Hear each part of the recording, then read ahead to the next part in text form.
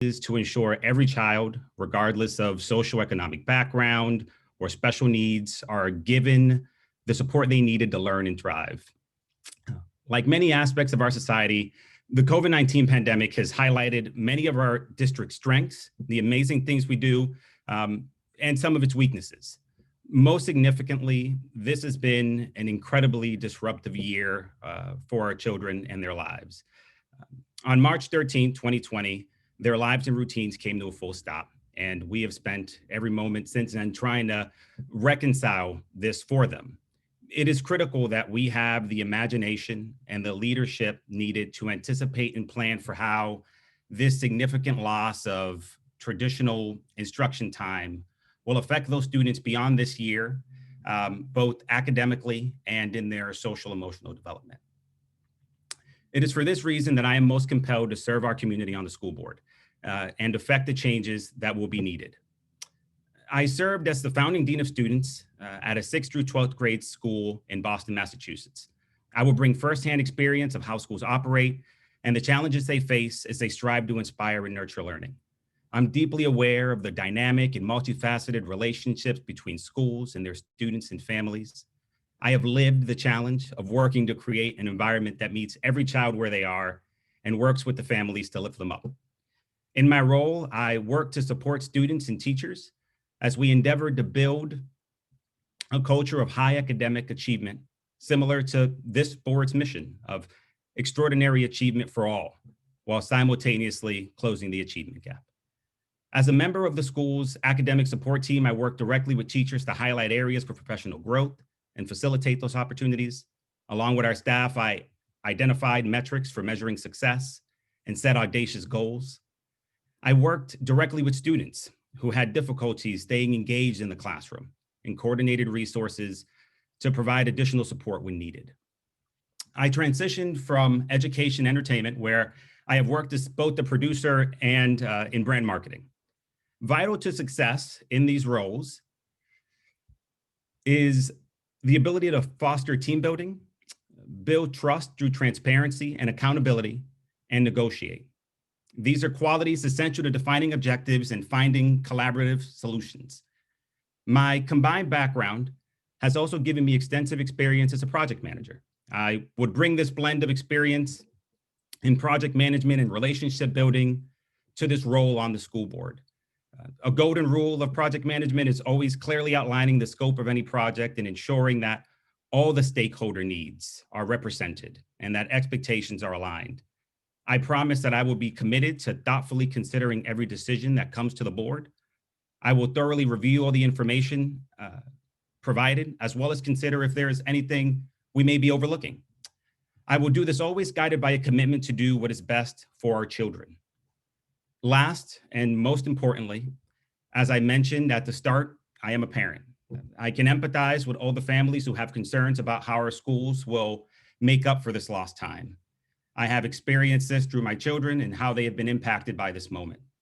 I've had numerous conversations with parents, elementary through high school age children who share some of the same concerns. Our children will deserve our best effort and a genuine student-centered approach. I believe that SSMUSD, with its diverse population, rockstar, super engaged parents, and innovative teachers who are super dedicated, as well as the administrators, is a phenomenal school district, one that has endless potential to continue improving and meet the needs of all its students. Thank you for your time and consideration, and best of luck with your decision. Jeffrey, thank you so much. It's wonderful to meet you in person on Zoom. Thank you so much. Our next applicant is Keith Coleman. Keith.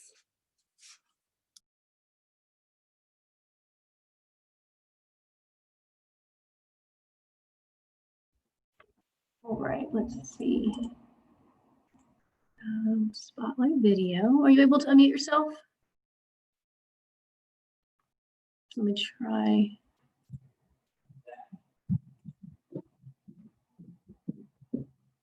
Is that working, Keith, to unmute yourself? Is it? Yes, we can hear you now. Is it unmuted now? You're all good. Okay, fantastic. Thank you so much. Whenever you are ready, you may go ahead and start. Oh, fantastic. I am humbled to be here this evening with all of you. I appreciate President Keene, Vice Chair Lieberman, as well as Superintendent Drotti.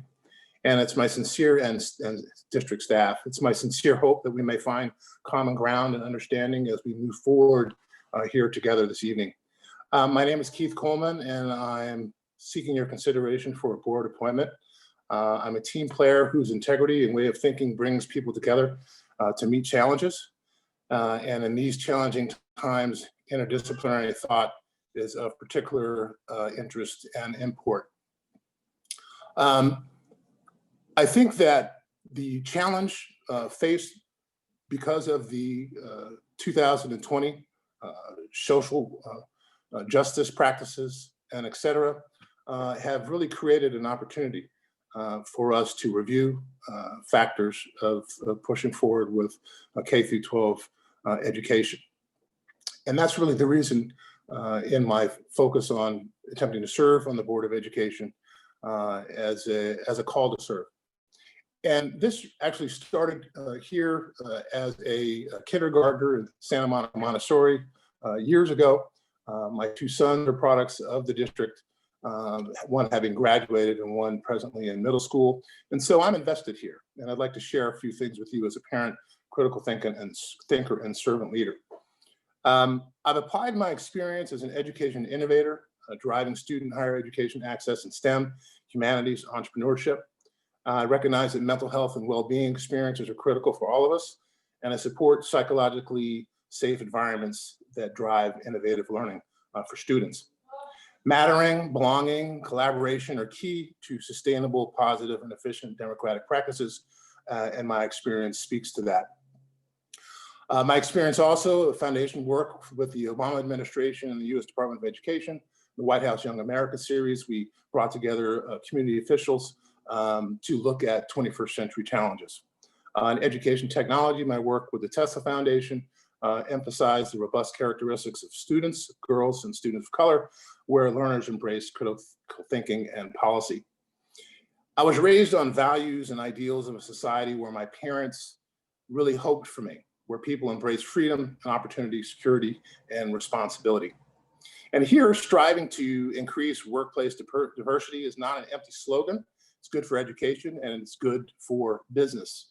McKinsey reports show that businesses that have done so are in the top quartile percentage by having more ethnic and racial diversity in their background. Other research has shown that nuanced benefit of workplace diversity, non-homogeneous teams are actually smarter. I'm fortunate to have relevant experience here and recognize that this is not about philosophical positions, but turning life experience into operational insight that is principled. This is more than intellectual, and now is the time, and if not now, when, for social justice. In democratic strongholds, people took what happened last summer seriously. They really felt engaged and motivated to work actively against systemic racism, and that's been truly profound. And we have an opportunity to work together and do this, all of us, which means that that I have to be there. Millions came out into the street to recognize that systemic racism runs through all of our institutions that deny equal opportunity. And none of those institutions is as important as public education, not one. And it starts here.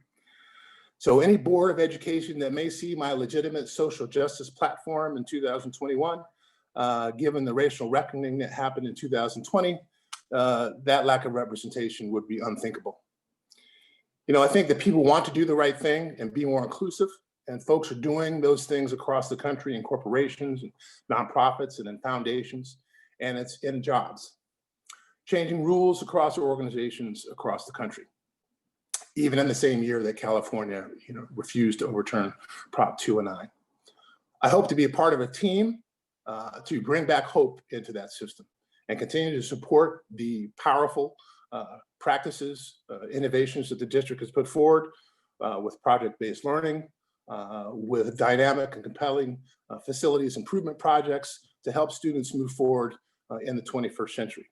The continued active work with the Noguera report to move that playbook into practical operational fashion is something that I too will work towards as a team member on the board. The speaker's time is up. I'm acutely aware of the educational societal issues that led to this year. I'm raising a Black boy in these schools, so I come from this from a very personal level. Keith, Very principled and studied perspective. I'm so sorry to have to do that, but if I allow you to go over, I'll have to allow everyone to go over. Okay, I'm sorry. Well, this is No, an important absolutely. I'm raising my son, and as a call to your consideration for the Board of Education. Thank you, sir. I appreciate it, Keith. Thank you so much. Thank you very much. Sure. And our next, so again, for other applicants, absolutely. When you see that red sign, you have the freedom to finish the sentence that you're on, but we have to be consistent with that. We have to be consistent with the process. Our next speaker is Magdalena Edwards.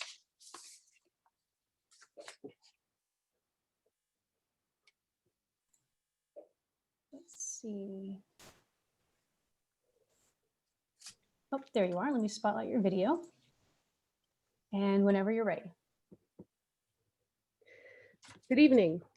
My name is Dr. Magdalena Edwards, and I'm pleased to be here with you today as a candidate for the vacant seat on the school board of the Santa Monica Malibu Unified School District.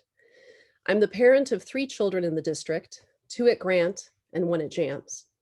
My children, however, have been attending in-person school in France since late September, an insightful experience for me as a parent and community member who is eager to see our kids get back to school safely here at Santa Monica Malibu Unified. I have crucial firsthand knowledge as a parent who has experienced distance learning on Zoom through our district, as well as in-person full-time school with COVID-19 safety protocols, including masks and regular testing for teachers and students. I am enormously concerned about the mental health issues that many of our district students and families are facing, given that we're going on 10 months of virtual school. I feel that questions of equity and social justice in the context of COVID-19 are at an emergency level.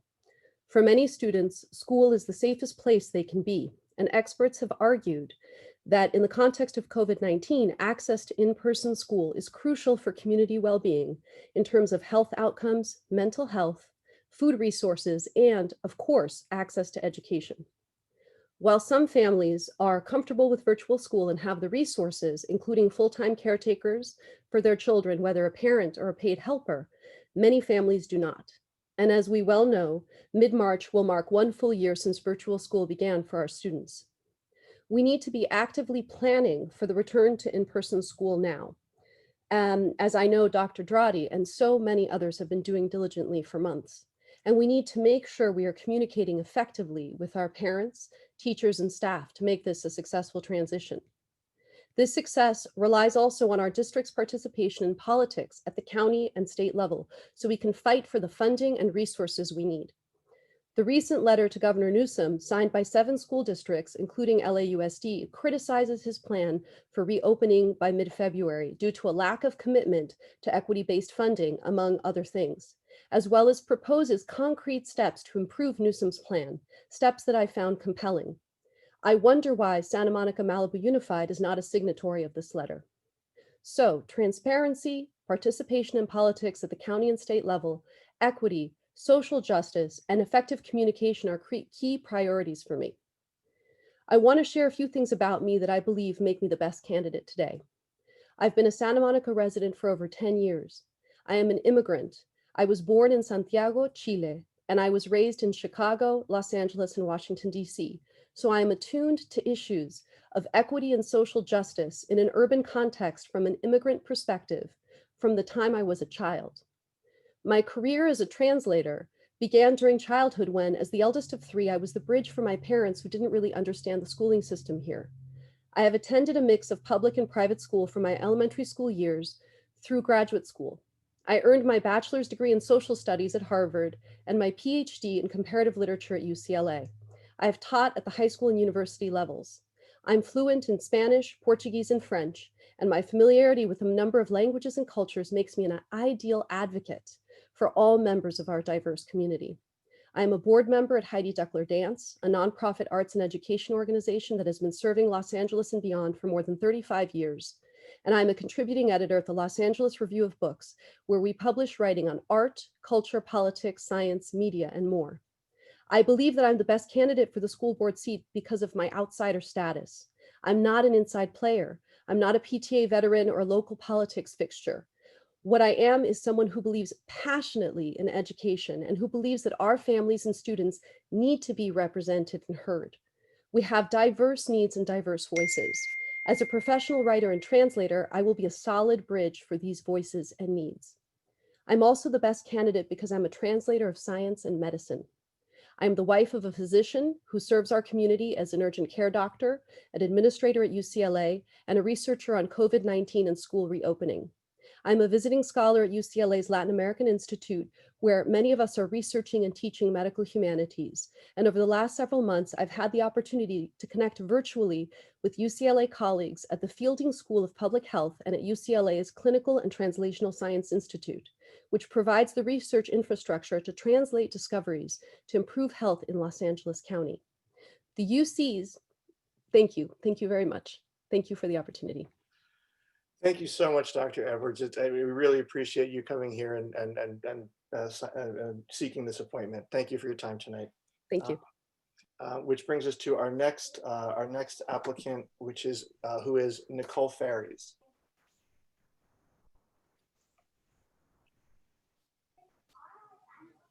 Let's see.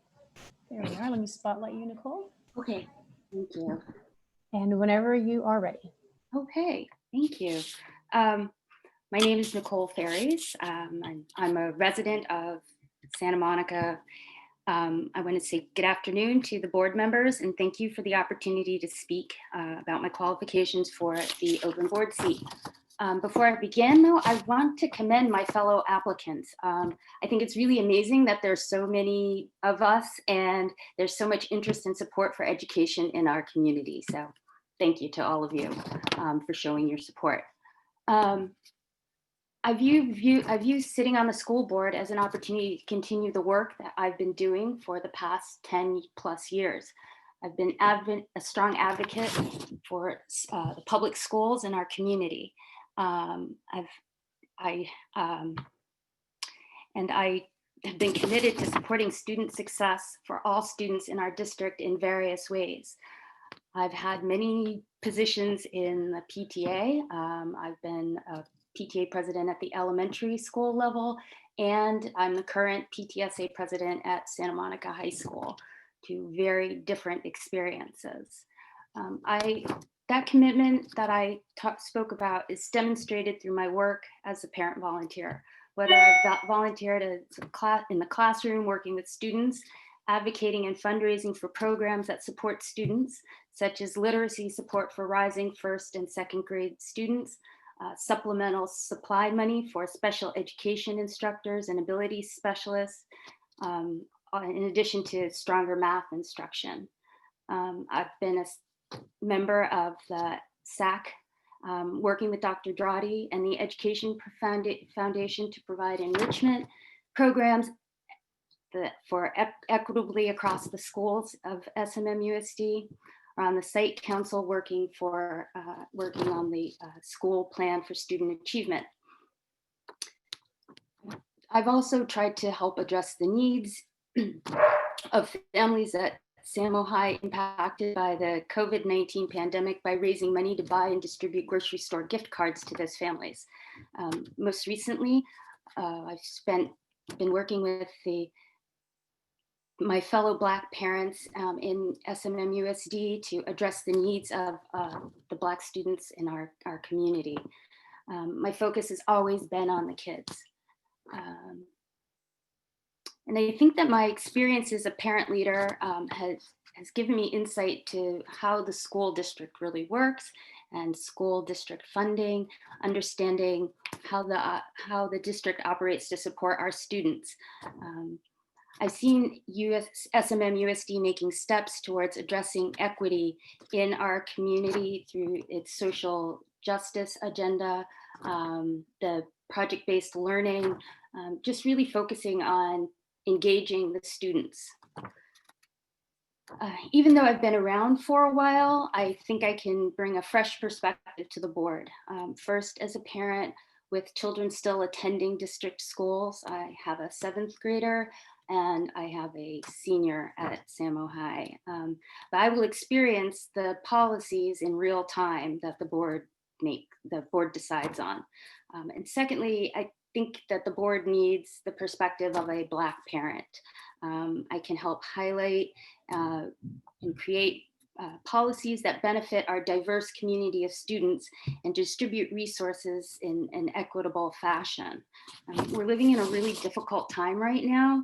The COVID-19 pandemic has caused and exposed many problems across our society and at the local level. But I really feel that this time provides us with a unique opportunity to address those issues and make significant changes to our current system that will benefit current and future students. So we can look at the use of technology and distance learning. It's not ideal, but I think it could be adapted. We can give us some insight how we can continue to use technology for 21st century education. I think we also need to acknowledge that there's motivation in our community to make real strides in addressing issues of equity and how we support our students and how our students are educated and engaged in the classroom. We should discuss not the achievement gap, which places the burden onto the children and their performance, but an engagement gap. We have an opportunity to get creative in our spending of the money that we do have. Despite our fiscal challenges, I believe that a budget is a moral document that reflects the values of our institution. And we can work towards examining our financial stability by asking hard questions about how our money is spent. The speaker's time is up. I'm sorry, Nicole, but we're at that 5-minute mark. So thank you so much for your participation tonight, and thank you for your words. And it will bring us to our next applicant, who is Jason Feldman.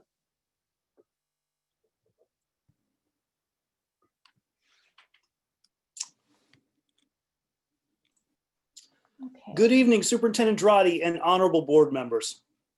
The additional perspective I bring to this collaborative board is as a special needs parent and a civil rights attorney for over 20 years. Students in special education make up over 13% of the student body, many of which are minority students and many are socioeconomically challenged. This is the group most impacted by the pandemic. And although it will be challenging for all students to return to school, it is this group that will require the most concerted focus. Families with special needs students are overwrought and increasingly alienated from the rest of the district. This is despite the best intentions of this board and the incredible and dedicated special education teachers, staff, and administrators in our district that I've personally interacted with. Every time there is a campus event with no accommodations and no ability to contact anyone to inquire about accommodations, this alienation grows. And every time our children are not treated as unique individuals, this alienation grows. And every time a family turns to litigation as the only means to help their child, this alienation grows. You can't know what it takes for us to make it through a school day or a school year, but you can select a new board member with experience in this critical area to bridge this divide and show the special education community that you're committed to inclusion. Although it feels like a long time ago, this past May showed us that we have a lot of work to do as a community in regards to race and social justice. And the schools are part of this and in many ways a reflection of our community. Fortunately, the district has been actively working on these issues for years, but I think we all recognize we have substantial work to do in this area. I want to help the board to continue to implement the social justice standards. I want to help the board to monitor the ethnic studies and social justice curriculums. The goal of ethnic studies is to help students be proud of who they are and tolerant of the different cultures around them. The goal of social justice is to not only know your history, but also to have a sense of fairness. And that fairness starts with leadership in the district. Fairness in how we treat each other. Fairness in hiring practices. Fairness in the allocation of resources.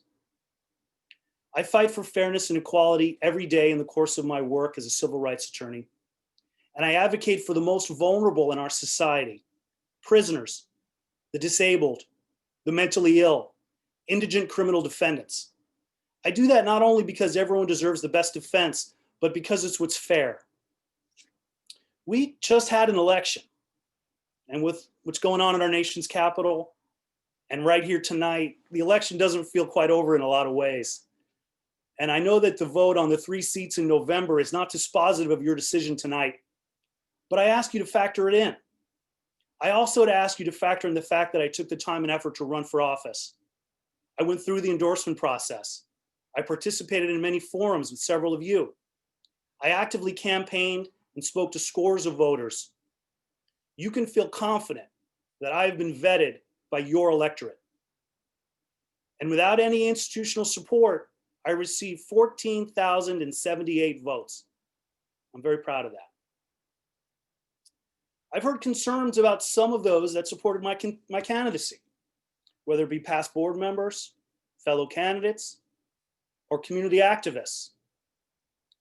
Some of that support came as quite a surprise to me, but I think you all know me well enough to know that no one speaks for me.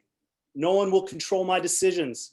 I do not have any vested interest or agenda other than making our schools the best they can be and helping all students fulfill their potential. And I ask you not to look at appointing me as some kind of threat to the board or a concession to your opponents, but as a bridge to your critics and a deflection for their ire. Contrary to what some people think, practicing law is not all about the adversarial system. I have worked with teams of lawyers on a common cause. I've participated in multi-party mediations and complex actions where the sides were miles apart and was able to come to a meaningful resolution for everyone. And I've served on collaborative boards, including the Orange County Planned Parenthood Board of Trustees. I would be a team player and a complementary addition to this board if selected. Thank you for hearing me. Thank you so much, Jason. Really appreciate that. It's good to see you on Zoom again. We spent a lot of time together. Yes. Our next speaker is Julio Garcia. Julio Garcia II. I'm sorry, Julio Garcia II.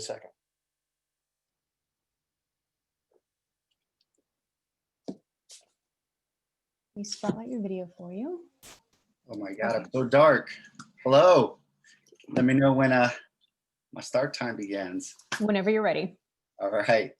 Thank you so much. I wrote kind of a speech out, but I think that's really not my style. So I'm going to kind of put that to the aside and just speak to the group and tell you a little bit about myself. First off, thank you to Dr. Drotti and the board members for this opportunity and all the community members that joined today's call. I know there was a lot of participation from a lot of people for this position, and I just want to congratulate everyone for being a part of this process. My name is Julio Garcia. I've lived in Santa Monica since 2006. I call Santa Monica home, and I have an amazing, beautiful daughter named Frida Valentina, who's attending kindergarten at Roosevelt. She loves art, she loves unicorns, she loves to sing and dance, and she's definitely my heart and one of the reasons why I am applying or running for this office space. So with my time that I have, I want to tell you my story, a little bit about myself. You don't know me, I don't know you, but I think my story tells a lot about who I am. And I also want to tell you why I want to be the school board member, and also what I think the 3 priorities are moving forward for our district. So I was born in Santa Cruz, California. And at 9 years old, my dad got a great idea to move to the middle of nowhere called Shandon, California, in the Central Coast when I was 9. And I was devastated because we moved to a town that was population of like 1,000 people. And I grew up farming corn, selling vegetables in my front yard to buy my school clothes. That's how I got my first pair of Nikes. And no one in my town ever left. No one graduated, went to college. And with the right teachers, my mom joined the school board when I was in high school. I was president of everything you can think of in our small school. And I was able to attend UCLA and graduate with a degree in history and Chicano studies, where I found my identity there, attending UCLA and studying Chicano studies. And for me, that was a big moment for me to really know who I am and where I wanted to go. While at UCLA, I worked with African Student Union and worked in their program called SHAPE, and I tutored after school in Inglewood with a lot of students. After I finished college, thought I was going to get in the family business of construction, got my general contractor's license. My heart wasn't there. Moved back to Los Angeles to get into event management, event production. And after 3 years working at All Access Entertainment, which was the premier Hispanic agency in Los Angeles, producing Fiesta Broadway with over 300,000 people, I left to start my own agency in downtown with my business partner, and we created Jive Live Entertainment. And Jive Live Entertainment has produced 300, 400 plus events all over Los Angeles counties, all major scale events. We've done the mayor's inauguration. We do New Year's Eve in downtown. Any race that anyone in this group has ever ran in the last decade, I probably produced it. I created and owned the New Year's race in Los Angeles. And that was just a kind of a big part. But by producing all these events, I worked in every community across Southern California. I got to know the elected officials, the neighborhood council groups, the nonprofits. I raised hundreds of thousands of dollars for all those groups, worked directly with them. And as an event organizer, you're really solving people's concerns. And I think that's what this whole thing's about. What are the concerns and how do we solve them? And as my career took off, that's kind of what I always practice. The last several years, I spent a lot of time telling my story to students all across Southern California, got invited to Detroit to speak with the youth entrepreneurs, to tell my story, to inspire the next generation. I believe in striving for excellence, and I think our students deserve that. Why I want to be the school board member is to help close that achievement gap that we're talking about. Thank you for all the material. I could have wrote an essay on everything that was sent over. There was a lot, I digested it. And I think we all know there's that achievement gap, but we're at crossroads today with reopening the schools. I watched that YouTube video of the last school board thing with the different tiers and where we're at today. I understand those concerns. It's conversations I've had with some elected officials that I consider friends. My friend Alex Padilla just got elected senator. And these are the conversations I've been having in my own circle. And so I think addressing, the achievement gap, addressing reopening of the schools, and then lastly, addressing systemic racism in our schools is important. Me personally, I flew out to Minneapolis when that happened, organized a community cleanup out there. I could tell you more about that later. But getting things going and making things happen is what I do. I'm a leader in my community, amongst my peers, amongst my friends, amongst my family. And I would be honored to be the next school board member here with you all. Thank you. Wow, thank you. Thank you so much, Julio. Like you said, thank you for sharing your story with us. And it's really wonderful to meet you tonight. Thank you so much. Our next applicant is Claudia Guerra. Claudia Guerra. Hi. Let me spotlight your video, and whenever you're ready. Okay, well, thank you so much for hosting this meeting and for giving me this opportunity, giving all of us this opportunity. It's been fascinating to hear all the different applicants. I too am a longtime resident of Santa Monica. I moved here, I think 27 years ago from New York to work in the film industry. I moved to 20th Street and basically never left the Pico Sunset Park area. I've stayed in the neighborhood while attending graduate school in architecture at UCLA, and only began considering leaving Santa Monica when Dachin, my second child, started to walk and we were still in a one-bedroom. At the time, Kahlo, my oldest child, was about to enter kindergarten, and we thought about moving out of Santa Monica to have more space, a yard, that kind of life. But every house hunting trip meant looking at the various schools in LAUSD that would have corresponded to what I could afford. And I was so saddened by all the bars on the windows and like the vast expanse of blacktop and all the lines drawn on the floor where the kids had to walk single file. It just wasn't what I envisioned for my children. And I missed sort of that small town community feel that our city has. So we got lucky and got off the wait list at Smash, and I've been there ever since. I've been there, we've been there, they've been there. It's like my family, their family. It's their second home, the one they'd rather be at right now than their primary home. But anyway, I feel taken care of by those teachers and that administration, and I'm just grateful and just really want to figure out a way to give back. So I would love to see all the families in this district as happy with their schools as I am with ours. And that's really the main reason that I'm applying for this position. About my qualifications, I work in film. I have a master's, as mentioned, in architecture from UCLA. I'm an art director. I design mainly for commercials, music videos, that kind of thing. I'm freelance, so my work is, like a lot of freelancers, kind of staggered. Seasonal. I have a lot of side gigs that I do, and the most relevant of those would be tutoring.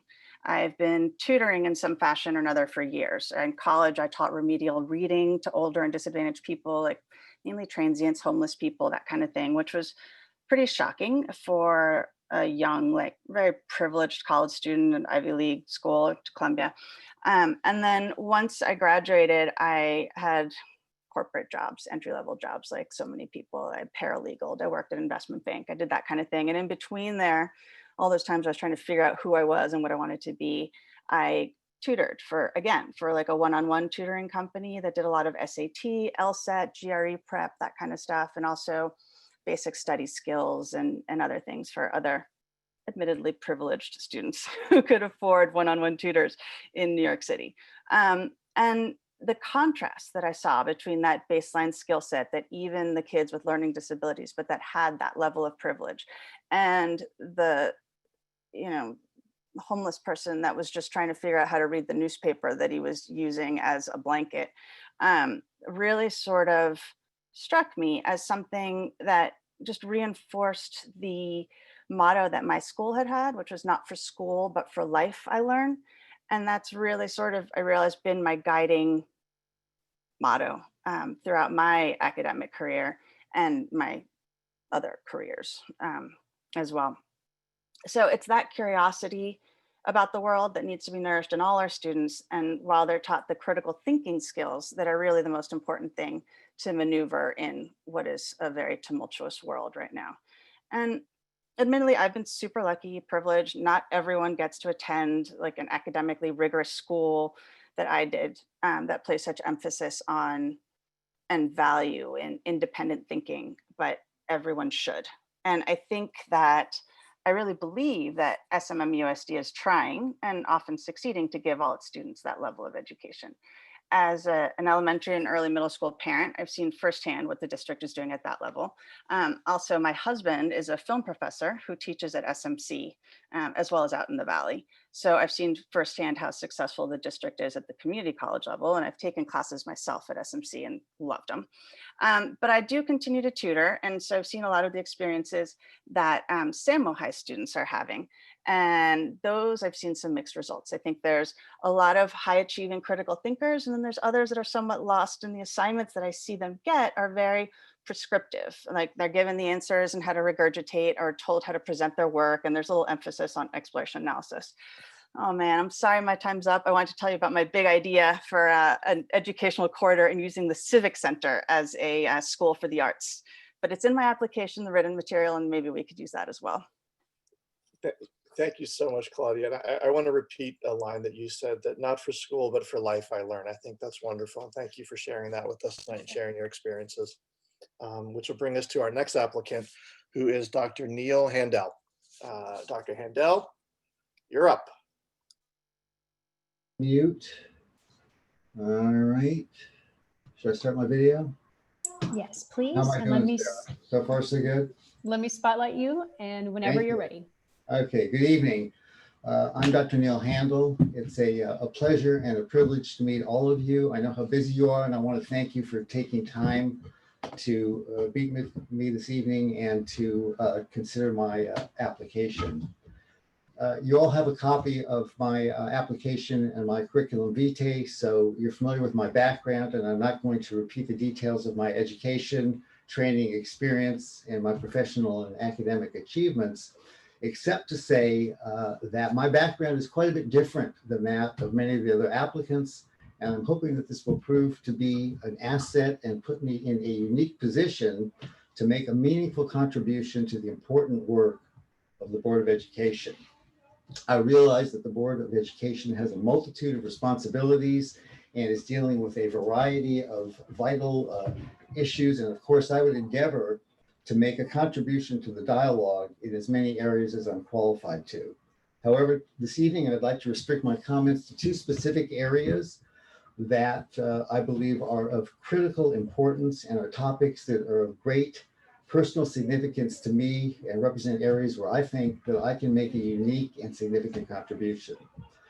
The first is in dealing with the ongoing COVID pandemic and its effect on the education of our children. The second area I'd like to address is dealing with the disparate outcomes and the achievement deficit experienced by socioeconomically deprived children and members of racial and ethnic minorities. The COVID pandemic has effectively shut down our schools. Despite the noble efforts of educators, administrators, board members, and others, remote offsite learning has proved to be relatively ineffective and inadequate in many ways. Our children need and deserve the type of educational experience that can only be achieved by face-to-face, in-person, on-site learning. This will not only ensure an optimal academic experience, but will also provide the opportunity for students to engage and interact with teachers and peers and enjoy the benefits of social, athletic, and other extracurricular activities that are impossible to replicate in a remote learning situation. As a result of my scientific and medical education, as well as my decades-long experience in academic medicine and in clinical research, I think that I'm in a unique position to assist other members of the Board of Education in sorting through and interpreting the confusing and sometimes contradictory information that's been promulgated regarding the COVID pandemic.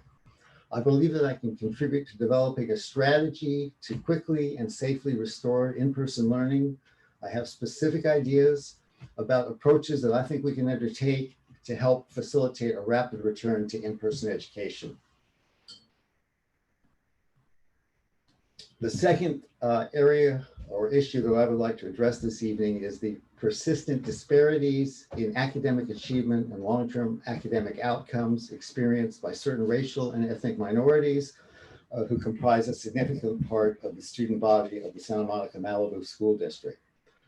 I strongly feel that public education is the single most important tool we have at our disposal to try to overcome the inequities that plague American society. I'm a fervent believer that public school education must enable every child to reach his maximum innate potential. I know that the efforts that have been made over the years, to try to make education more accessible and more equitable for students of all backgrounds. But in large measure, these efforts have failed, and that's clearly documented in the Noguera report. I'd like to share some personal experiences and insights that have helped guide me in the evolution of my thinking regarding this matter. I have 5 children.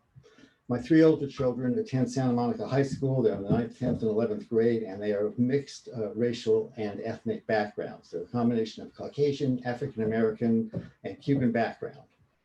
I have 2 younger children who, when they're old enough, will to start kindergarten, will attend school in Santa Monica, and they're a mixture of Asian and Caucasian races. As a result of being blessed with children of diverse racial and ethnic backgrounds, I've dealt for the past 16 years since the birth of my eldest daughter with the challenges and struggles that my children have encountered as they've advanced over the years through both private and public schools. I'm highly attuned to the challenging and sometimes painful issues that these children confront. I have conversations on almost a daily basis with my kids about these matters.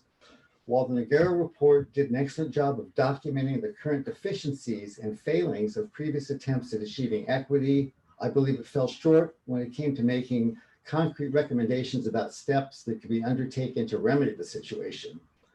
I have ideas The about speaker's time is specific. up. Okay.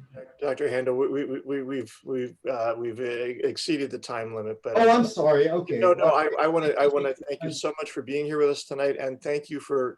Right now, medical doctors are really the most important people at the forefront of this crisis. So thank you very much for your work and taking time out to join us tonight. It's much appreciated. Which brings, and I'm sorry I mispronounced your name the first time. Now I know that it's Handel. Our next speaker is Rui. Next applicant is Rui Israel, but I think Rui might have gotten dropped from the call, dropped from the Zoom. So we might have a problem there. So let's come back to Rui and go to Seth Jacobson as our next speaker. So Mr. Seth Jacobson will join us.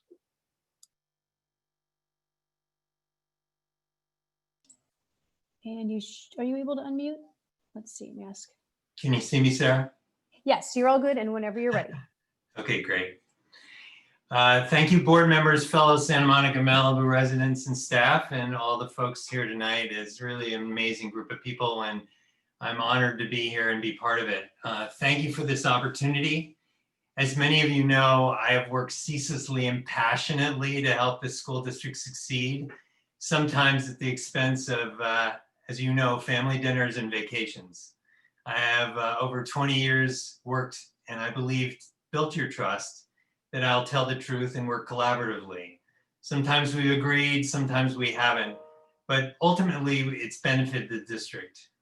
We've been doing okay, but this is perhaps the most important time of our district that I've ever witnessed. Within the next 2 years, the board must act, we must act to take on the tough challenges, to provide equitable, safe 21st century education for students and families. If we don't act, declining enrollment, economic uncertainty, the attrition will lead our district down to a shadow of itself. With cash reserves at less than a month, with 7 to 10% of our students, mostly minority students, not even showing up for class, if we fail to reinvigorate our schools, we will not be able to serve the young adults that we need to serve. That's why this board position is not on-the-job training. That's why you need somebody tonight who can step into the role and help you execute the promise of superior education. I've spent thousands of hours, as you know, working in innovative educational programs. I've built personally on my own work, diverse coalitions successfully in the highest offices of government, and then also grading papers in kindergarten classes. I've served on numerous superintendent advisory board committees, on the Financial Oversight Committee for over 8 years, Site Council Chair, Site Council Sustainability Committee, LCAP, PAC, community members, PTA executive, fundraiser, and perhaps for me, the most rewarding, a classroom volunteer. I just want to say that when I was in 10th grade, I made the decision to go to public school. And I was elected, actually, it was my student representative for the local school board. It was that decision and that decision alone, 50 years ago, it led me to tonight, where I think I can be of incredible help to this board. I've taken my experience and worked with all communities on things like facilitating depth of knowledge programs at the high school, project-based learning, homework policies that we've worked for years to implement, student wellness program, diversity programs, ESL. All of these things would be invaluable help for the board. As you know, in 2012, when I ran for the school board, I talked about closing the achievement gap, building bridges to all communities, sound fiscal management. Well, here we are 8 years later, and some of these challenges are equally as profound. We need to get our kids back into the schools, our teachers safely back into the schools, address the district's central challenge, which is a sustainable fiscal model. We need to do this with the right spirit of success and innovation. We can institute fiscal options, protect teachers that want to stay while opening the door for a new generation of teachers. We can reduce duplicative administrative oversight. We can reallocate funding to the sites.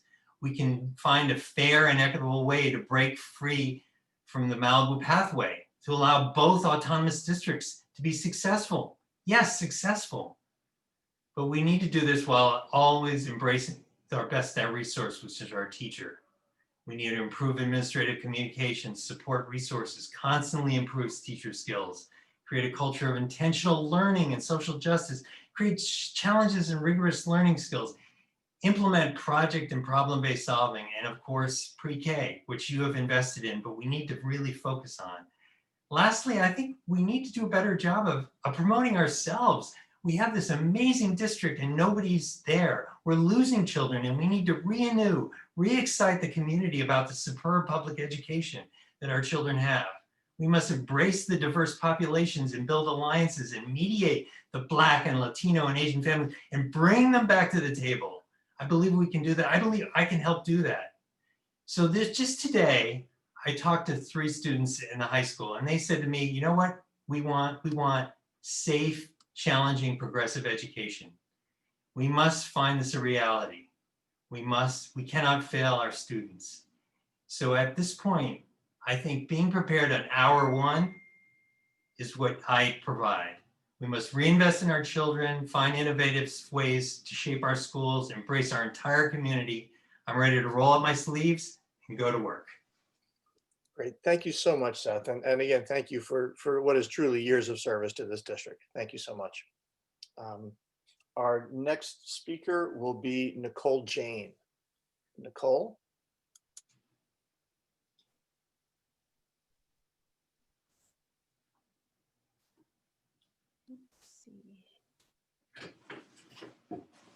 Hi, Can you guys see me?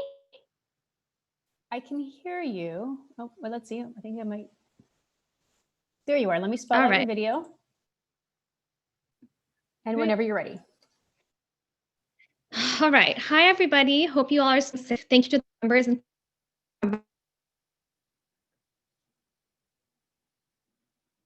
providing me the opportunity to speak to you all today. I'm down in the area, and I'm so excited to contribute to this community.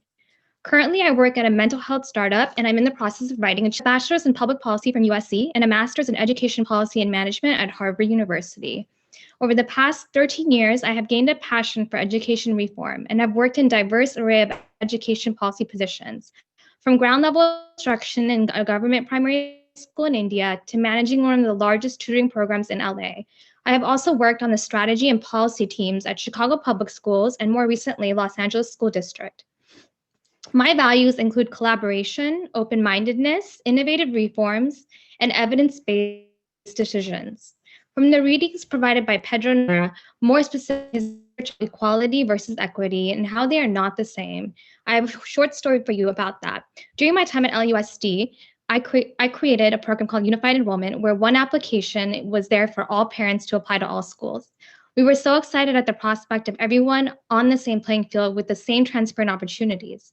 But as soon as we launched, unfortunately, parents do not have access to internet or emails. We refocused and created a huge community training campaign to help train parents. Initially, though, we failed. We thought equality was the gold standard. However, it is very important to focus on implementing services based on equity. My lesson here is that we needed to build capacity. We need to build capacity and support of equity for all the decisions made by the board. Overall, through my experiences, I have learned that while ground level members are vital to ensuring and maintaining high quality education, without an effective implementation will suffer. From working within two large city governments in an operational world to working on the ground with community stakeholders. I believe I've been given a complex understanding of the synergism between practical approaches to education reform and how a fully concerted effort can affect real change. I'm so excited to bring a fresh, diverse, and innovative lens to the board team. Thank you so much. Great. Thank you so much, Nicole. We really appreciate you joining us tonight. It's wonderful to hear more from you. Which brings us to our next speaker, our next applicant, who will be Andy Lauer. So Sarah, if you can find Andy. Been unmuted.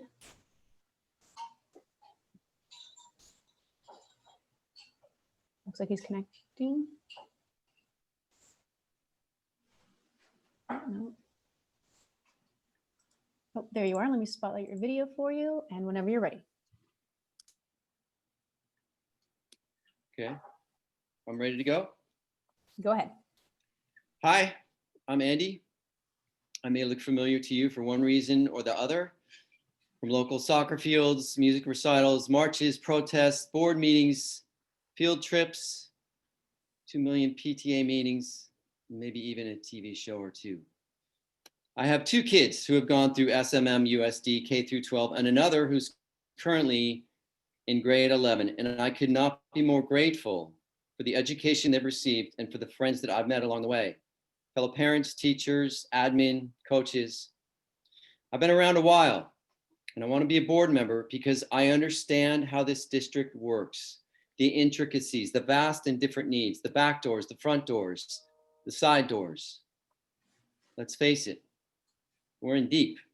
We have some unprecedented challenges. I'm a bold, innovative thinker who takes action, and we need action.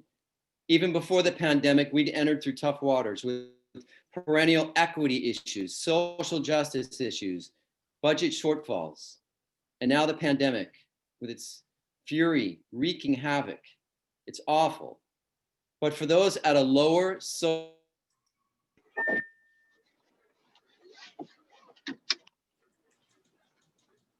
evening. My name is Kathy Keck. I'm the interim head of communications career in Berkeley and biotech. who lack the resources to fight this thing. No family is above another, thinking somehow that one socioeconomic will be spared while another is taken. That's ignorant. On social justice, great strides have been taken by the board to address the issue, seeking restorative justice with a focus on prevention and intervention, and a critical element that I will call for, accountability. I know this community, not just from an educational on-campus perspective. I know this community from a deeper place than the classroom. I've been on the playfields of Crest, the Boys and Girls Clubs, police activities leagues, the boxing ring at Virginia Avenue, the fundraisers at Ralph's and on the street corners. This district goes far deeper than our campuses, and as such, so does accountability. Dr. Noguera's in-depth report on equity astutely called out the stakeholders responsible. You ready for it? The answer is all of us. This is our community. So as a board member, I will equally call out those leaders in our district who can communicate what I believe to be the true message. Ask not what your community can do for you, ask what you can do for your community. Cliche? Absolutely, but never more true. Teachers, keep strong. It's tough, I know, but we have your back. Local store owners, Santa Monica corporations, merchants, city council, step up, walk with us. These kids, these students, they're your future. Parents, there's so many opportunities here, but please don't think you can drop your kids off at the gate and expect miracles. The true miracles, they happen at home. On the subject of campus assessment measurements, simple, build it, create it, but balance is required. Think of the parks, the rec areas, and open space that will be needed to complement the amazing educational infrastructures that we're proposing. If you build it, they will come, but not if there's no room to breathe. If there's no room to breathe, what's the point? Now, issues that are close to my heart. I strongly support Dr. Dradi's Sports Foundation initiative. Like it or not, many boys, mine especially, but not all, they like things that fly and explode. They like to collide and compete and run around. And so do many of our girls. Team sports has enrichment opportunities akin to what the Ed Foundation brings vis-a-vis arts and culture. It's so important. I also strongly support the language immersion program. The board consistently touts the program as one of the flagship jewels in our district. I intend to keep that flag flying high and strong. Lastly, please, let's get these kids back into class. As a board, we can't sit back on this. Of course, we're going to follow recommendations, but we have to be proactive, making sure when the time comes, we're queued up for vaccinations, that we're able to support our teachers to get back in the classroom and confront fears within the community. I'll end by this. A vote for me, it's not a safe move. I get it, I'm a risk taker.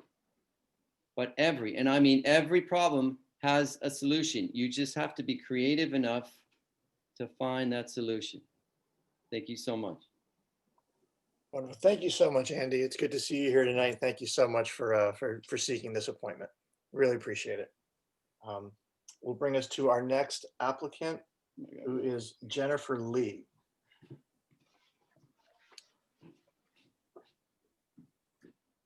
Hi, thank you all. I am so grateful for this opportunity to speak tonight and to be able to hear from all these impressive candidates. I'm Jennifer Lee, and I'd just like to tell you a little bit about my story and why I want to be on the board.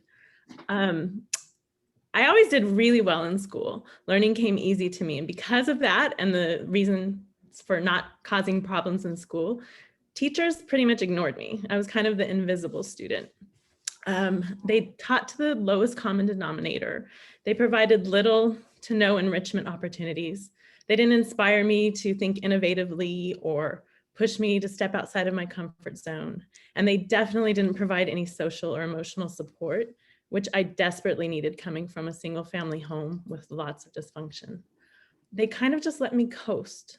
And that really defined who I was and the choices I made for a really long time. I just kept taking the easy road. And then I had my son, and I held this little tiny human in my hands, and I saw in him all the potential in the world. And suddenly I had hopes and dreams for him that I never even imagined for myself. But I had to face a really harsh reality. If I, as a white child with all the advantages that held, didn't get what I wanted from the educational system, then my son, a young Black male with all of the prejudice and obstacles that that could entail, had little chance of getting what he needed.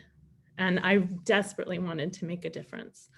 I wanted to create for him and for children like him an educational environment that was drastically different than the one I encountered.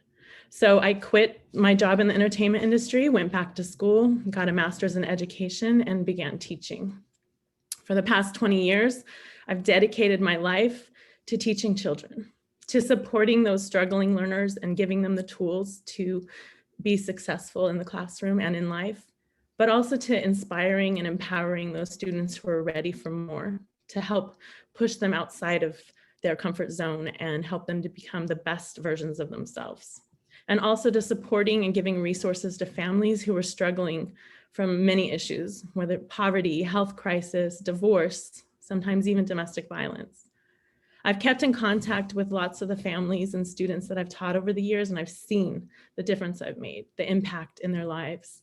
And now I want to make that impact on a much wider scale. I want to affect families exponentially.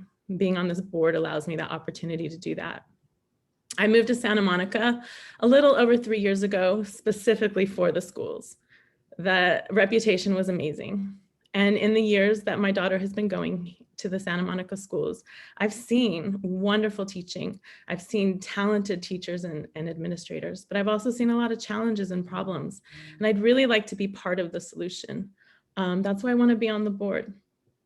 I love Santa Monica. I love my community, and I want to help it be the best it can be for my daughter, for her friends, and for their future children. So in these 5 minutes, I could tell you a lot of things. I could tell you that I'm not from Santa Monica, so I have fresh eyes and new perspective to bring. I don't have any allegiances or biases. I could tell you that I've worked for many private and public schools. I've served on PTA and site council. I've held leadership roles. So I know how to identify needs and try to solve those needs within budgetary constraints. But I don't think that's what's really important. I think what's really important is that I didn't go into teaching because it's lots of money and power and prestige. I went into teaching because I have a passion for making a difference. So I'll bring my credentials and my experience to the board, but more importantly, I'll bring that passion, that drive, that dedication to really make a difference to our schools and to our community. So that's why I'm the best candidate. And I thank you all for your time. Wonderful. Thank you so much, Jennifer. And your love for education and teaching really comes through. So thank you so much. Thank you. Our next applicant is Judy Toby Lerner.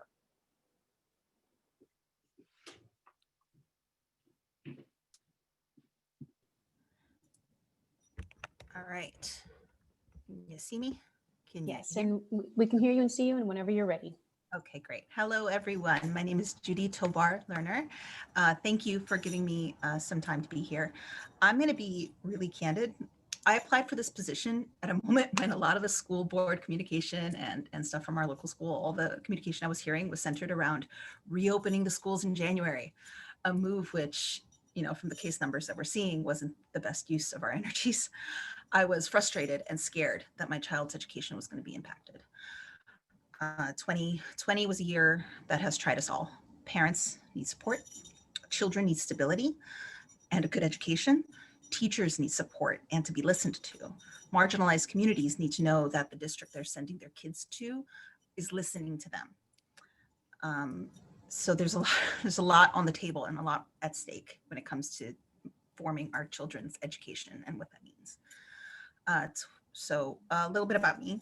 I'm a daughter of immigrants. My family is from Ecuador. My sister and I were the first generation born here in the States. I grew up in New York. I moved here almost 10 years ago. I'm an artist and a graphic designer. I'm a parent. I have a first grader at Edison and a child who's going to start kinder in the fall. What else? Okay, so I'm just going to keep this short. I'm not a career politician or someone seeking some sort of powerful position. I'm not going to stand here and say I have all these qualifications. I'm the best and only choice to be on the school board. But what I can bring to the table is Not messing around here. Voice of common sense, logic, maybe a different perspective, and try to do some good for our kids if given the chance. So thank you for listening. Well, thank you so much, Judy. And if you still can hear me, thank you so much for, I really appreciate your emotional honesty and that idea of saying we're frustration and scared. I think you speak for all parents. So thank you so much for your honesty and applying for this position. We really appreciate it. With that, our next applicant is Alicia Peak. Alicia?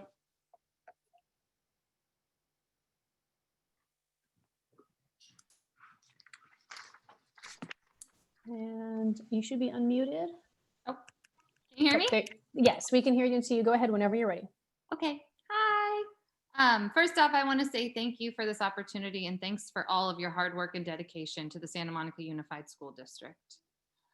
Before I begin, I want to encourage all board members to please have an open mind and be open to this board, inviting more voices from the Malibu community. I hope in the few minutes I have this evening now, I had afternoon, but now we're in the evening. You will see that I'm the perfect addition to this board, even if I am a Malibu resident replacing a Santa Monica seat. I have an extensive background in education, and I'm a third generation SMN USD graduate. My oldest daughter is currently on Zoom kindergarten at Malibu Elementary School. I became an educator myself following in the footsteps of all the outstanding teachers and administrators that taught, guided, and molded me. To Mr. Corrigan and Mr. Murphy, thank you for teaching me hard work, dedication, and how to overcome failure. I am a passionate educator, which makes me a unique fit for this position because I'm currently teaching high school math on Zoom. Let me tell you that the struggle is real.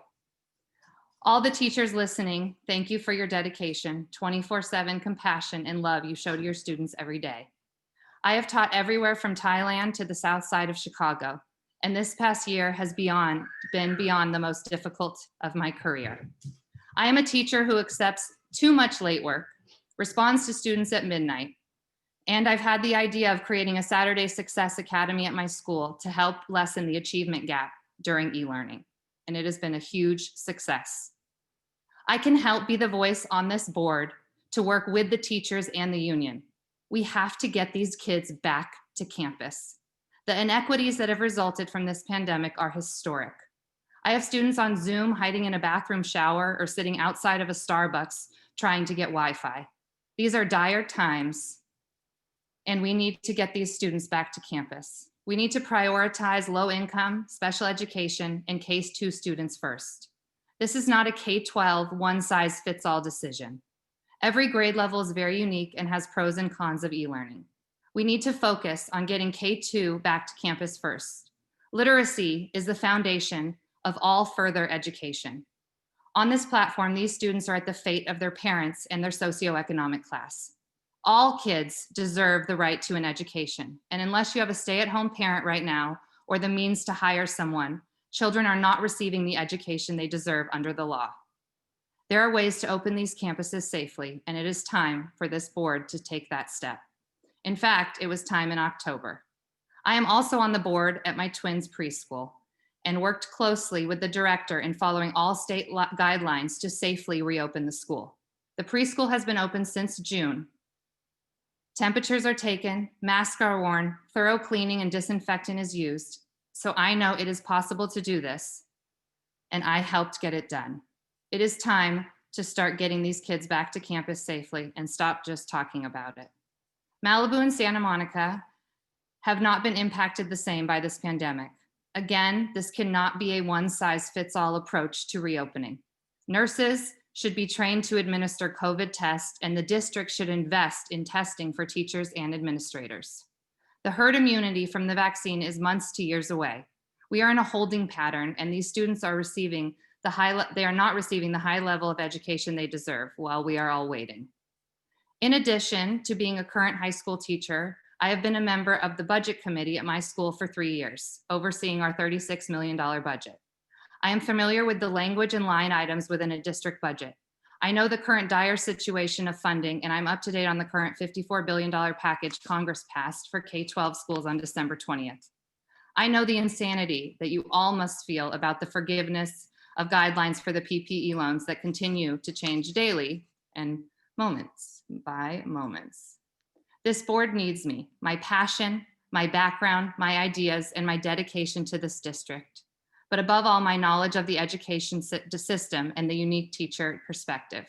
I have been trained by Dr. Nagara in equity education. I work with special ed students daily, and I know the amount of time that needs to be put in to do this job well. In your voting today, I beg of you to look beyond Santa Monica or Malibu, but at the best candidate to join this board during this historic time. Thank you. Thank you so much, Alicia, and thank you for your commitment to not just education, but this community. It really comes out clear in your speech. So thank you so much. Thank you, Mr. Keene. Our next applicant is Stacy Rouse. Stacy.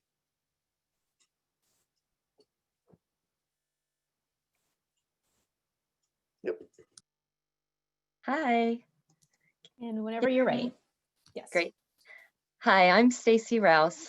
I'm a parent of 2 sons who have gone through SMMUSD schools in Malibu since kindergarten.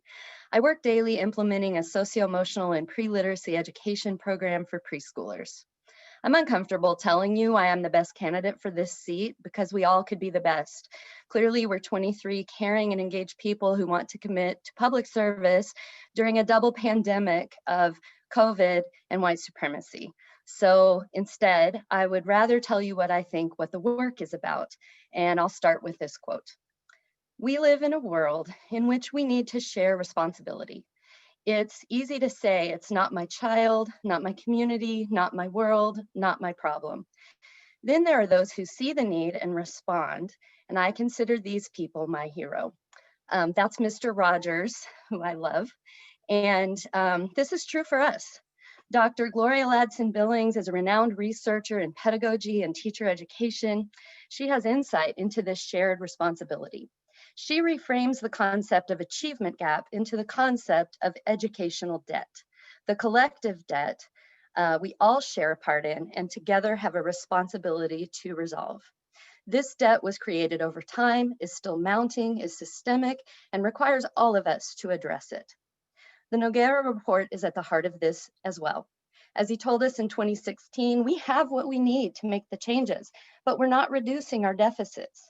We have the resources, the intention, and the language, but we have not had the appropriate focus and follow through or built the necessary trust to create buy-in and to effect change. This hard work of change requires a both and approach.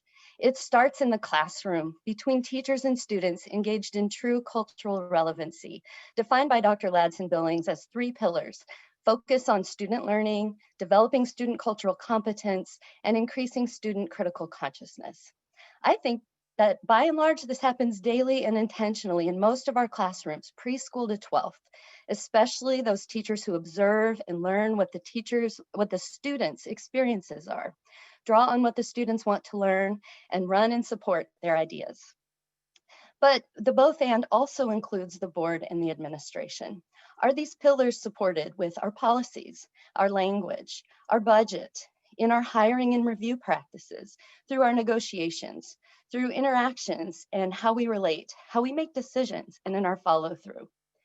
That Mr. Rogers quote, the heroes in that quote are our teachers and principals and staff. They are the key and they know this student-centered work. We need to follow their lead and also get ahead of them to clear the path forward. How can I help? Because of my volunteer work in our district, I decided that I wanted to be in public school administration in some way. To pursue this goal, I chose a degree in conflict resolution over a degree in education. I saw a deep need and readiness for these skills in our community. Overall, we're We care deeply and we're working hard, but we often don't fully or clearly hear or see each other, and that can and does cause problems. Maria, you said at the last board meeting that the board has a trust problem. You called for the board to have a retreat as soon as possible to come together and to work on this issue. I can help with the board's effort to build trust with each other and within our community. I can help us move to engage conflict in new ways. By being proactive, aware, and curious, conflict can be addressed before it grows, leaving us with more focus and energy for issues that are not able to be solved as easily or early. We can help our systems become more robust, resilient, and responsive to the human needs as we embrace concerns and potential conflict as tools for proactive change. My work as president of Malibu Schools Leadership Council these last 4.5 years have shaped and grown me. MSLC was started by a PTA president in 2012 to address the unproductive competition that existed between Malibu's elementary schools. Leading MSLC has proven to me the value of sincere and respectful listening, honed my facilitation skills, and taught me the value of collaboration. Jen, when you and I worked together during your tenure as president of PTA Council, I also learned a lot. We worked in collaboration and found it was superior to competing with each other. We listened to community concerns together to separate what was more universally experienced and what was more regionally experienced, so we could support necessary changes. I want to serve our community in this way, and I see myself responsible to all constituents. I'm a good listener, communicator, and coalition builder. And I'm done. Yes, you are. Thank you. I'm sorry. Thank you so much, Stacy. And I appreciate you introducing the listeners here to that term, educational debt. I think it's a really interesting way of framing the issue. So thank you for introducing that. Our next applicant is Ben Sweat. Ben. Let's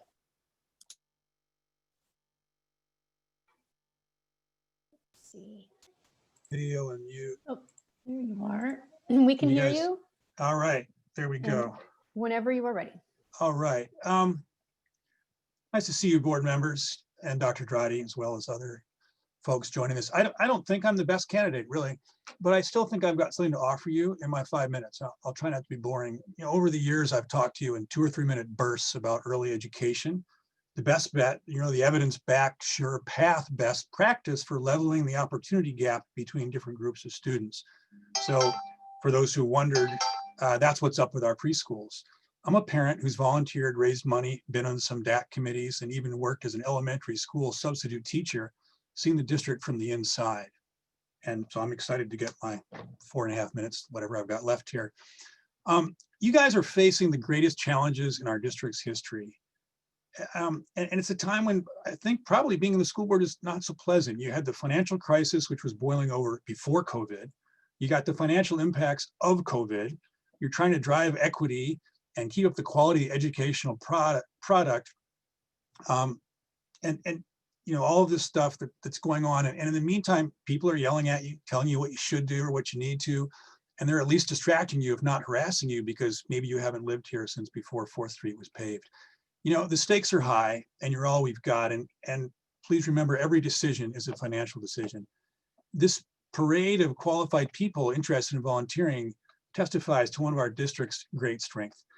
So, you know, how do you decide? When I was a business guy hiring young MBAs, we'd say there are 3 things you look for: someone you'd want to work for, someone you'd be comfortable representing you, someone who you would be comfortable someone you'd be comfortable representing you in an important meeting, and finally, someone you'd be okay being stuck in an airport with.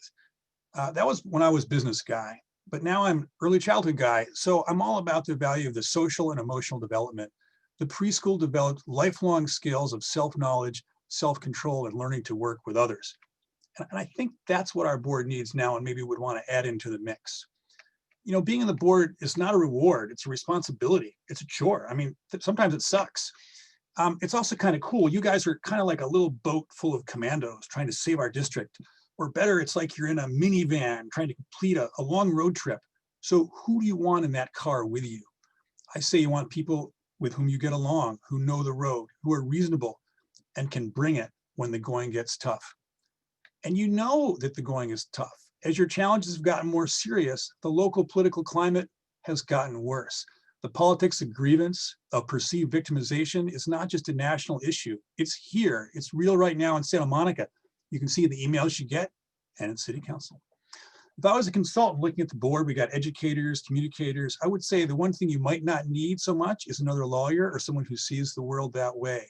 I don't want to hate on lawyers. In fact, Dr. Dradi, I would recommend that maybe you'd want to start a legal affairs DAC to manage legal costs and maybe do some pro bono work to avoid future nuisance lawsuits and legal shakedowns. But really, I think you might want, there's people talk about insiders, PTA presidents, someone who sees the world like a PTA president, someone who's been there and has got it done, who spent hundreds of hours working with other volunteers to actually make positive change happen in the district. You want someone who's put in the time and developed knowledge and credibility at all levels, classroom level, school site level, district level, and ballot measure support. Those are all the things that make our district work. I can tell you from my own failures that I was not a successful PTA leader. You can't do that unless you can motivate parents, each with their own vision. You got to have a thick skin and also empathy, a willingness to work hard and have a little bit of cunning. As you might guess, I'm talking about a specific candidate who is not me. Someone who I looked at the list and I was like, I can't do this. This person is perfect. When Dr. Dradi was putting together a group of African-American parents, he reached out to this person to take a leadership role. I'm talking about Samuel High PTA President Nicole Ferries. Nicole's combination of knowledge of the district, thoughtfulness, lived experience, and personal credibility make her a great leader for all of our work, but especially for our diversity and inclusion challenges. Nicole knows the district, and like Jen Smith, many in the district know her, not just as a parent, but an active parent with kids in the schools who's putting in the time and effort, walking the walk, which is the way to learn. So back to the idea of you guys in the van on that long and lonely road, pick up someone to go with you who will support your social and emotional health, and thus the productivity of the board. Another word for that is leadership, really. And in Nicole Ferries, you've got a proven, respected leader who knows the district and who will be credible, insightful, and yes, a symbol. Nicole is a model of who we are and where we all want to go. Thank you. Thank you, Ben. As always, you are an honest, straightforward, straight talking guy. Really appreciate your commitment to the district. Do what I can. Yes, you do. Thank you, Ben. And it brings us to our next speaker. Our next applicant, who is Jake Wachtel. Jake.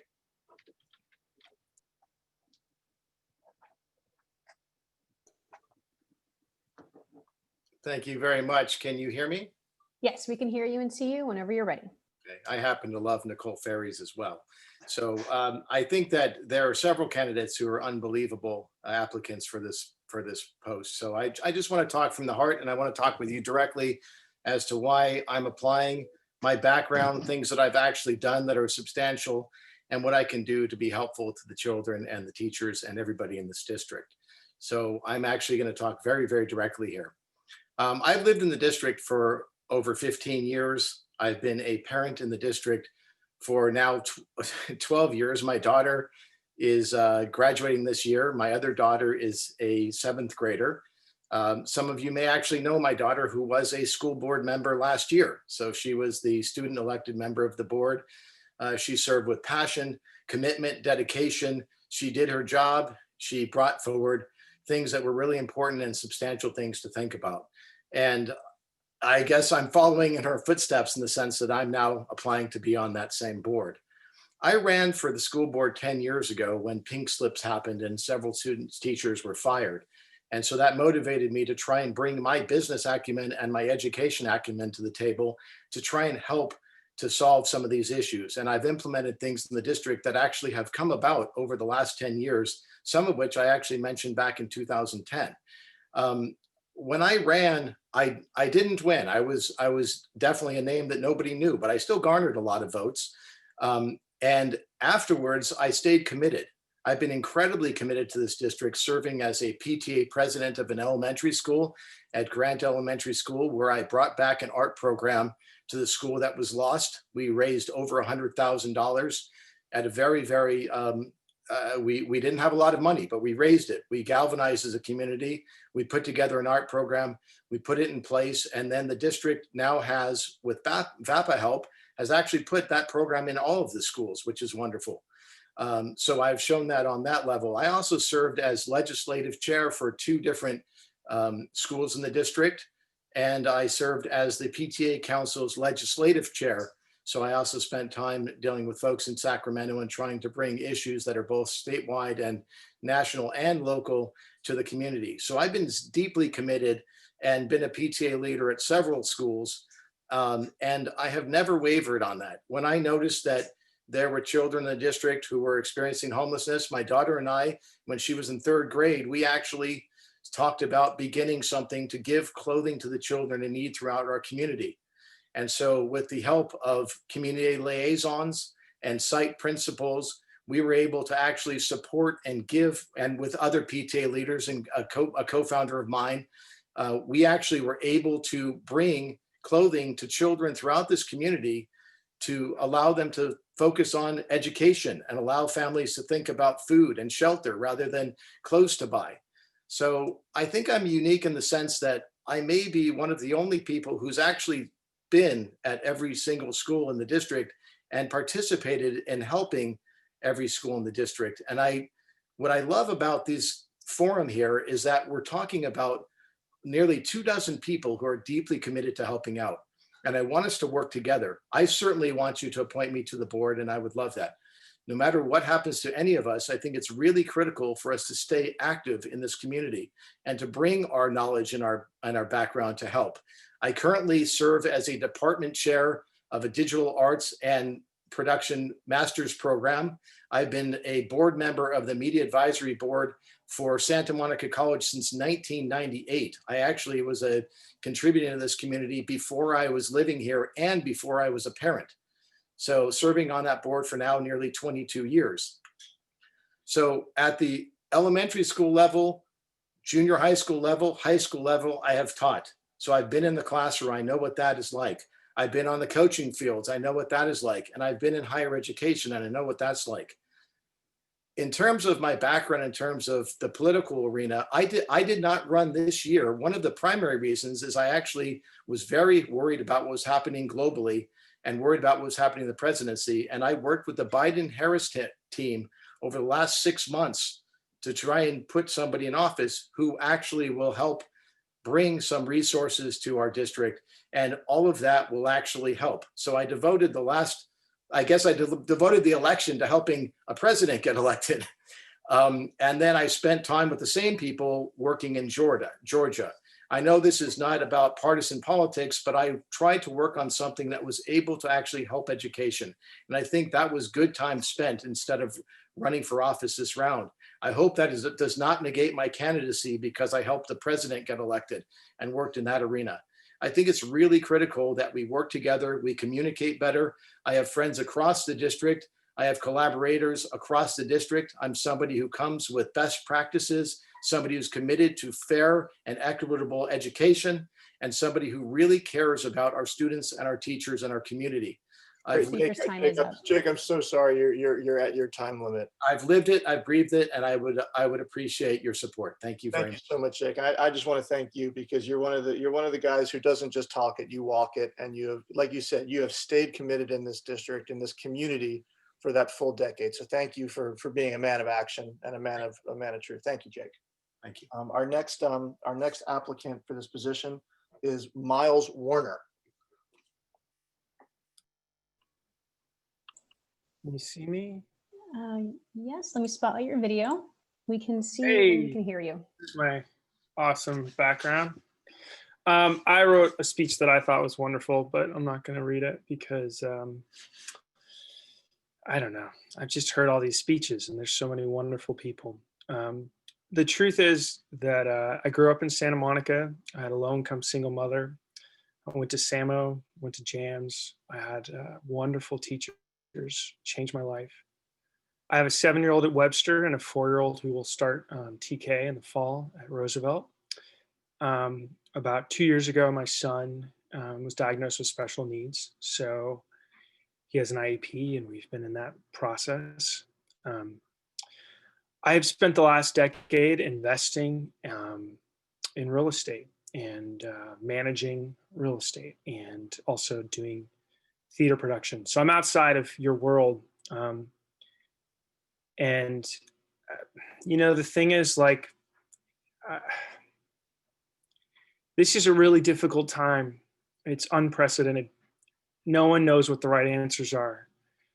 And that's the only truth, is that nobody knows. And the decisions you guys are going to make over the next few years, they're going to affect all of us, especially our kids. And up until this time, I have used my ability to thread the needle to make fine budgets that try to satisfy the needs of many different stakeholders to make money. That's what I've done. And now I'm fully invested in my kids' success. And I look at this amazing school system that I owe so much to, and I look at my ability to listen and to hear what's going on and to synthesize and figure out solutions. Maybe that's not what you need. Maybe it is what you need. Only you guys know what you're missing and what you would benefit from. But that's what I'm good at. That's what I've done really well. And, you know, if bringing on another teacher or another educator is what you need, then there's amazing people I've watched here. But if you need someone who's going to think outside of the box, who's going to come up with plans, functional plans that are viable, that work, that's what I do. So if I can be of service, I would be tremendously grateful. And if not, I understand. So I won't take up any more time. Thank you very much. Thank you, Miles. I don't know what you prepared as a speech, but that was wonderful. And I really appreciate you sharing it. It's heartfelt and really nice to meet you. Thank you, Miles. Our next applicant is Julie Waterstone.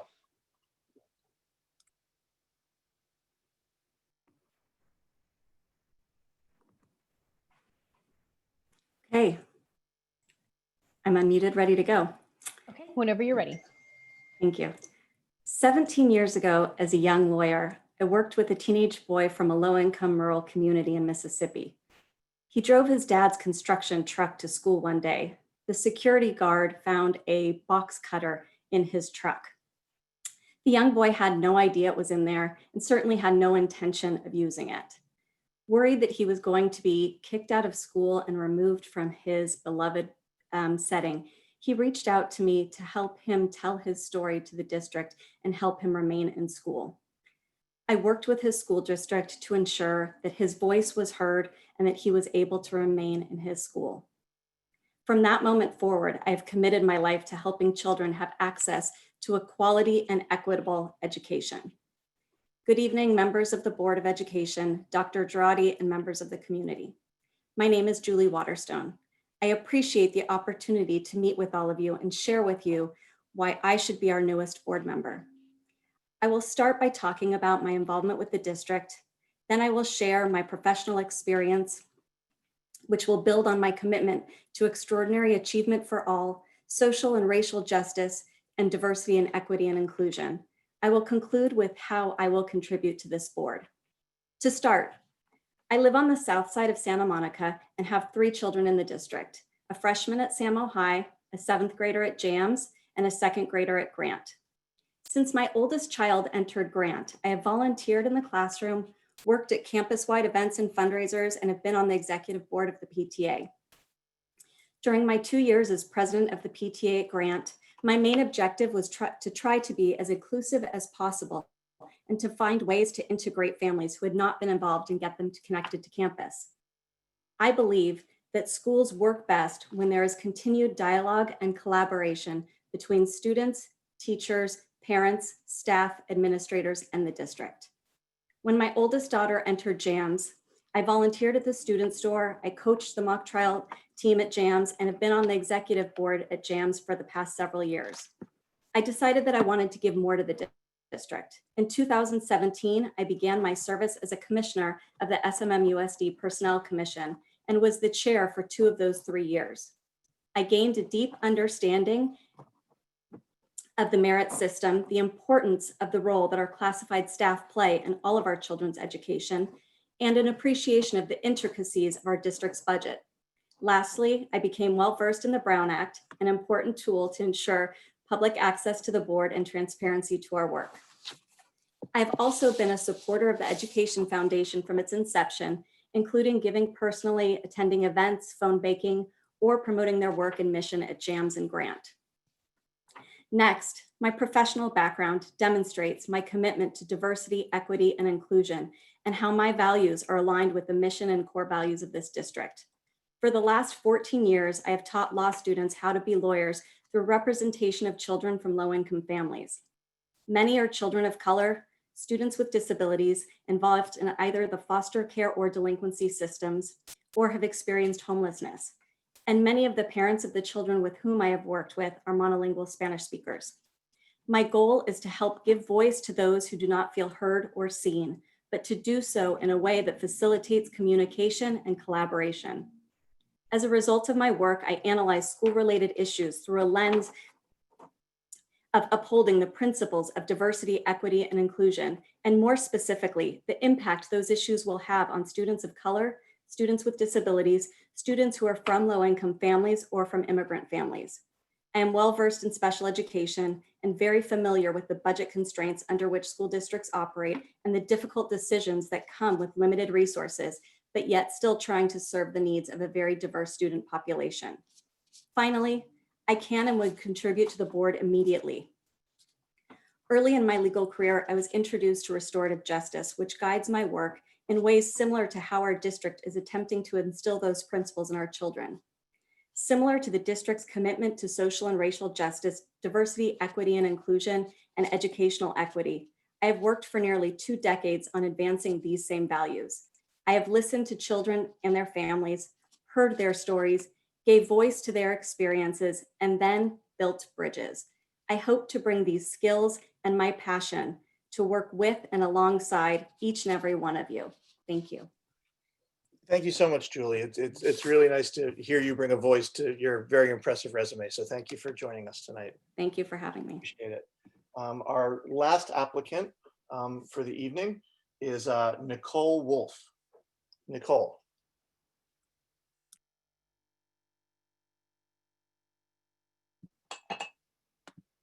All right. Hi. Okay.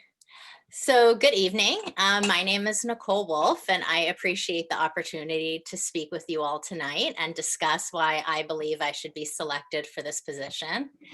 As a parent of a child in the public school system, I'm committed to having my child educated in a public school system that's not only academically rigorous, but that has social justice and equity as its core values. I believe it's of the utmost importance to have children be part of an educational community and culture that's diverse and inclusive. I moved here with my family in April of 2020 from San Francisco, where my daughter went to public elementary school and where I was actively involved. I served there on the PTA board for 4 years, including as the PTA president. I've been committed to a diverse and inclusive school community. And during my tenure as the PTA president, I worked with the principal to ensure that a portion of the money we raised went to a scholarship fund to help cover the cost of school sports teams or additional after-school enrichment programs for children whose families could not afford the cost but wanted to participate.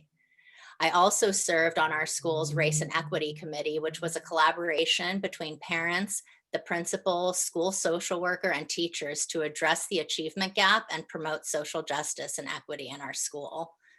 My daughter began 6th grade at Lincoln Middle School this fall, where I immediately got involved. And having been so involved in the PTA, I chose to join the school site council, where I'm currently the chair. Being new to this area is something I believe to be an advantage and a benefit, as I come with fresh eyes and a fresh perspective. Additionally, I have no existing alliances, allegiances, or associations that may question or compromise my independence on the board. Professionally, I'm a sociologist, and I spent the last 17 years in academia, both as a researcher and a professor. As a professor in the California State University system at Sonoma State, I understand the educational foundation that students need in order to both reach and succeed in higher education. I've seen the value of a strong K-12 education for success in college and beyond, and I've also seen the impact of that lack. Many of my students were first generation, came from low income backgrounds, from families who had immigrated to this country, which unfortunately yet predictably meant that they were often educated in underfunded and substandard schools. Most of them went through the community college system before they were able to transfer to Sonoma State. As a sociologist, I have a keen understanding of the social structure of society and the ways in which that impacts people and populations in different ways. I recognize the structural barriers that result in achievement gaps and how socioeconomics impacts students' education, their career opportunities, and their life trajectories. I believe that change is possible as long as the commitment is there to make that change. This is why I want to be on the Board of Education and work at the district level so that I can help to ensure a strong, robust, fully funded educational system that meets the needs of all students, regardless of socioeconomic or ethnic background, and prepares them for higher education and successful careers. I've worked collaboratively on many interdisciplinary teams, so I have very strong interpersonal and communication skills. I make decisions based on data, not emotion. I understand how to work with diverse groups of people, and I enjoy doing so. I value each colleague I work with and believe it's important to have a diversity of viewpoints and perspectives. I strongly believe that schools should be a funding priority. All construction to update, renovate, and improve the school should absolutely be prioritized and fully funded. It's virtually impossible to be successful in society without a strong educational foundation. Our commitment to our children should be evident through our willingness to provide them with the best schools and the best education possible. As far as myself personally, I am open, honest, responsible, respectful, and look forward to working collaboratively. I believe in the value of integrity, transparency, accountability, and shared reality.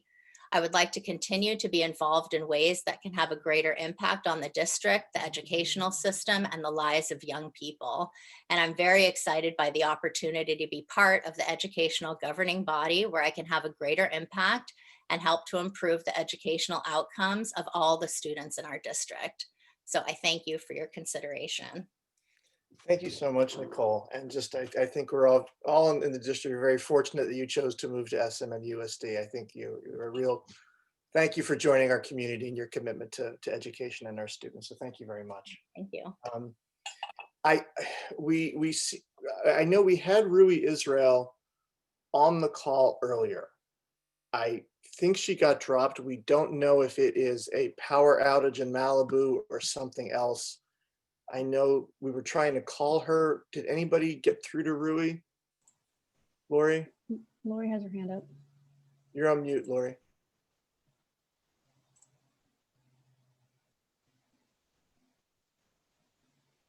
Lori's still muted. Here we go. I'm unmuted and I can't see myself. The only thing I can say is that I reached out to Craig while we were on here to see if he could find out anything. I haven't heard back. And Sarah gave me Rui's phone number, and since she was unable to call her, I called and just got a voicemail and left a voicemail. So I don't know how else to figure this out.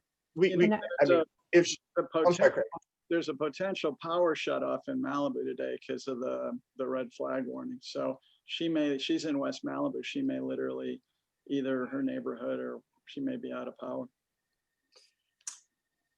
So, perhaps I know we have her application. We have a full application and resume. Maybe the board, if you have it handy, take a quick look at it again to reinforce that. I'm sorry that we can't have her with us. If she does log on before our discussions are over, we will give her 5 minutes to speak. Wonderful. That was terrific. That I really cannot thank these 21 individuals enough for applying for this and making the commitment to come here. It's really hard to speak well for 5 minutes, and you all did so. That is a tribute to your really earnest. Anyway, enough. We have many public comments on this issue that we should hear now. After the public comments, the board will have a discussion, a nomination period, and then a vote. So I will turn the meeting over now to Board Vice President Lieberman, who will walk us through the public comment section. Mr. Kane, Mr. President, have we decided, have you and Lori decided on the number and the time amount that each of the speakers will have? I think, yeah, because of the large number of speakers, we will have to limit speakers to 2 minutes, but I don't want to get in front of Lori. I'll let her do her speech. Thank you. No, I thought, since our rule is that when we have over 10 speakers on an item, we go to 2 minutes. And we did have, I believe it's 3 speakers sign on after the item was called. So those people automatically will only get 1 minute. So the last 3 speakers will get 1 minute, but everyone else up until then will have 2. And I don't have an exact count, but there are 15 to 20 speakers, I think. So without further ado, each of you will have 2 minutes to speak, and I'll call you 3 at a time so you can be ready, and Sarah will find you and help you through unmuting and, and getting on here. The first speaker is Rana or Raina Kirkland, followed by Dami Paturo and then Roberta Brown. And I apologize to any of you in advance if I do butcher your names. Let's see, Rana has 2 devices on here. I asked her to unmute one. Can you hear us, Rana? Maybe I'll ask her to unmute the other one. Let's see which one works. Hi. There you are. There you are. Hi, so you can hear me okay now? Yes. Okay, terrific. Let's see if you can just give me a moment here. I didn't realize I was going to be going first.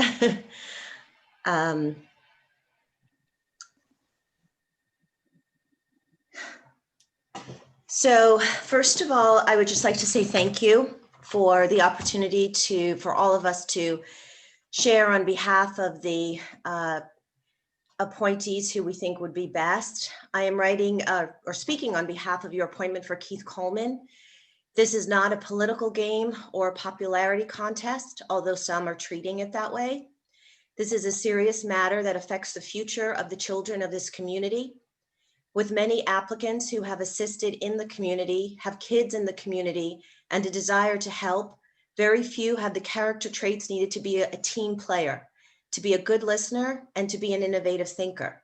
With that in mind, the answer is clear. Keith Coleman brings to the table a level of integrity, human compassion, and insight that will serve the children of this community in the best way possible.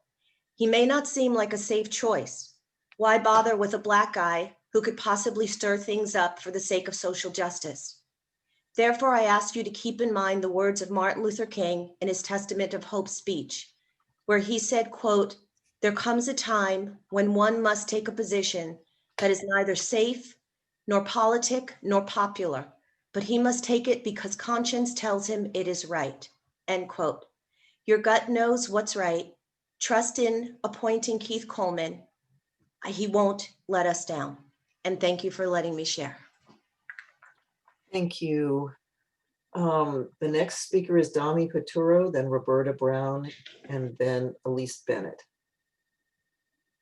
Hello, my name is Dami Paturo. Can everybody hear me okay? Yes. I'm an active community volunteer in Santa Monica, working especially with youth and education. I've worked with the school board, VAPADAC, AYSO, PAL, Swim Center, Virginia Park, and SMC. So I have a fairly good knowledge of youth and education in the area. I'm the political vice president of Santa Monica Democratic Club, and I'm speaking to the board as a representative of the Democratic Club. During the 2020 election cycle, our Democratic membership voted to endorse Keith Coleman. The club did a very deep assessment. We spoke with many excellent candidates. Keith Coleman stood out. We found for the following reasons. He brought a very new and interesting perspective to governing an administrative process. He has many years of academic, economic, and technology experience. Having studied at Stanford University and working in Silicon Valley, Keith has a very good understanding of the economic engine that makes California the 5th largest economic entity in the world.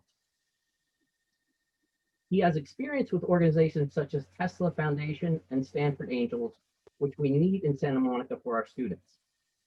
Keith has also worked his way up from very humble beginnings and knows the challenges of someone who does not have economic advantage. Santa Monica needs this for our board. Thank you. Thank you, Dami. Roberta Brown, Elise Bennett, Molly White.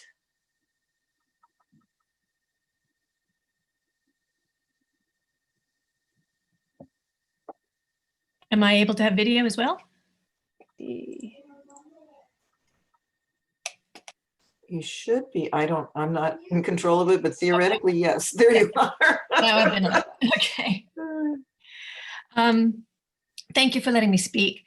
I think we can all agree that appointing someone to fill a role that's intended as a democratically elected position is less than ideal at the best of times. We are not living in the best of times. In the current political climate, putting an appointee in an elected office is especially problematic, and it has more implications than ever before. I have received requests to support people who would like this position. As an example, Andy Lauer, someone I would love to see on the board. He is a passionate supporter of social justice, of education, of the community. That said, I need to rise above my own personal preference, and so should the board members, in favor of making a choice that best supports our democratic process. With what we all saw take place in the Capitol last week, with the doubt that has been willfully sown in our election process at the national level, it is essential that we show the community that Santa Monica believes in democracy and that elections in Santa Monica have real meaning. In the absence of a special election to fill the vacancy on our school board, the only path that sends this message is to choose the runner-up who received the most votes in our recent election, which I believe was Jason Feldman. This really is the only democratically defensible choice, and the only one that sets a precedent that we can all live with. Many impressive people have spoken this evening. I've been very impressed with everything I've heard this evening. And board members, you may have a candidate that you prefer, as I have confessed that I do. But just as I reluctantly take my support from my favorite candidate in favor of the one who received the support from the majority of Santa Monicans, so should each of you. Please support the voice of the people and show us that elections matter in Santa Monica and that the results of those elections are respected in our community, which is what we can control. Thank you. Thank you, Roberta. Who did I say? I lost my place here. Elise Bennett, Molly White, and then John Katz.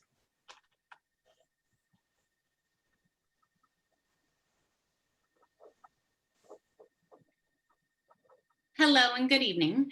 My name is Elise Bennett. I live on the south side of Santa Monica. I have 2 children in the district and have been an active volunteer at Grant, JAMS, SAMO, and the Education Foundation. I also am an alumni of the district. I speak tonight in support of Julie Waterstone for the board position. I believe that it's important to have board members who have broad experience with the district.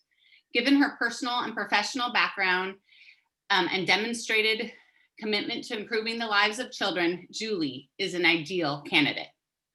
I have had the opportunity to work with Julie in many different volunteer capacities over the last 8 years. Although I've seen her dedication and leadership in many ways, 2 moments stand out for me. At a PTA meeting at Grant several years ago, Julie had just become PTA president and was leading her first meeting. There was a contentious topic on the agenda. Imagine that. I was so impressed with how Julie handled the meeting. She listened to each of the parents and teachers speaking and made sure they understood that their voices and perspective mattered.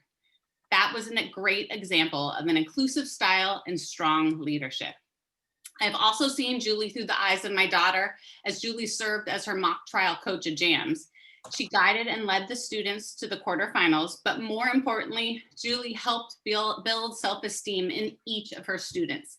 She emphasized equity and inclusion throughout, in part by working hard to lower the cost of the program and making it a priority to select a diverse group of students. Julie is the perfect fit for this board. I hope you select her. Thank you. Molly White, John Katz, and then Angeli Kronheim Katz. Hi. Hi, my name is Molly White, and I too am asking that the school board appoint Julie Waterstone to serve as the school board member and fill the vacancy left by Oscar de la Torre. I've been a resident of Santa Monica for more than 25 years, and the past 15 years I have been on the south side of Santa Monica. I have two children who've attended Grant and JAMS, and they're both now at Samo High. My main reason for moving to the south side was the fact that we have an incredibly diverse group of students on the south side of Santa Monica. As you know, the schools that make up the JAMS pathway are the most diverse, socioeconomically and culturally. And I think it's important that the board have a member who represents and who's involved in the community and who also has a lens through diversity. And obviously, given Julie's work, she has worked with very diverse students throughout her career. She also has the advantage of having run programs, administering budgets. And I think her service to the community is exemplified not only in her service for the PTA, but also on the Personnel Commission. I think all of those skills and her life experience make her a really strong candidate. I also want to echo something that Elise had mentioned. I too have served on the executive boards of PTAs with Julie and have watched her handle confrontation and conflict incredibly well and in a way that allows everybody to know that they have been heard. So again, I do really hope the board will replace Oscar's seat. And as you know, he had students in the JAMS pathway as well, and will, I do think the board would really would benefit from having somebody from the south side of Santa Monica, and certainly somebody who has the amazing qualifications that Julie Waterstone has. Thank you. Thank you very much. John Katz, Angeli Kronheim Katz, and then I somehow missed Barry Snell. There we go. President Keene, Dr. Dradi, and school board. I'm the president of the Santa Monica Democratic Club. We have several hundred members representing a wide variety of Santa Monicans, those who voted for the now former city council candidates and those who voted for our new council members, those who voted for you and those who voted for your opponents. A few weeks ago, we held an endorsement vote on this appointment, and though many candidates presented, Keith Coleman was endorsed with 90% of the vote at one of our highest turnout endorsement meetings we've ever had. The club members asked me to come here and speak to you, asking you to please appoint Keith Coleman to join you on the school board. Since last summer, we've heard a lot about social justice. How do we defeat systemic racism and achieve social justice for all Santa Monicans? It's a question we continue to face. On Tuesday night, I watched our city council meeting when a bad faith political actor in our city led one white person after the next to call in and claim that our elected mayor pro tem, Kristen McCowan, was unqualified compared to other white candidates, and even at one point called her a token.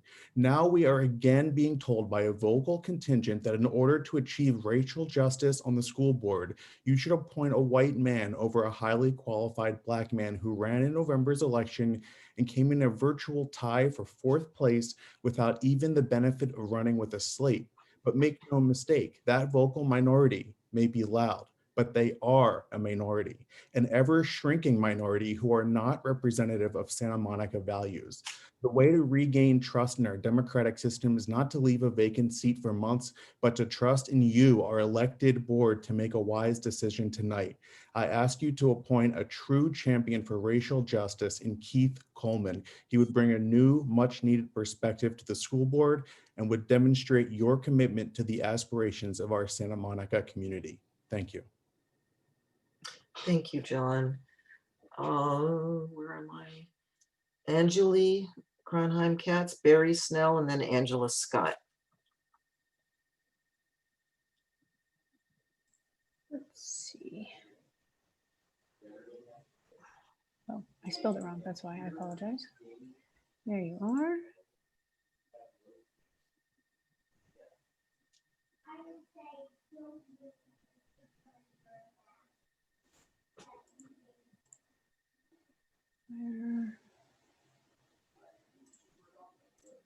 Hey, I'm Anjali Kronheim-Katz, former housing commissioner, Santa Monica resident for 10 years. On a personal level, I'm thinking about having kids, don't have kids yet, and someone who would represent my values and the kind of city and public education system I would want to bring kids into is Keith Coleman. You have a lot of qualified candidates tonight, but that's where I'm at personally, and I hope that you support him. Thanks. Thank you. Barry Snell, followed by Angela Scott, and then Erica Leslie.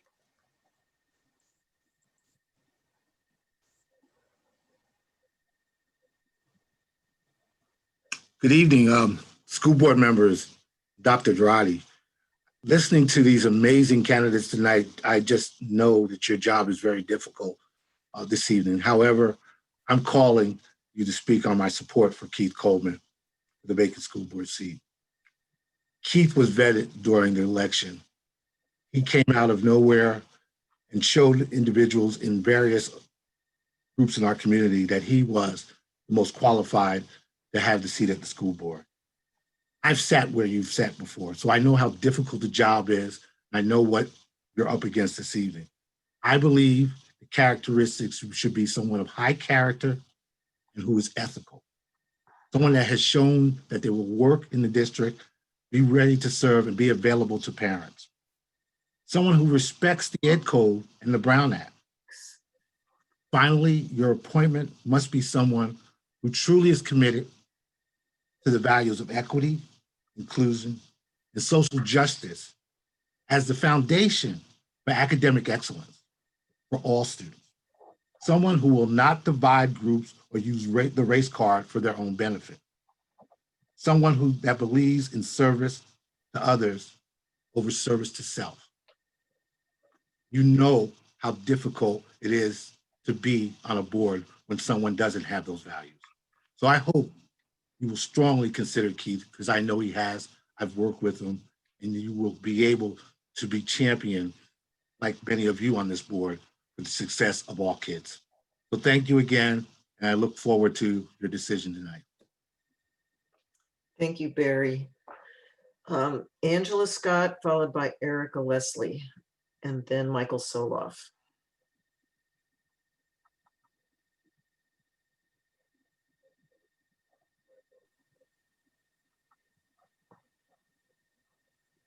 Can we hear you?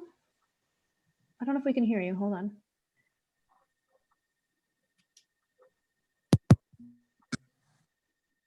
I heard something. I can't hear you now. Oops, I can see you moving your lips, but can't hear you. Yeah. That's weird. Should we come back, Lori? Yeah, let's see what she's putting something in her ear to try a different. We see you moving your lips, but I can't hear you. Why don't we go on and come back to you, Angela? Next one was Erica Leslie and then Michael Soloff. So can we go to Erica first? Good evening.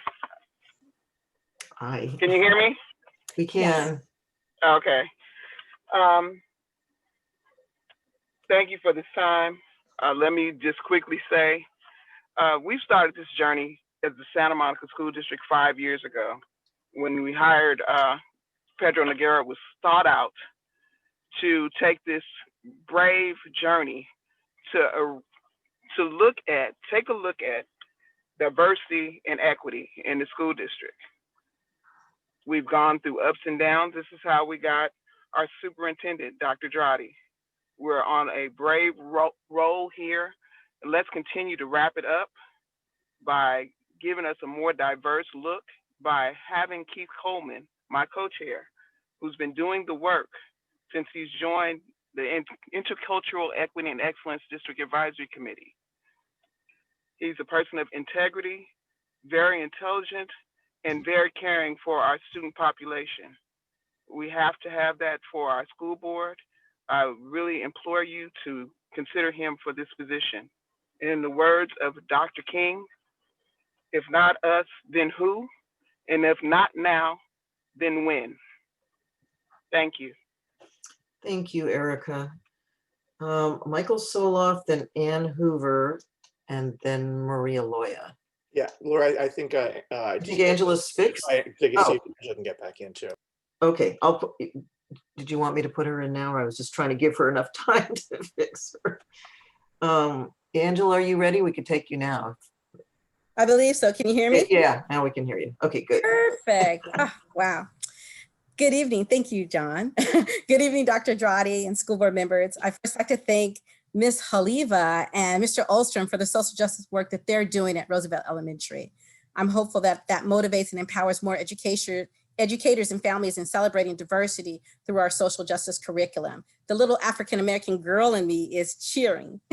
Tonight, we've heard from some exceptional candidates running for one position, yet all emphasizing the importance of innovation, student well-being, diversity, and the need for social justice as we uphold the dream of Dr. King. As a steering committee member on the Community for Excellent Public Schools, I speak for the committee in stating that SEPS remains fully supportive of Keith Coleman for this school board appointment. SEPS has supported Keith since the beginning of this election cycle. We have watched Keith's work as co-chair of the Intercultural Equity and Excellence District Advisory Committee, and he pioneers efforts to ensure all children have access to quality education. His background in positive applied psychology drives his passion for student well-being. He only seeks healing and resiliency in this time of healing and reckoning. Keith is not afraid to be a voice for the voiceless, especially those with special needs. We understand that this is a most difficult decision, but impactful change often results from the most extenuating circumstances. Again, we support Keith Coleman for school board. Thank you. Thank you. Michael Soloff, followed by Ann Hoover, and then Maria Loya. Thank you for the opportunity to speak tonight, and more importantly, thank you for all your hard work on behalf of the children of this community. Tonight, I am speaking in my capacity as co-chair of Santa Monicans for Renters' Rights. As stated in our written platform, quote, SMER supports breadth, diversity, and equity in educational programming and facilities to achieve social and economic justice for all students, close quote. While I won't read the 10 educational subplanks of the SMER platform, my point is that strong and equitable public education is a core value of SMER. And in support of that core value, SMER urges you to appoint Keith Coleman tonight. Our community is indeed blessed to have many who are qualified for this position. But through the crucible of the recent election, we at SMER and the entire community had a chance to truly get to know Keith, his intelligence, his leadership, and his deep concern for all students. We believe Keith stands out as most worthy of this appointment for three key reasons. First, many aspects of Keith's personal and professional life make clear that he will bring a unique and creative perspective to the board. As Keith noted, it's well established that an intellectually and experientially diverse team makes a better decision. Second, Keith's willingness to undertake the arduous task of running for the position in the last election demonstrates not only the high level of his commitment to undertaking the arduous and time-consuming burdens of serving as a board member, but also gives the entire Santa Monica Malibu community assurance that we truly know who he is and what he stands for. And third, appointing Keith will demonstrate by action that you and we as a community recognize the importance of including members of the Black community at the highest levels of our educational leadership. The combination of all these elements leads SMER to urge that you appoint Keith Coleman tonight. Thank you. Thank you, Michael. Ann Hoover, then Maria Loya, and then Robbie Jones. Good evening. You have a field of worthy applicants, so if you want to make your decision tonight using an objective measure, then Jason Feldman is the appropriate choice. But if you plan to use a more subjective yardstick, please seek true diversity of experience and outlook. At present, 4 of our 6 board members are from the Roosevelt Elementary School community. All are extremely talented and dedicated to the district, and that's not the issue. But, oops.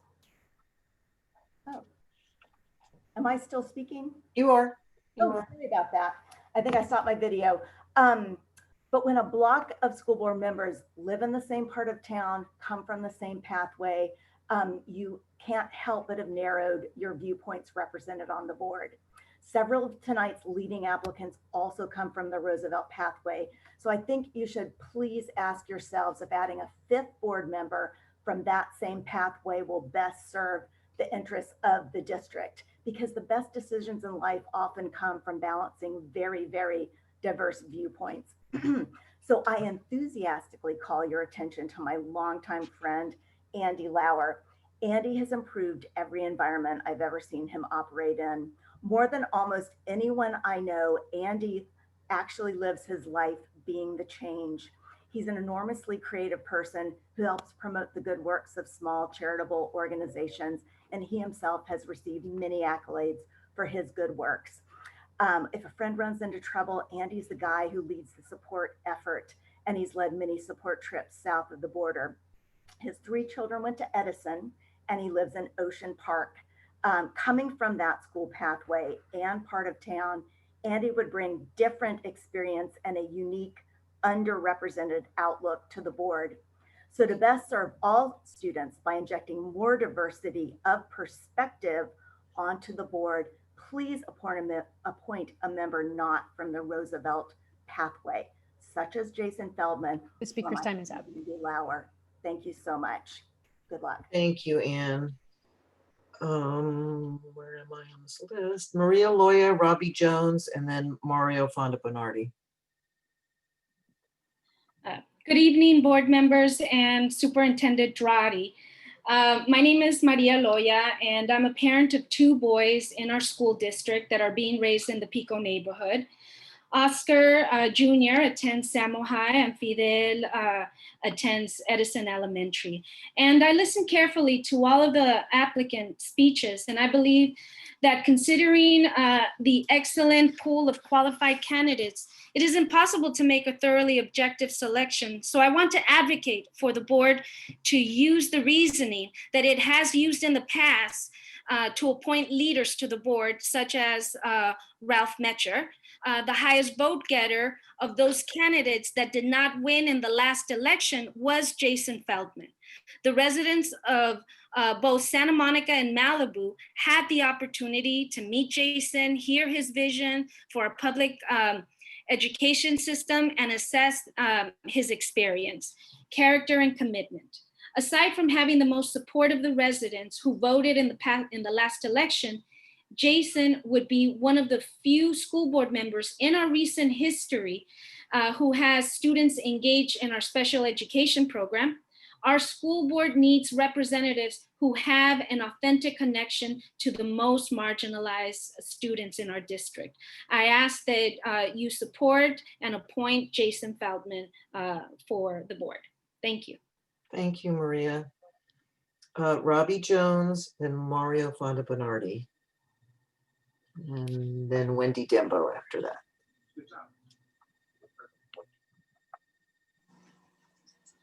Hello, good evening, everyone. Thank you. You know, I guess I want to say, as an alumni of SMNUSD, founded the African Parent Student Staff Support Group. I'm a community activist advocate for those who don't know me. What I heard tonight was a lot of applicants mentioning Dr. Noguera's report and its training. So, I mean, it is a great pool of people, and I hope that those who are not chosen for tonight would hang around if they're not already hanging around to help our board, our students, and our families, particularly of color. So, Keith Coleman, besides being a role model, a mentor, for youth as a Black man, Keith brings firsthand knowledge and experience to SMNUSD. He hasn't had to read any book, watch any movies. Keith doesn't need someone to teach him how to be a Black man in America. He is that Black man with the tough skin who has had to dodge hate and racism all of his life. So he knows firsthand how to do that. He's very capable of working with the board on all issues. He's a team player. As Erica had mentioned earlier, he's already doing some of that work on IEDAC. I see Keith really being a key component and working well to move Dr. Dradi and the board's standards of social justice and the platform of social justice, moving it to close the achievement gap. I also see Keith being a catalyst in bringing African-American dads on campus when we go back, but just engaging them now and helping them to get more involved in their child's education, as Barry Snell did when he was at Samo High. So I just really see Keith as being the one that we can trust. He's a community guy. He's in our community. He's on our different Zoom calls now. He's out in the community meeting people. It's Keith all around is just a good guy. That's somebody that we can trust to have the backs of all of our students and our The speaker's families. time is up. Thank you. Thank you, Robbie. That brings us to Mario Fonda Bernardi, and then Wendy Dembo and Joanne Berlin.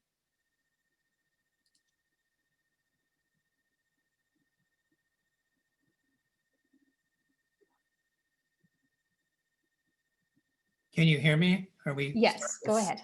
Yeah. Hi, I'm Mario Fonda Bernardi, and I would like to speak in the favor of Jason Feldman. There are 3 reasons.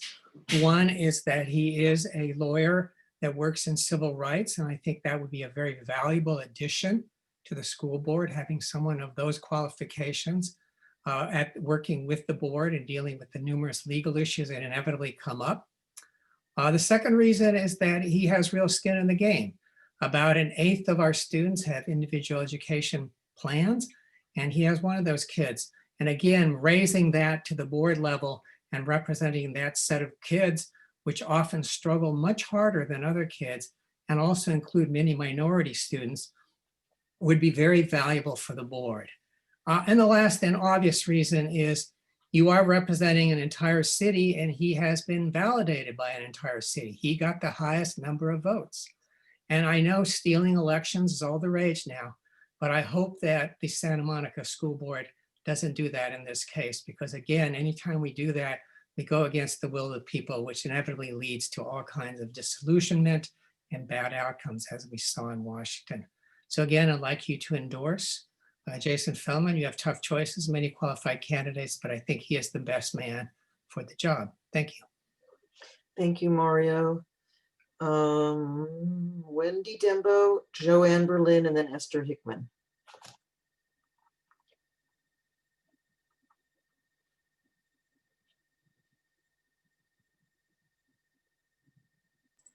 I'm looking for Wendy. I saw her earlier. Let me search by last name. I don't see her right now. Who was next? Sorry. We can hold on to that one. Joanne Berlin, Esther Hickman, and Oh, then Joanne Berlin. I Esther do see Gumbel. Joanne.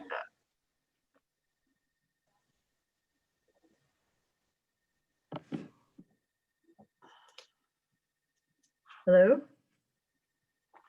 I see you, or at least I see the top of your head, Joanne. There you go. That's There we go. better. Okay, all right, sorry. Okay, I'm speaking tonight in support of Keith Coleman's candidacy for this opening in the school board. And I think that Keith is a very well qualified parent of a son in our school district. And I don't have to go over his resume for you because you, the board members, do have it there to refer to yourself. I actually know Keith because of serving with him on the IEDAC that's been mentioned several times by other speakers. And he has been the co-chair in recent years, and I have really appreciated his leadership and his thoughtful, insightful input to our deliberations. We are dealing with issues of diversity, equity, systemic racism, and he's been such a valuable member of that DAC to work with. Also, as a steering committee member of our local Committee for Racial Justice, I was thrilled when the board last year made it a goal to strive to become an anti-racist school district. And I think that when we look at Keith, we see a person with the life experience, the parenting experience, the work experience, and the volunteer experience that is very much a needed perspective on this school board as it is currently constituted. So I am hoping that you will appoint Keith Coleman to the SMM USD School Board this evening. Thank you. Thank you, Joanne. Esther Hickman, followed by Andrew Gumbel, and then Mia Wachtel.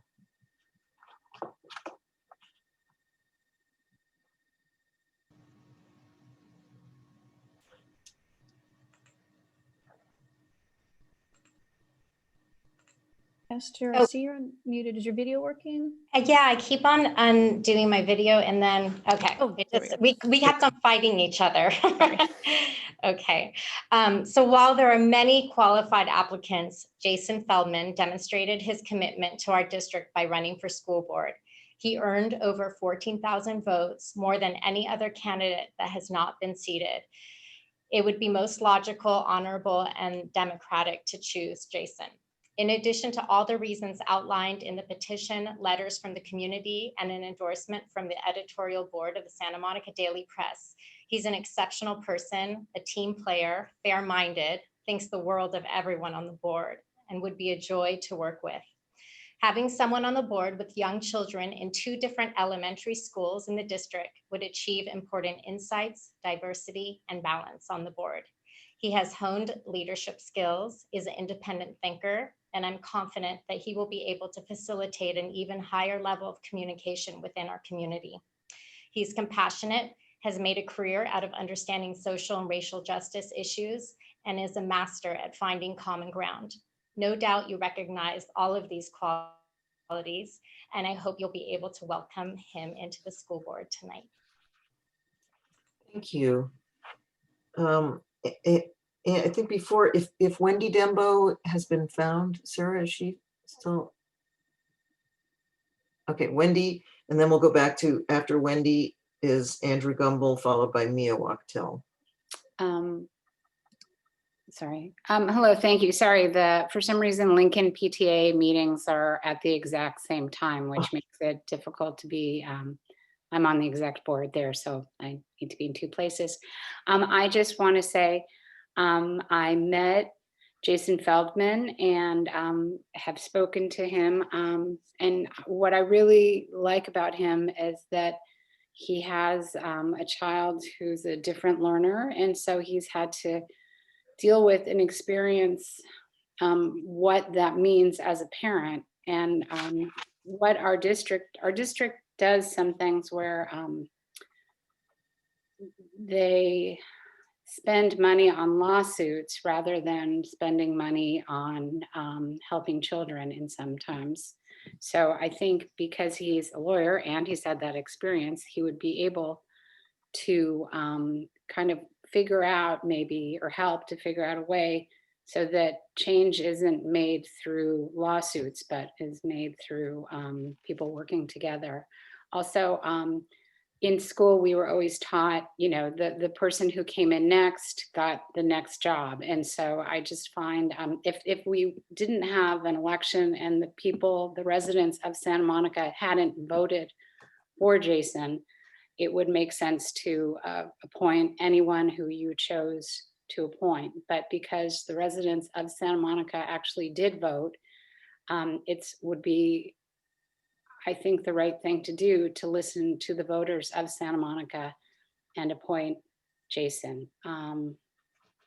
You know, That's all I can say. I think that all the candidates, I was listening before I had to jump onto the other meeting, and everybody sounds great. But I just really feel Jason ran and came in fourth, and he should be appointed. So thank you so much. Thank you very much. Andrew Gumbel, Mia Wachtel. And then after that, we have 3 more speakers who signed in late, so they will only have 1 minute. Can you hear me? Yes. Okay, thank you so much, everybody, for giving me a chance to speak. I'm not talking tonight in favor of any particular candidate, but rather in favor of a position. And I think that position has to be a recognition that we are in the middle of a 4-alarm fire right now. The COVID crisis, which obviously is in a horrible state at the moment, has plunged our students and the whole school community into a very difficult spot. And following on from the last meeting, it is absolutely vital for the school board to focus on how we can get our students back to school. That has to be the top priority. And of the people I heard tonight, I want to shout out to Magdalena Edwards, to Dr. Neil Handel, and to Alicia Peak, who spoke very eloquently on this point. And I do think that whoever gets the job, he or she and the rest of you need to focus unrelentingly on how are we going to make sure that once the numbers come down, once the vaccine kicks in, what is the plan? Are we going to be ready to go? Can we make sure that this year we can model something so that next year we're ready to go back to school? We need to make sure that when the waiver comes from the county, that we have a plan to have what some of you have referred to as the coalition of the willing teachers, willing students back in school with protocols, with safety measures in place, so everybody can understand that this is something that is safe and doable and can take us forward. And I completely appreciate all the calls for issues such as racial equity, closing achievement gaps, looking out for the interests of special needs kids. These are all vital things, but where we are right now, all those issues have been exacerbated. They're getting worse. We have to get our children back to school, and whoever gets onto the board, please know that there are many, many parents out there, of whom I'm only one, who will support you and give you all the strength you need to fight the battles, to get the plans in place so that our children can get back to school. Thank you so much. Thank you, Andrew. Mia Wachtel, and then there will be 3 speakers who have just 1 minute. Janet Gollery McKithen, Stephen Johnson, and Laura Rosenthal. Hi, everyone. My name is Mia Wachtel. I actually was on the board last year, so it's really good to see all of you guys and see some new faces, actually. But I'm actually here to speak on behalf of my dad a little bit. So I've grown up with my dad, Jake Wachtel, for my entire life. And I remember when he actually first ran for the Board of Education when I was in elementary school. And I was astounded by his commitment to support our community and to help my classmates. And I actually vividly remember the threat of our programs being gutted from our school's curriculum. And because of him, my classmates and I were able to pursue art and theater and explore our respective passions for the arts, which was super important to me, just because I think now the reason I love creative writing and performance is because of the foundation I was able to build when I was in elementary school. But going back, my dad's passion and kindness growing up actually inspired me to pursue political positions in middle school and high school and advocate for those around me. This year, I'm actually vice president, and I definitely credit that to my dad, because I don't think I would have pursued a life of advocacy and an admiration for politics without him. And I actually plan to pursue international relations and political science in over the course of the next 4 years. So thank you, Dad. And I hope you guys vote for him, because he's extremely kind and extremely qualified to become a board member. Thank you. Thank you. Thank you very much. So we have, like I said, the final 3 speakers will each have 1 minute. Janet Gollery McKithen, Stephen Johnson, and Laura Rosenthal.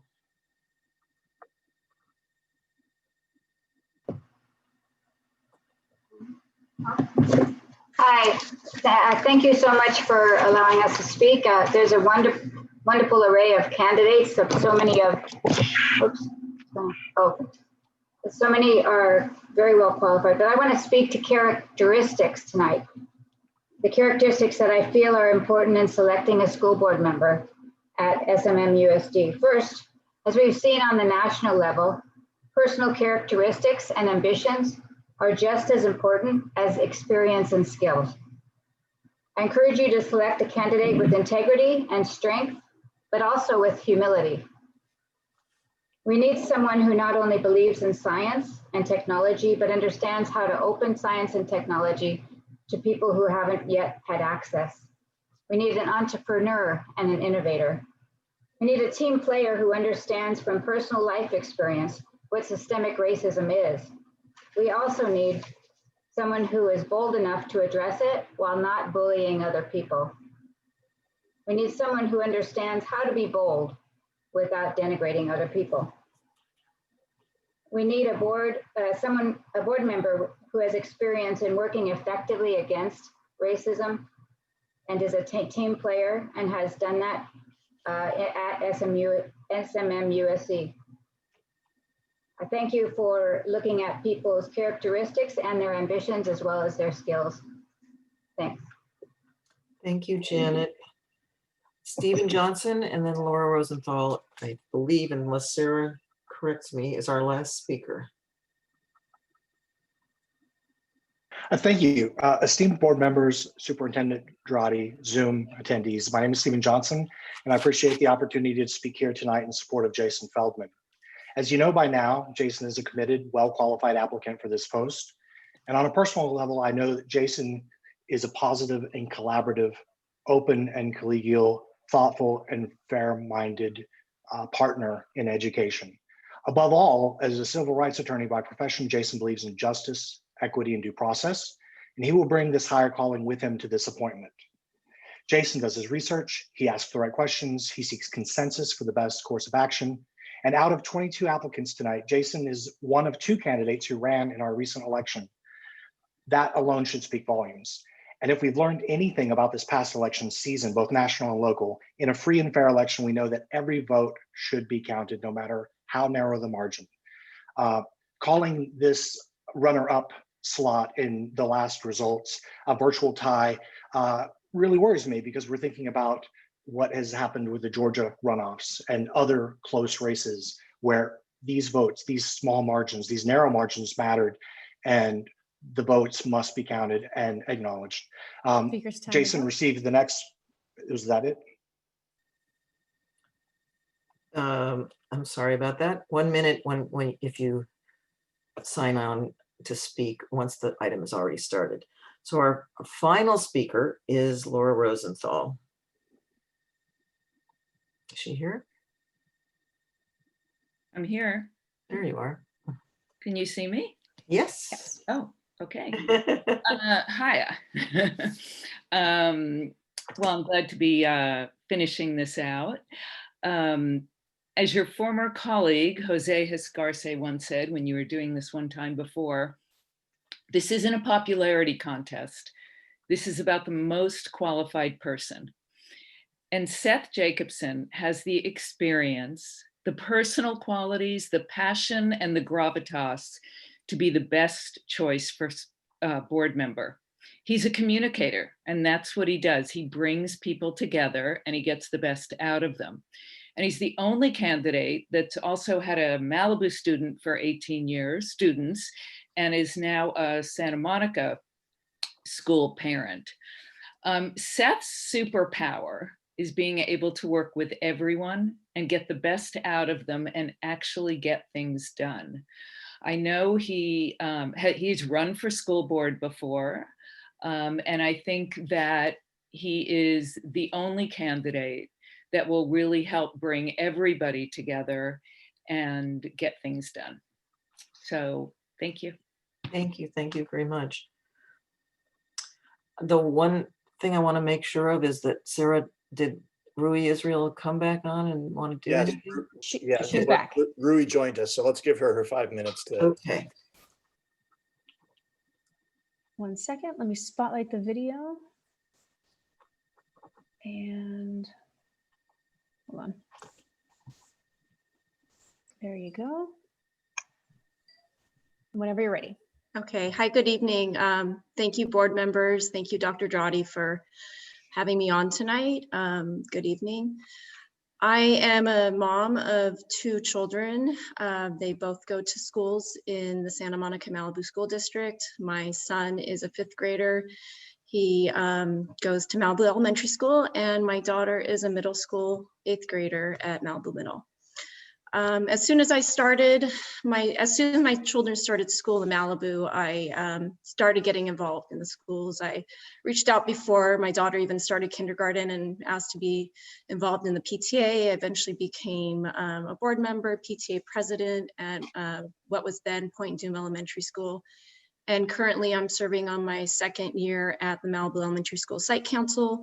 I'm also serving the 7th year on the Malibu School Leadership Council, which I helped found back in 2014.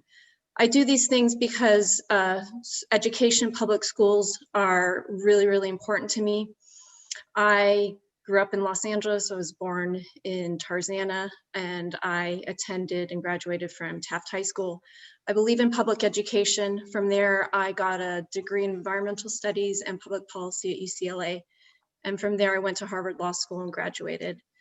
I had a career in law, and now I work for my parents' small business in Southern California. And I deal with education. I'm a director of education for a photography school. So I'm passionate about education, and I have been involved in Santa Monica Malibu school issues for the past 9 years. And I really feel that Malibu needs a voice. Malibu's gone through a myriad of issues that I think almost everyone is familiar with. And I feel that Malibu is oftentimes not heard. So I'm here today to put my name in, and hopefully you guys will see that we do need some more representation on the board. Thank you very much. Thank you, Rui. I think now I will turn this back to John. Great. Thank you so much. And thank you, Rui. I'm glad we were able to get you on to deliver your Thank you. your remarks. So what's going to happen now is I'm going to switch to gallery. So board members, I will ask any board member who wishes to make a comment, I will add you to the queue. I've already heard from Richard and then Lori. So other board members who want to speak, either give me a wave if I can find you on the screen or text me. It's a chance for board members to make a comment based on what they've heard so far. And also during your comments, if you'd like to make a nomination at the same time, you may do so. But we will also do one last call for nominations after comments to make sure. But it is acceptable now to make a nomination during your comments. I've got Richard, Lori, Jennifer Smith, and then Craig. And then if Maria wants to speak, she will go after that. And then I will hopefully be the last speaker on that. So Richard, thank you. Thank you, John. I wanted to start by saying thank you to the incredible applicants and also to the members of our community who made public comments. So very important. And I think it's been said by numerous persons who are in the applicant pool and also in the public speakers, what a great testament it is to see such a great depth and expertise and abilities and desire to serve our school district. And so that's not lost on me. And I wanted to make sure that I articulated that and gave my most sincere thank yous to those persons who are applicants, as well as those who spoke on behalf of a particular person or a particular set of skills or needs that we have as a school district.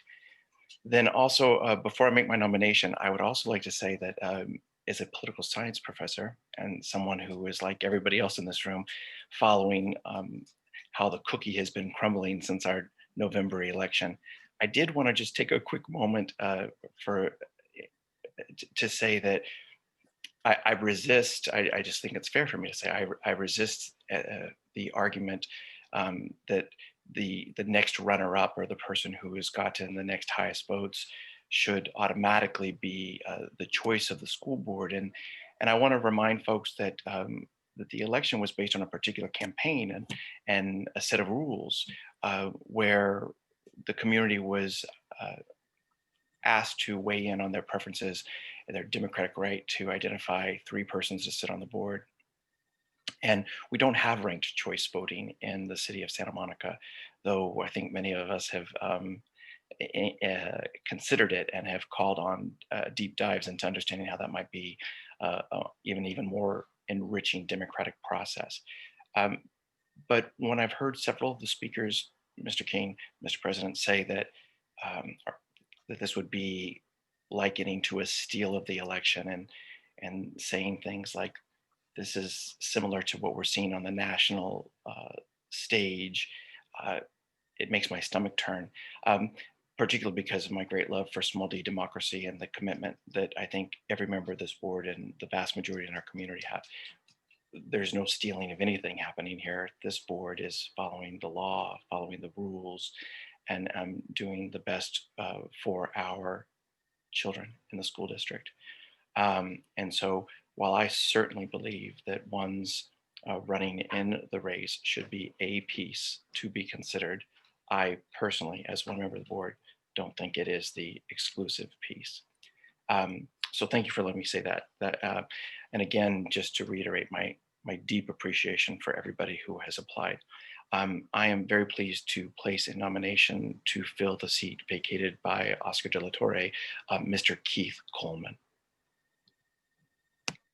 Thank you, TJ. So we have one nomination. So Keith Coleman is nominated for the seat by Richard. I'll now move to Lori for her comments. I don't want to be too redundant, but I feel like I feel the need to say something myself about what we've just heard from all these applicants and all their applications. I want to reiterate what Richard said, and I want to say for myself that it has been a humbling experience, and I truly mean that, to read these applications and now to meet some of you who I didn't know before in person and hear from all these incredible people. I just feel sort of overcome by a gratefulness to live in this community that is filled with this many people who could apply for one spot on a school board.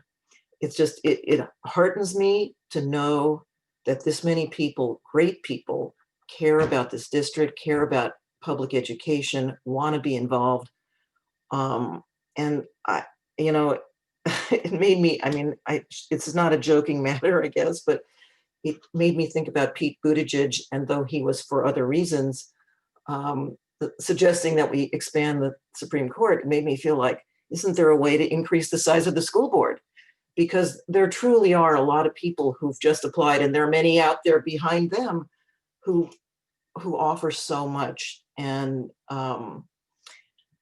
obviously that's not an option, but I really do want to say to all of you, I so appreciate your putting yourselves out there and the strength of your applications. I mean, there are people who all of you have been watching have seen who bring so many valuable skills and life experiences and degrees. There are legal skills, financial skills, communication skills, teachers, a doctor, artists, entertainment industry, real estate. I mean, so many things, and all of you have, I think, touches and things that you could bring to our school board and certainly to our school district. So one of the things I want to say is that I really, truly hope that no one who isn't picked, and that will be everybody except one person, is discouraged by this. I hope that really you are encouraged by this, to stay involved if you already are, to increase your involvement, to get involved if you're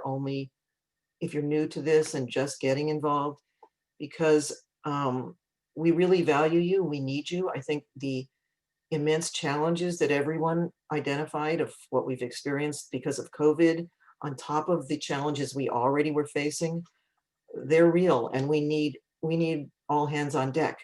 And I really mean that.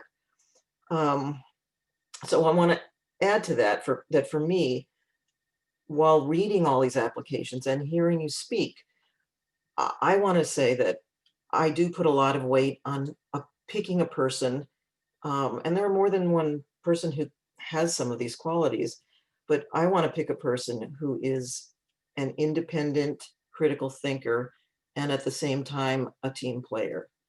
Someone who is an active listener, who respects the voices of parents, of community members who we hear from, who may not have the same perspective as they do. Because that's one of the challenges of sitting here is you come with a perspective and then people say other things and sometimes they're not said very nicely, but we all need to do our best to hear what the underlying issues that are being raised by people are and to evaluate them. So I want to know that not only does somebody share the commitment to the issues that we all care about, which I really heard virtually everyone speak to, but I want someone who has those qualities. And I think I have to say that there's also an additional factor that's important to me in this moment. And that is that, as we all know, we will be dealing with the consequences of the racism that has permeated the national agenda pushed by the president of this country, who will thankfully not be the president much longer. And those consequences are real and they're going to be here for a long time to come. And I will add to that something that I feel a little bit uncomfortable saying, but I feel like I have to raise, which is that there seem to be attempts taking place in our city to divide us along racial lines. And it's not just a sort of traditional white versus non-white, but it's also along Black versus brown lines. And I want to be clear as day that I think I probably speak for everyone else, though they should speak for themselves. I will not sit here and give that any legitimacy. The person that I hope we choose will be somebody who will stand against divisiveness and bring us all together in pursuit of a social justice agenda that lifts every student in our district up, whether they are Black, brown, white, gay, special needs, immigrant, wherever they come from. And so those are the things that I consider and that are very important to me.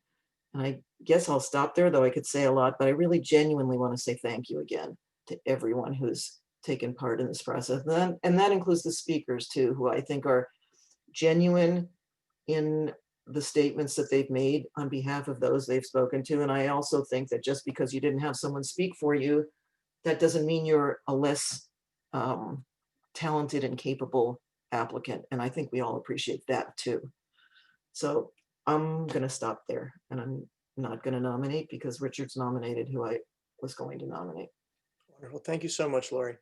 Our next speaker will be Jennifer, followed by Craig. So hi, good evening, everybody. Thank you so much. I do want to say, I mean, Lori said a lot of what was on my mind. Richard said a lot of what was on my mind. Thank you to all the applicants. I just consider you incredibly brave to participate and use your time and energy in sending your applications and your resumes and sharing your ideas and your points of view. I'm just blown away. And as Lori said, and I will just emphasize, we have many, many roles for many people to play in this district. And I hope that if you have been interested in serving this community, there are district advisory committees, there's your executive and PTA committees, there's your site council. So please find the way, if this doesn't become it, to keep going, because I would be sad to see all of these wonderful people not find a role. And I just want to say that I think there are many talented and qualified candidates, and wherever this board lands, I think we will be a stronger, more vibrant public force for education. And I am thrilled to be able to work with whoever gets this position. And I find myself as the newest board member in these extraordinary times being tasked in my first 2 meetings with the most impactful decisions I think I'll see for a while anyway. A pathway to get kids back to school, a new board member, and I've been thinking about the district mission, of equity and inclusion, closing the opportunity/engagement gap, supporting the commitment to the arts, creating pathways of learning that make success inevitable, not just accessible, and having expectations for all kids to foster lifelong learning, global citizenry, social justice, and nurturing a whole child. And thinking about those qualities and values of a board member that will propel us forward in these goals. And what comes to mind to me is commitment to many things. First and foremost, the institution of public education. I've heard Lori say a few times about that, we've seen attack on our institutions, not just recently, but, in our more recent past. And so someone who has a commitment to understanding the critical importance of public schools in society is vital. I think the commitment to equity and excellence, I think the time commitment that you have to put into this role, which I have barely scratched the surface of and have already been overwhelmed. So I think that that's something to think about. I think the ability to listen and to hear and communicate your thoughts, to be able to have meaningful discussions, to work through and collaborate and compromise. Perfection is overrated. We just need to keep moving forward. I think the qualities of possessing and having exhibited leadership skills, behaving honorably, truthfully, and with integrity. So with those thoughts of what the criteria I had on my mind, I truly wished, as Lori said, that we could make more positions, but the choice is only one. I nominate Nicole Ferries because I know her to be a parent with extensive years of service, dedicated to the children of this district with proven leadership skills, deep knowledge of our district, convictions to social justice, equity, and inclusion, and programs that support the fulfillment of what public education should be, a path to equal opportunity. And she has shown her ability to work with and lead with parents, administrators, the community, staff. She is compassionate and passionate in her work. And I would like to see something that we haven't seen for a while on this board, a majority of women and more diversity. So that's my thing. Thank you, Jennifer. And that is a nomination for Nicole Ferries made by Jennifer Smith. Our next speaker is Craig Foster. Hi. I'm going to echo what everybody said because I think it can't be said enough, which is what an amazing group of people applied for this job. Broad range of experience. So many people had so many hours in helping our school district already. It's a fantastic group, and I deeply hope that the 21 of you who are not going to be appointed take that and continue to do more for the school district to find, as Jen and everybody has said, a DAC, another DAC, to step up to be a PTA president if you're not already, join the FOC, and there's an election in 2 years. And I want to put a little bit of pepper on this too, in a way that the folks who spoke before me haven't, which is we've had some uncontested or lightly contested board elections over the last decade. And I'm going to challenge the 21 people who aren't appointed to run for school board in 2022, 2024, whenever your number is called, whenever you feel called to do that, because this is not the only way to get on the school board, and it's not the best way to get on the school board. And I'll talk more about that in a second. So, but I challenge you, please do more, get more involved. We need all the talent and all the insight and all the skills we can have. And we need more contested school board elections, because that's what makes for a vibrant democracy. So then the next piece I got to say, which again, others have alluded to or spoken about, is this is a huge responsibility that I don't like. I don't want to be choosing for the voters, right? That's not my job. I hate gerrymandering. I hate anything that undermines the will of the voters. So when you have actually six people choosing a candidate who then becomes an incumbent and has the value of that incumbency in the next election and could potentially serve 24 or more years because they were an incumbent because we appointed them, that's a really, really big responsibility. And I want to be clear, I do not like it. I do not want to be the person to make those choices. And it's something that we all have to take on as a huge duty because we're standing in front of the voters of our two communities. So that brings me to the third point, which is running for school board is a life-changing thing to do. I'm sure running for any public office is a life-changing thing to do. But running for school board is my experience. And you are a different person after you've run for school board. You know, you are on Santa Monica TV. To begin with, you're doing a 60-second ad, which was terrifying. But then we had a whole talk show, Lori and Oscar and Richard and I down there, where we were like an hour on stage, you know, debating on television. You have 1 million people who come to you who want to talk to you about this and that, and you have to give them an answer that is both inclusive of your views and comforting them in some important way and showing them the commonality, even if you don't agree with them. And so running for school board to me is training for being on a school board. And it makes a huge difference to me whether you've run for school board or not. Being appointed to the school board is just not the same thing because you haven't been vetted by the voters. You haven't had to look into your soul and figure out how to communicate with the 100,000 people who live in the community that you now represent. So having said that, I circle back to my first point, which is please, those of you who put your hand up today and aren't getting appointed, please run for school board. It's a wonderful experience, a life-changing experience. And it's also really important to the kids, which is what this is all about, right? Making sure that they get the best education our two communities can give them.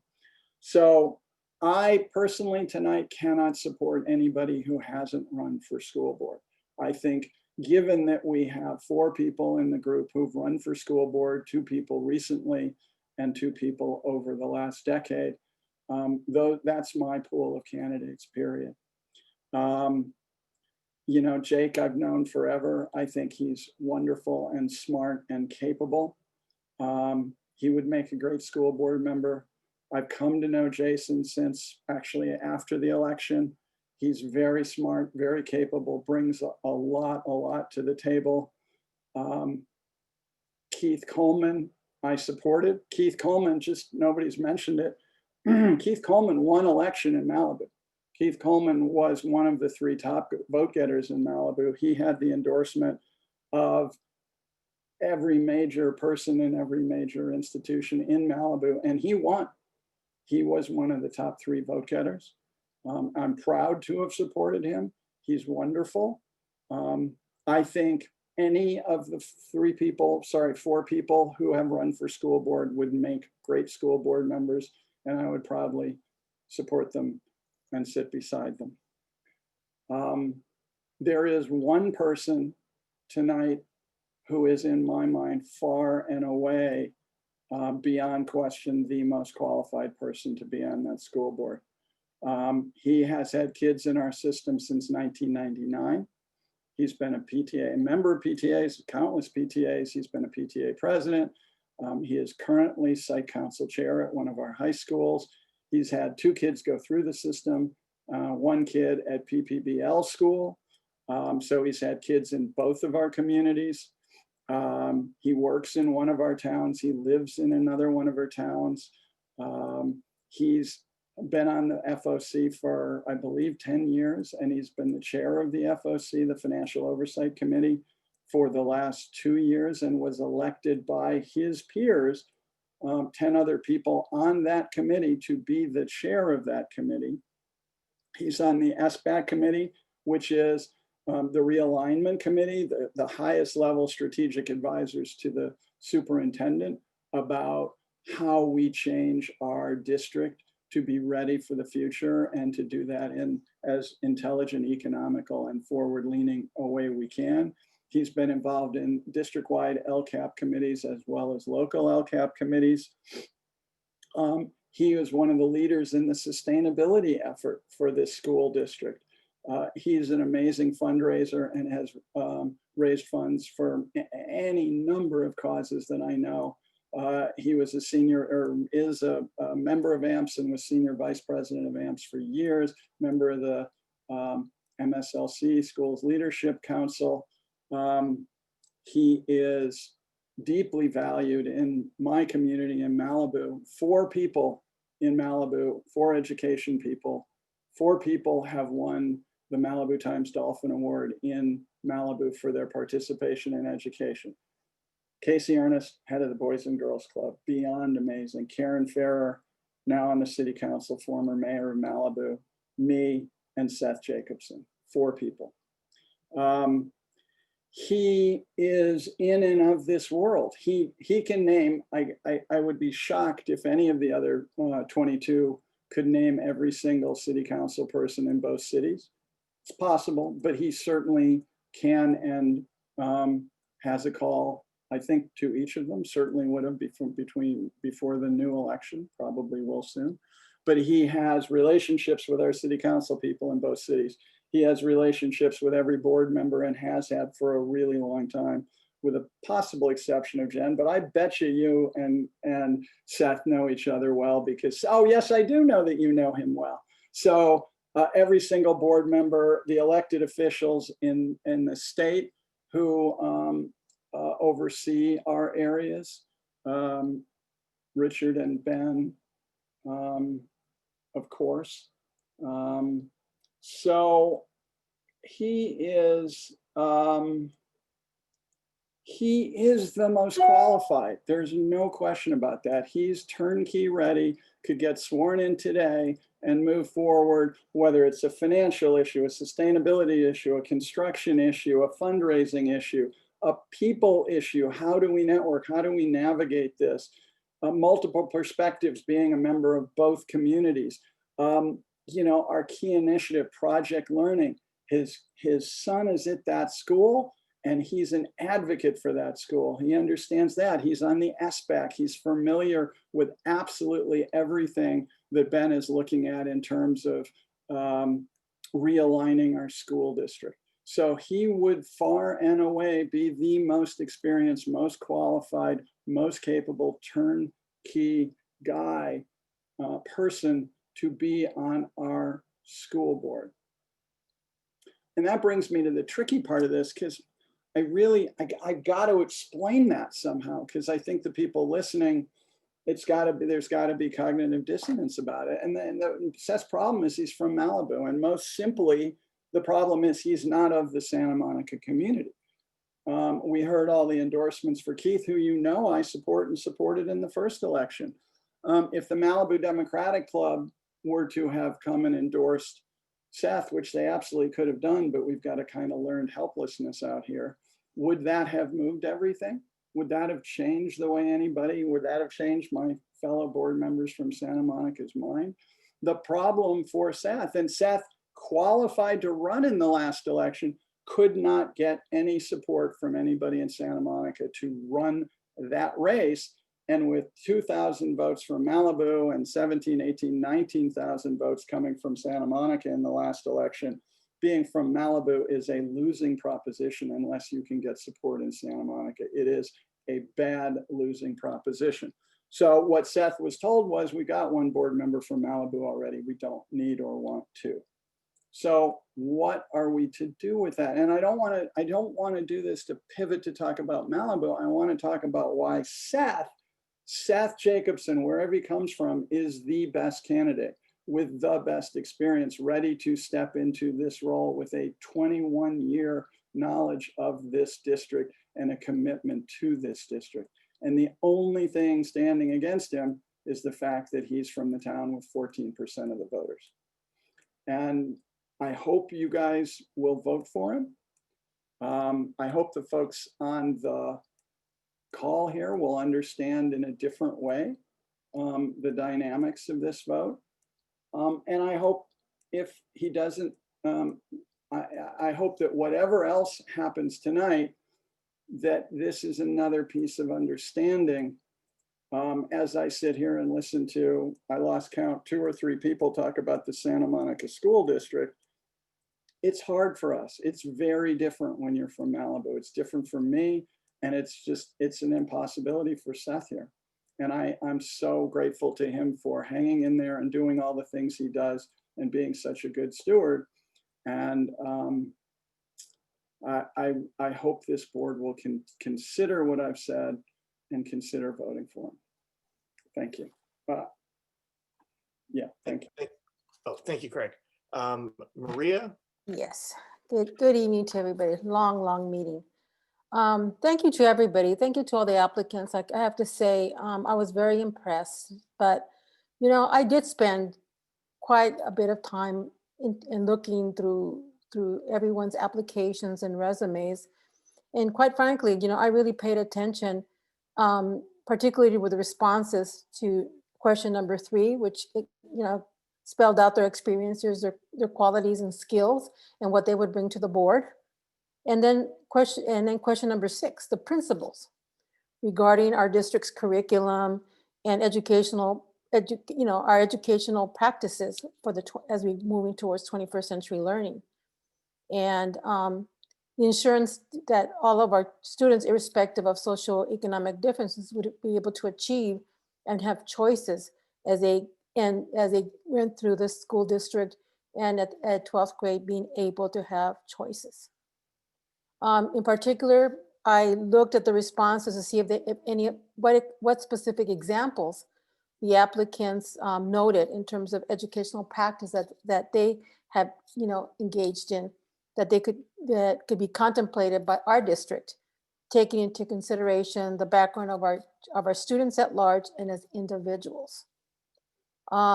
Looking at our students as a whole child and fostering a safe and supportive environment, creating strong relationships with students, parents, and teachers. And many of them, the recommendations were made based upon their own personal experience, through their career, home, and academic lives. But most importantly, I did go through the applications for many of the applicants that actually responded and did a little bit of research, looked into our district, and I think did a lot of thought process, and were able to involve a lot of that thought process in their responses. So I don't take it real lightly, and I'm not, for me, that's a democratic process. Whether they were the 4th or 5th or not, or didn't even run, it didn't make a difference to me. I just wanted to make sure that they understood, the role that they would be taking on this board. The fact that, Oscar De La Torre is now as a council member, but left some shoes to be filled that I think had to represent, the views of students that are more marginalized in the school district. So in that regard, I make it simple as that I'm going to go ahead and support Keith Coleman on this. Thank you. Thank you, Maria. I should have mentioned after Board Member Foster spoke that there's a nomination for Seth Jacobson put forward by Board Member Foster. So my apologies for not saying it right away. I'll hopefully bring this home. I wanted to take this time to be open and explain my process and my approach to this appointment. I think I serve sort of a unique situation where I did not get an appointment in 2015 when I sought one. I ended up running unopposed in 2016 when that played out that way. And then I won an election in 2020. So I have some insight into this process. Here's how I looked at it. I personally identified these factors that matter to me for the school board right now.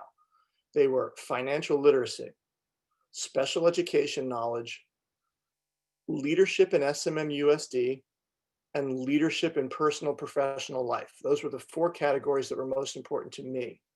Then I followed the CSBA guidelines. The California School Board Association has a 32-page document about how to appoint a member.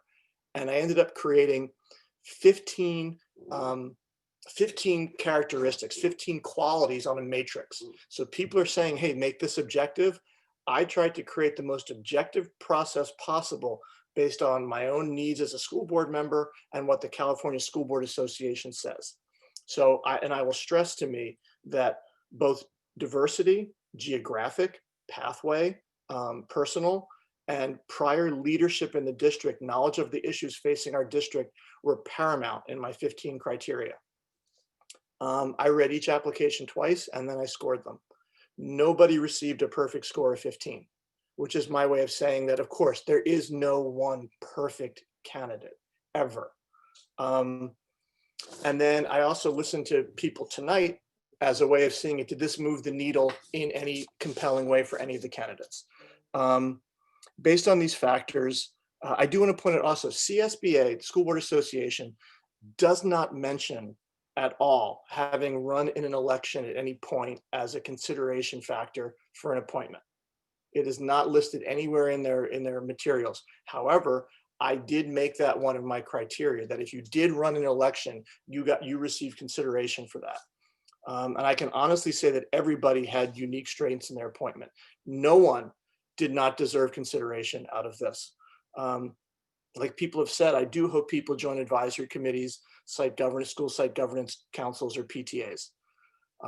In my matrix, I do want to point out the 10 people that I felt rose to the top of the matrix. I feel they do deserve to be their names deserve to be spoken. In that grouping is Jason Feldman, Rui Israel, Jake Wachtel, and Stacy Rouse, Nicole Jane, Seth Jacobson, Debbie Bernstein. And then my 3 highest ranked people in my matrix were Nicole Ferries, Julie Waterstone, and Keith Coleman.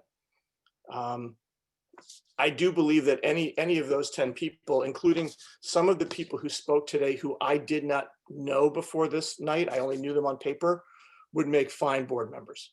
I honestly believe that. I do believe that where it's important to be known in the community, not just known in our school district. That's something that I learned from the appointment process to the running unopposed process to the running opposed. You have to be known in the community outside of the school district. That's something that's a bit of advice I'll give to anybody who wants to run. You don't win an election based on school family votes. I believe in the moment that we're in right now, considering all factors, considering the objective matrix that I created, that I wholeheartedly believe that Keith Coleman is the best and right person to fill this appointment. He met my personal factors. I hope I'm not speaking out of turn here.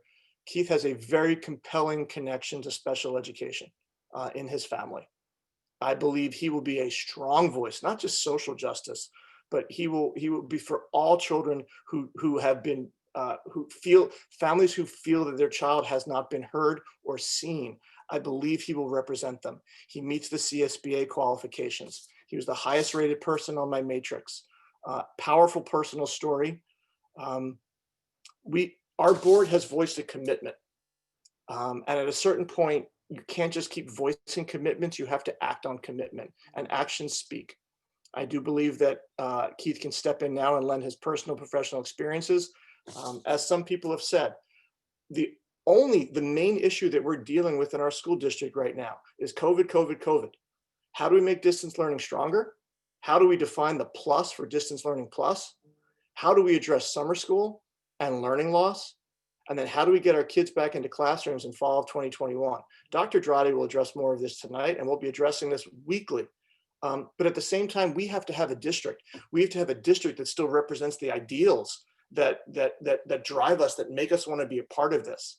We have to be able to balance these two things. I have faith in Keith on this one. So I will be supporting Keith Coleman when it does come time to vote. So all board members, you know what, forgive me. I should have asked if student board members, Brianna is here and Estelle is here, if either of them would like to make a comment. Unfortunately, I cannot give you a vote, even an advisory vote, but I do want, if you have a comment to make, I do want to open up the floor to you for Brianna or Estelle.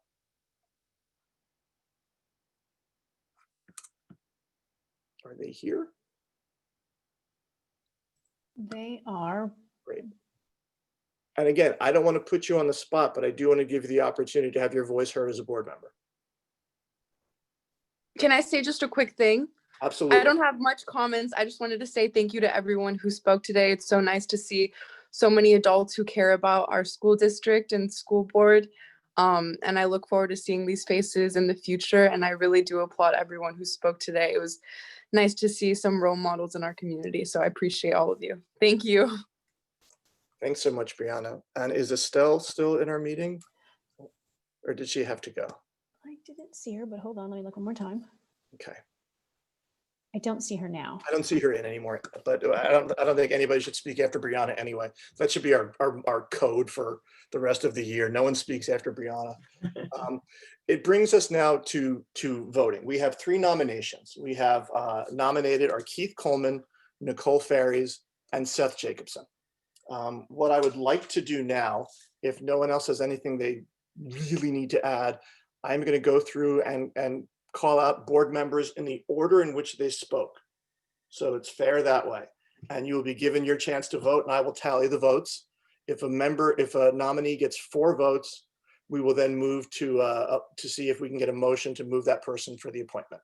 So the first person I will call on will be Richard Tavilder and Jesselyn. Mr. Keith Coleman. Okay. Thank you, Richard. The next speaker would be Lori Lieberman. Keith Coleman. Okay. Our next speaker is Jennifer Smith. Nicole Ferries. Thank you, Jennifer. The next up is Craig Foster. John, can I pass? Go last. You absolutely can pass. Maria Lan Vasquez. Keith Coleman. Thank you, Maria. I will move to me. I will support Keith Coleman. I will move to Craig. Seth Jacobson. Thank you, Craig. Okay, so I have 1 vote for Nicole Ferries, 1 vote for Seth Jacobson, and 4 votes for Keith Coleman, which means Keith Coleman has received the majority of the votes. Do I have a motion from the board to appoint Keith Coleman as for the 2-year stint? I see a motion from Jennifer Smith, seconded by Maria Leon Vasquez. I will do a roll call vote. I'll go in the same order. Richard. Yes. I should be more clear. The motion, let me say, this motion is now to appoint Keith Coleman to the remainder of former board member Oscar De La Torre's term, which will expire in November of 2022. Wonderful. So sorry, Richard. And is there a Yes. second? Did you just get a Yes, second? it was motioned by Jennifer, seconded by Maria. Got it. Okay. And Richard, your Yeah. vote? Lori. I just want to say that's like me voting 3 times like Georgia did, right? So I said yes, yes, yes. Okay, Lori. Yes. Jennifer. Yes, and I'm honored to have made the motion. Craig. Absolutely. Maria. Yes. And I'm a yes as well. So Keith Coleman, you have been appointed to the school board. Congratulations, condolences, and looking forward to working with you. The next thing to happen will be Dr. Drotti will conduct the swearing in for Mr. Coleman. We will take a few moments to get organized, catch our breath, and then we will come right back to doing the business of the district. Mr. Keith, are we having a 5-minute recess before the swear-in, or maybe we have a recess for 5 minutes after the I swearing in? think we'll have a quick recess after the swearing in. Thank you. Thanks. I needed that clarification also. So I have made Keith Coleman host, and he should be unmuting and starting video so that Dr. Drotti can do the oath. Great. Well, before I proceed with taking Keith through the oath of office, first I want to say it was very impressive listening to all the different candidates. And as you were all going through this, I was just completely wowed by his community, both Santa Monica and Malibu, and and who is here. This does not have to be it be involving. We have plenty of opportunities for you to continue to stay involved, even if it's not in the board. One plug I'm gonna put out there, just based on what I heard of your experiences. I mean, we are in the process of really revolutionizing education, in which we are going to link the workforce with the curriculum. We're in the process of developing curriculum, and you'll start hearing about this details of this at the next board meeting with Samuel High, what's going on in Samuel High, and then we'll have another meeting that's taking place in Malibu. But in that process, what we're introducing to a community about project-based learning will necessitate us aligning ourselves with community members that want to help us shape the curriculum. You know, for example, you will see in both schools that film and multimedia is a huge portion of the curriculum, in which we'll provide interdisciplinary instruction, whereby students would develop documentaries, film, and so many different things. But in that process, we're going to need experts out there, people who are in that trade and so many different things. We have public policy, we have engineering, so many different things that are coming our way, in which we'll need community members. So I'm hoping, I took your names down on what you all did. I have your resume, so I'm going to tap on some of you to help us really develop that curriculum. So thank you all for being courageous enough to go through this process. So with that said, Keith, I'm gonna take you through the oath of office. I'll conduct the oath of office, and the whole idea is you just repeat after me the oath, and I'll make sure that I don't go too far ahead where you can't remember all the different. Thank you. Sentences. So, Mr. Keith Coleman, please raise your right hand and repeat after me. I state your name. Keith Coleman. Do solemnly swear. Do solemnly swear. That I will support and defend. That I will support and defend. The Constitution of the United States and the Constitution of the United States.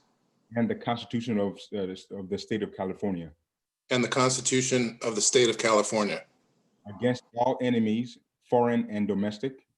Against all enemies, foreign and domestic. That I will bear truth, faith, and allegiance. That I will bear true faith and allegiance. To the Constitution of the United States. To the Constitution of the United States. And the Constitution of the State of California. And the Constitution of the State of California. That I take this obligation freely. That I take this obligation freely. Without any mental reservations. Without any mental reservation. Or purpose of evasion. Or purpose of evasion. And I will well and faithfully discharge. And I will and well faithfully discharge. The duties upon which I am about to enter. The duties upon which I am about to enter. With that said, by the authority vested in me by the Los Angeles County Registrar's Recorder Clerk, I hereby pronounce you a member of the Santa Monica Malibu Board of Education. Congratulations. Thank you so much.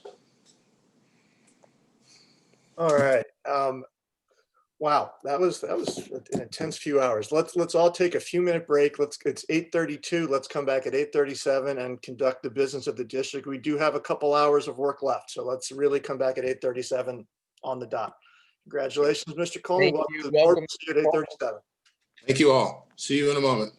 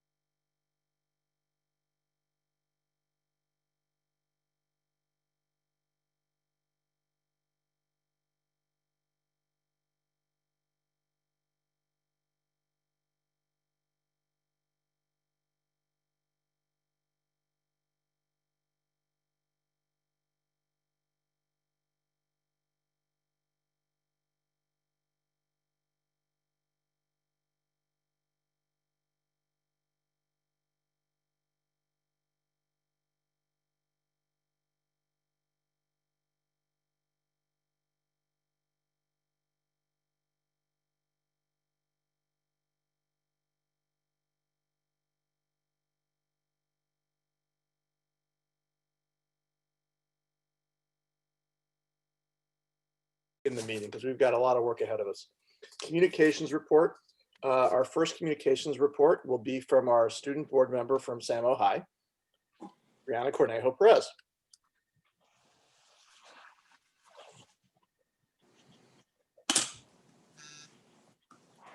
Sarah, I think you have to, she's not a co-host anymore, so I think you have to unmute.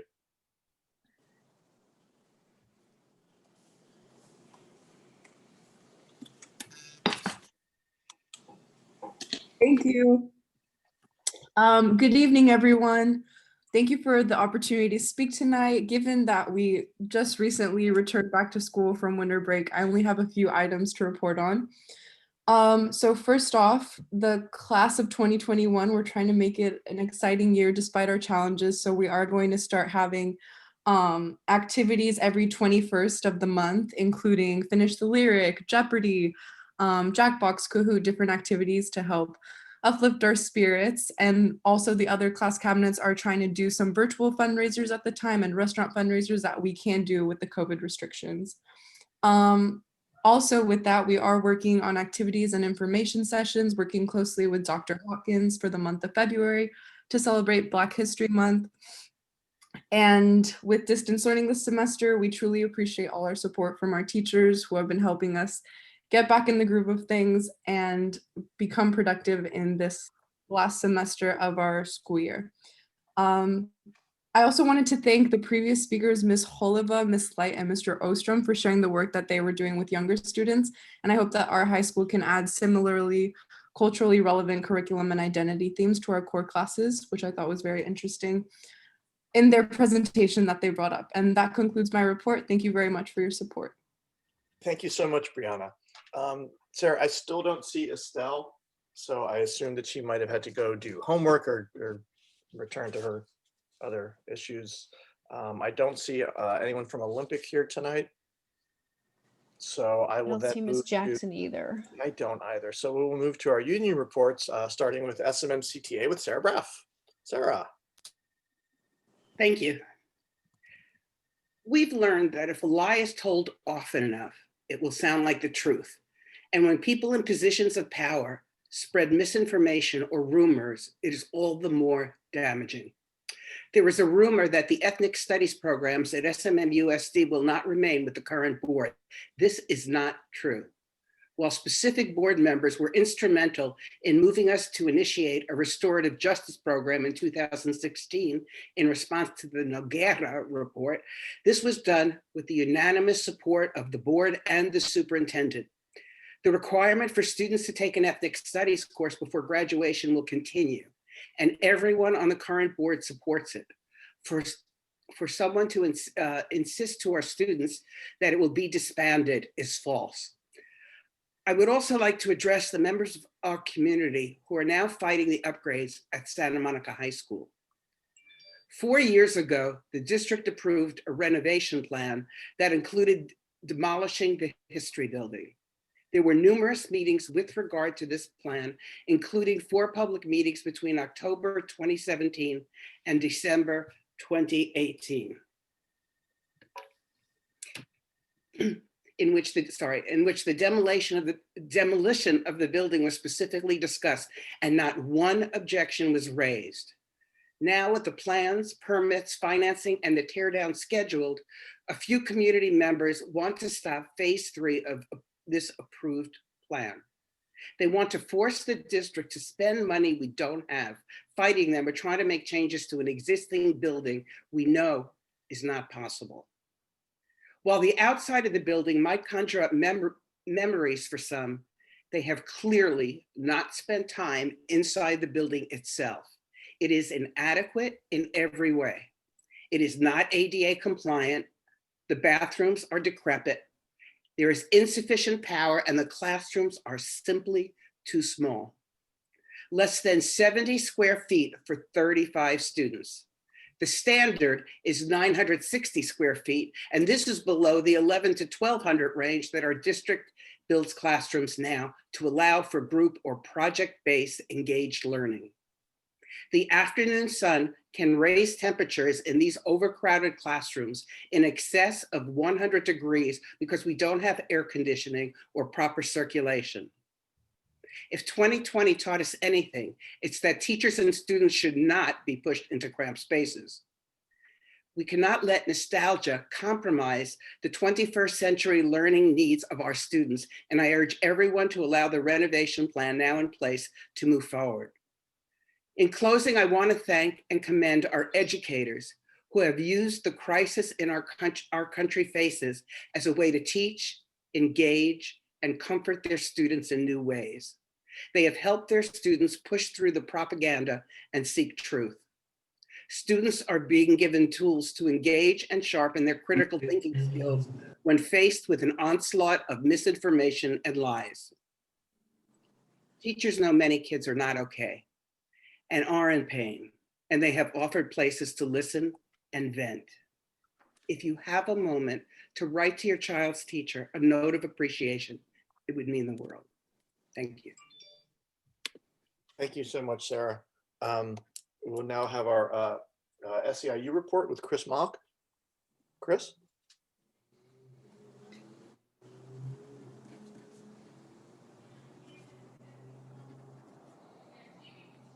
Hi, I can unmute myself. Good evening. So it's been a long one, so I'll try and make this as short as possible, but I would like to say hello and welcome to Jennifer Smith and also to Keith Coleman. Welcome to the board. I know I missed your first showing last board meeting. I wasn't able to make it, but I welcome both of you and I look forward to working with both of you in the future. I guess we did it, right? We have successfully become the scariest state in the nation, right? So we've got the most COVID cases of anywhere in the country. Eyes are all on us, and I just keep thinking, you know, like what sort of bad karma did we commit in some past life that we kind of earned this for ourselves? But you know, Happy New Year! It's got to be better coming soon. I think it's definitely some light at the end of that tunnel we can see at this point. And I'm happy for that. So SEIU Local 99 remains committed to fighting racial and economic injustices and continues to work in support of Black Lives Matter and issues that are related to COVID-19 and its disproportionate effect on lower income families and people of color. Inside our labor management teams here in the district, we have had many robust conversations, have identified many issues that affect our members, and have worked together to resolve many issues around safety, security, and we have also identified the need for training and have offered those trainings as well. Our EOC team has been closely following the pandemic and ensuring we are following the necessary protocols, which are changing all the time, as you know, and communicating information to staff and the community in a timely, more efficient way. COVID compliance teams are in place at all school sites, and staff are screened daily and have access to all the PPE that they require. As the cases around us multiply in shocking ways, I mean, I have to acknowledge those classified staff who have been reporting to work on campuses since March of last year when we first initially closed schools. These staff deserve hazard pay for the risks that they make every day, especially under the strictest of stay-at-home orders. And they come into work risking their health and the lives of the people that they live with to serve our students and our communities. What they do cannot be underestimated, cannot be understated, the risks that they take. And it's really, I urge this board to find the funding to compensate these employees. That's our custodians, our food service workers, our campus security officers, many of our, I think I got custodians, I've already said that. I'm sorry, I lost my notes. But you understand that these people deserve to be recognized and appreciated for the hard work that they do and the dedication to their students and their selfless duty. So I'll leave it at that. Good evening. Thank you so much, Chris. We appreciate your report. Now we'll move to our PTA Council report with Gabrielle Cohen.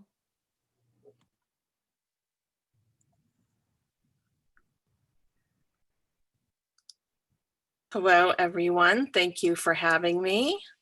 I wanted to first thank all of the candidates that were here tonight. It's really encouraging to see that so many people want to serve in our district. And to Keith Coleman, congratulations on your appointment. We're very happy to have you on the board. PTAs from the state level down are starting out the new year by taking a closer look at diversity, equity, and inclusion, and what actions we can take to advocate for our students through this lens. We are still looking at ways to work together to continue to improve our distance learning and make sure that all of our students are not only accessing their education, but feeling safe and included. On this topic, the 33rd District PTA continues their speaker series on January 19th at 7 p.m. when they have Dr. Darren Early present Connecting Community Through Conversation, Conversations about Equity. If you would like to join that webinar, please go to 33rdpta.org to register. We need to continue to work together for our students. Then on January 27th, the Santa Monica Malibu Council of PTAs with One Love Foundation invites parents, district leadership, and staff to a virtual screening of One Love's film Escalation with the discussion following. During this presentation, you will learn and get tips on how to start the conversation with the young people in your life about healthy relationships. This is a very important topic, and they talk about all relationships, including romantic relationships, friendships, classmates, teammates, etc. The event is intended for adults, as the film might be too much for our students at this time. We hope you will join us. Our PTA should be sending out that information, and we will also have it on our PTA Council website. With everything going on in our country right now, it's so important to engage our students in civics. We know this is happening in age-appropriate ways already, with our parents and teachers taking the lead. Many of our older students have really stepped up at this time, and so I wanted to let everyone know about one of the things that's happening. On January 5th, 2021, to help boost civics education that can empower students during these challenging times, the LA County Board of Education passed a resolution supporting the State Seal of Civic Engagement that creates pathways for students to become civically engaged in democratic government institutions. Last year, the State Board of Education adopted criteria and guidance on awarding a state seal of civic engagement to California students who demonstrate excellence in civics education and participation and understanding of the US and California constitutions, as well as our democratic system of government. I encourage our board to take a look at this, because you could also adopt a resolution and we could hopefully put some of our students forth who follow all the criteria to get this seal. Thank you. Gabrielle, if you can you email me more information about the resolution you mentioned at the end? If you get me some information, we can see what we can. I'll send you everything. That'd be terrific. Thank you so much. And thank you, Gabrielle, for your report. Thank you. Which brings us to our item F, our superintendent's report. Dr. Girardi. Great. Yeah, Sarah, could you share the document we worked on earlier today?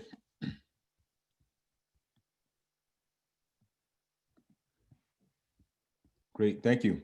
So in this report, I'm going to continue with my updates about the COVID-19. So that'll be the first portion of the report.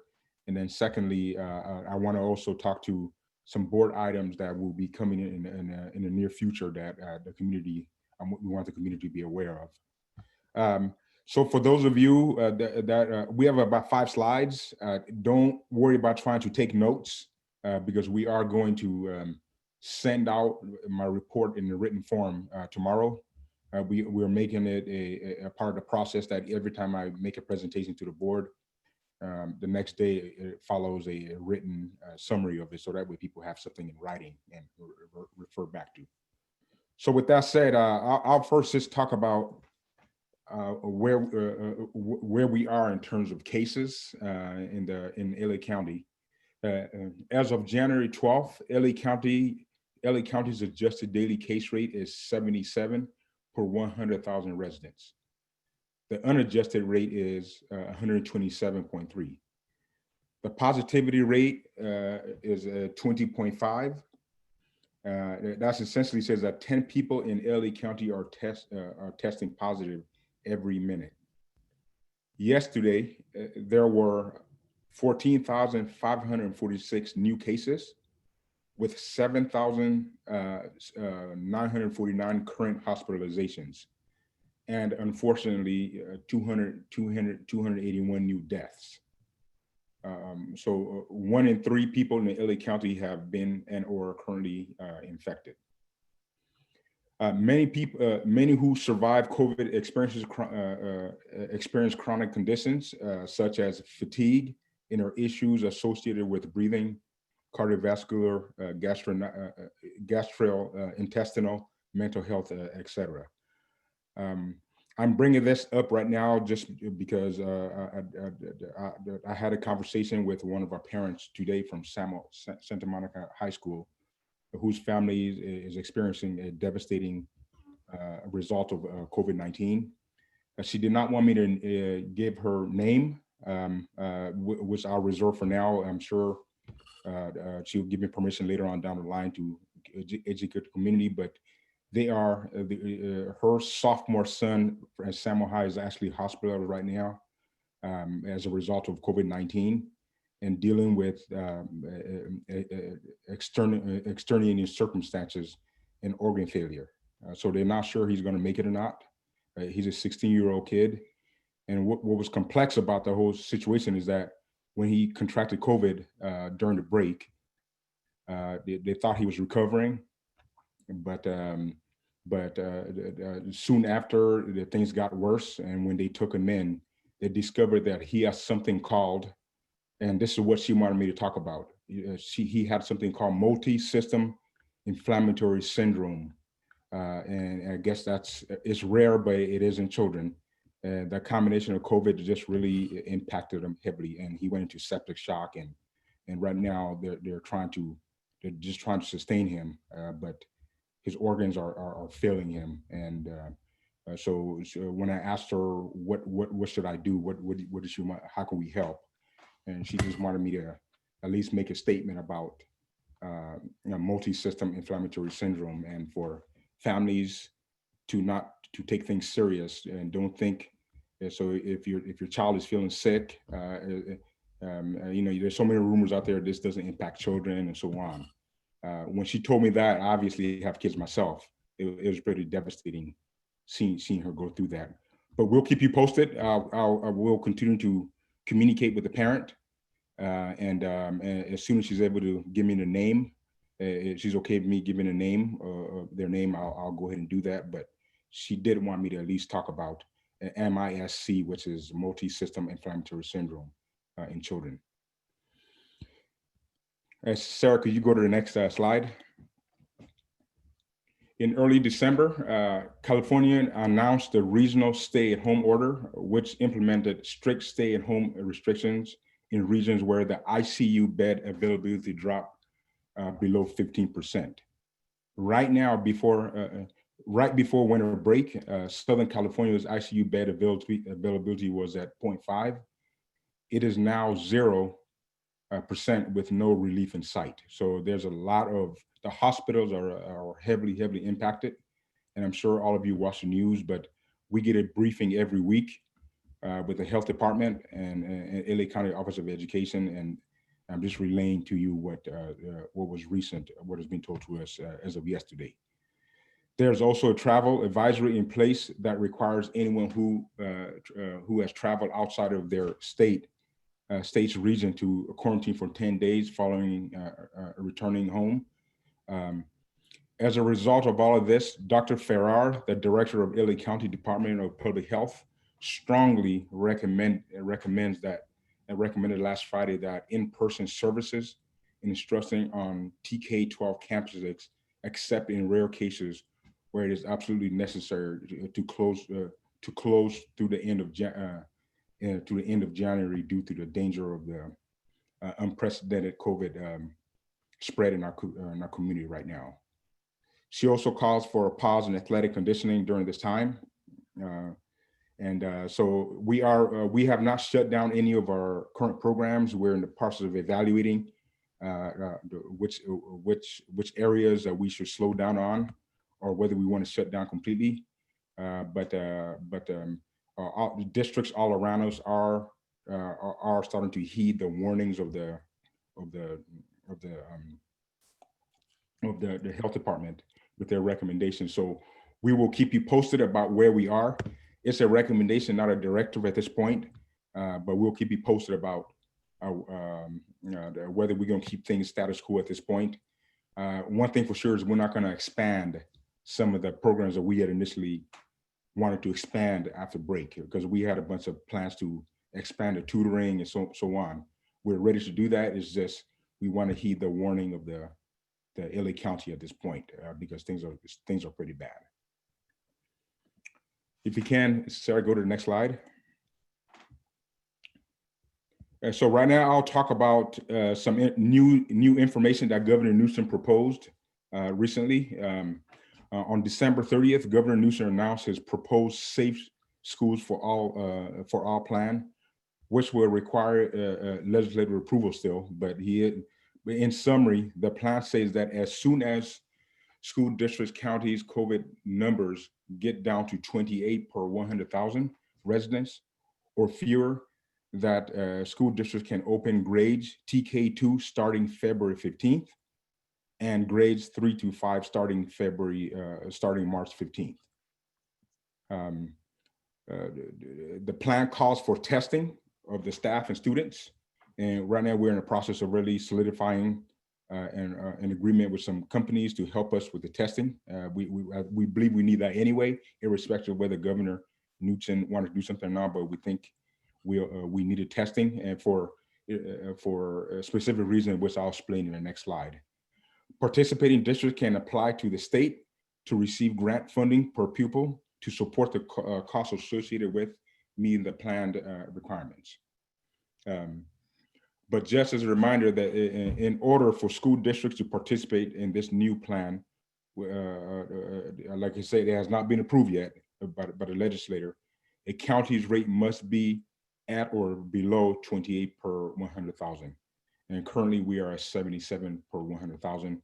And I'm not sure we'll get to 28 in February.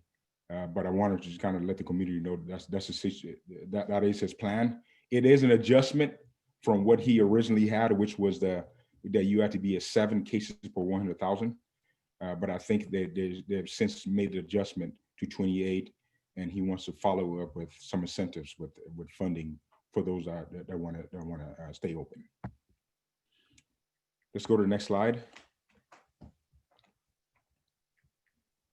So there's been a lot of buzz about vaccines. If there is anything positive here, it has to do with the vaccines arriving in our communities. The CDC has created a phase and a tier system to determine who should receive the COVID-19 vaccine first. The first round started in December for healthcare workers, and we are currently in phase 1A, tier 3, which includes our school nurses and health office assistants. I'm proud to say that some of our nurses have been received their first vaccination, and we're going through the process of vaccinating our our nurses and also our healthcare office specialists. So there'll be, I would say, within the next 2 weeks, we should have most of our staff that are in the healthcare, like nurses and the health office specialists, vaccinated. All other education workers are in the next phase, which is 1B, tier 1, which is scheduled to begin, get this, early February. Okay, it begins early February, so that's exciting. We're in the county Department of Public Health aims to have the vaccine distribution map on January 21st. So as soon as we get that information, we'll push it out and let people know where the vaccines are. I think there's going to be some pods set up regionally throughout. So we are working with our city to find out exactly where these pods will be to send our staff. But in that case, if things are happen efficiently, then our staff could possibly be vaccinated in February and March, and that's good news, because that will mean that by end of March or April, our staff would be protected from vaccine, which I think has implications on how what level of return that we actually have. The only issue is the only vaccine for students is the Pfizer vaccine. It's for 16 and up. The Moderna vaccine is for 18 and up. Obviously, that's the vast majority of students are younger than 16, but we're not sure when the students will be vaccinated.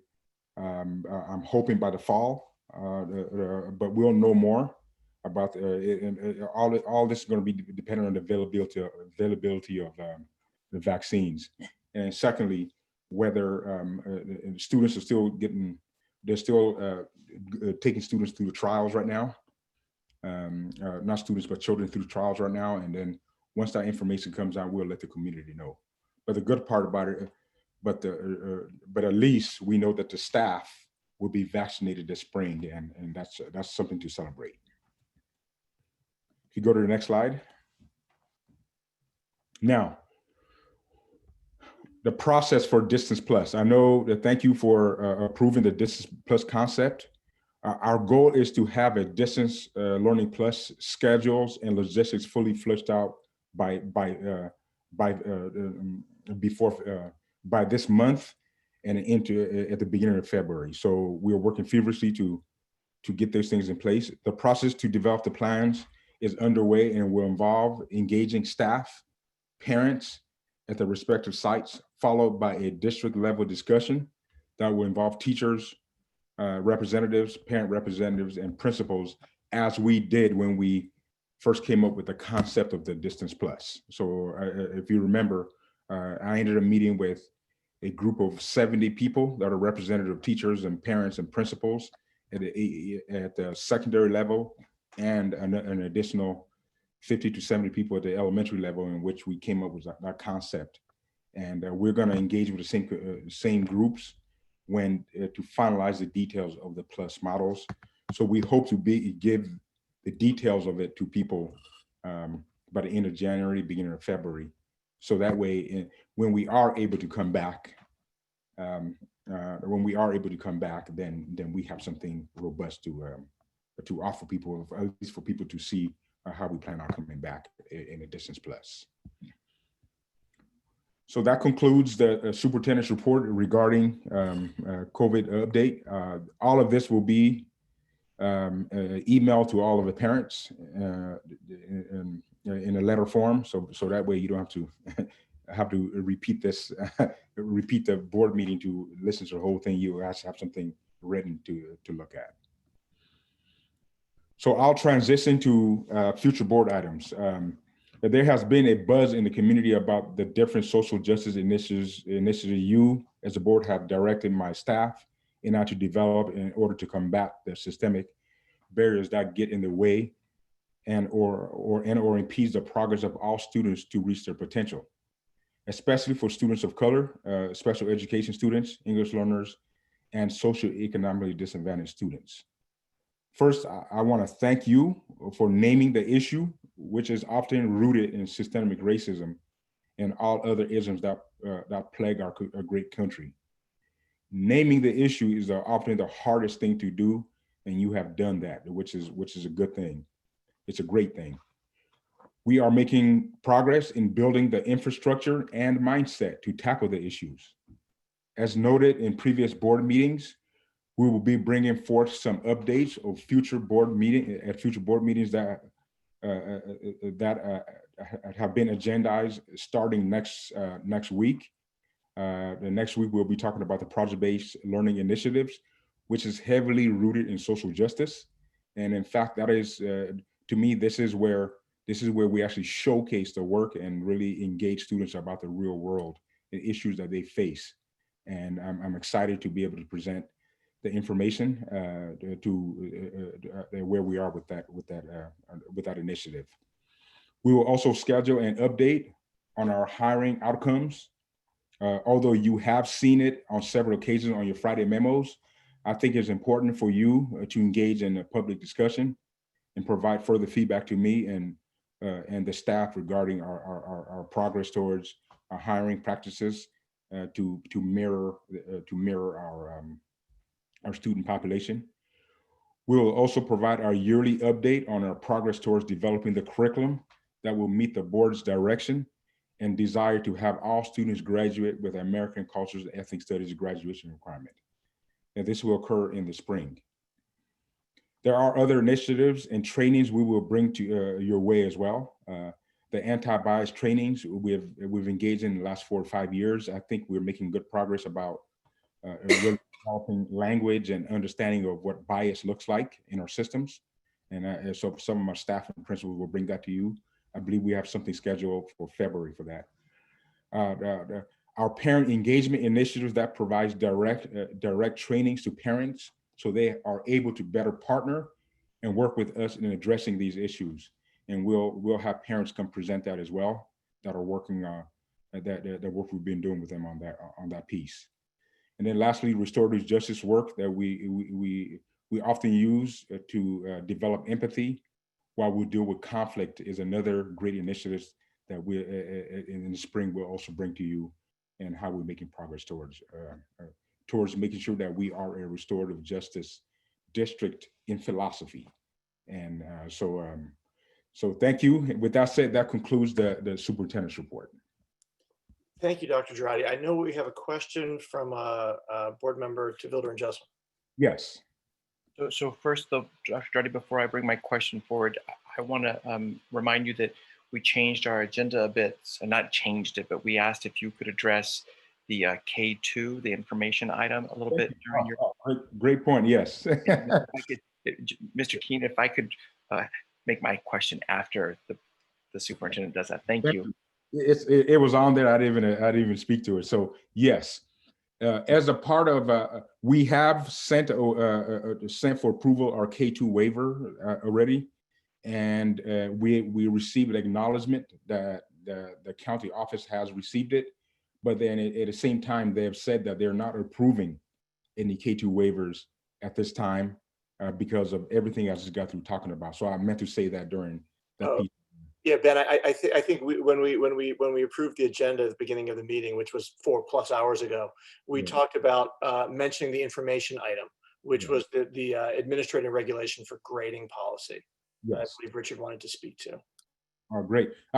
With that said, I'll have Dr. Morris speak to that a little bit, and then I'll add something to it after she's done with that.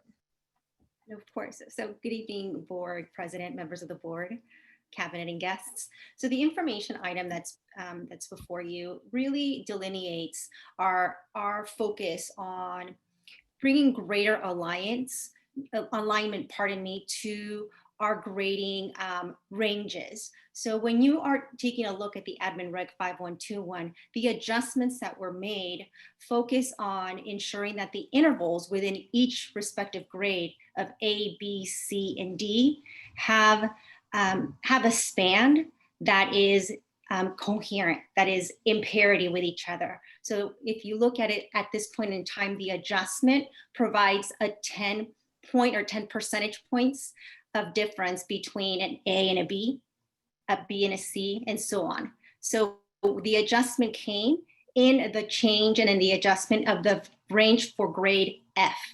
Historically, that range was a 60-point difference. In order for a student who had an F to be able to get and improve to get a D, compared to having a D and improving to a C, that was a 10-point range. So taking into account our current context and really thinking about how we can best support our students with providing them with every opportunity to be able to make change and be able to demonstrate their learning, the adjustment was made to the range of the F grade in order to model a 10% alignment of all intervals. So what took place is we asked our teachers to move forward with this practice as they looked at their assignments, at their assessments, and at the grades that they were assigning to students, so that the range was in alignment within their grading for students. So our staff was still able to administer the grades and assign the appropriate grades. We just provided greater guidance and direction to bring alignment and coherence and greater parity within the intervals of each respective grade. And again, this was really thinking about how can we truly support our students in being able to demonstrate their learning and see a pathway of improving their grade throughout the quarter, throughout the semester, and really being able to demonstrate their learning. So in conversations with our administrators, with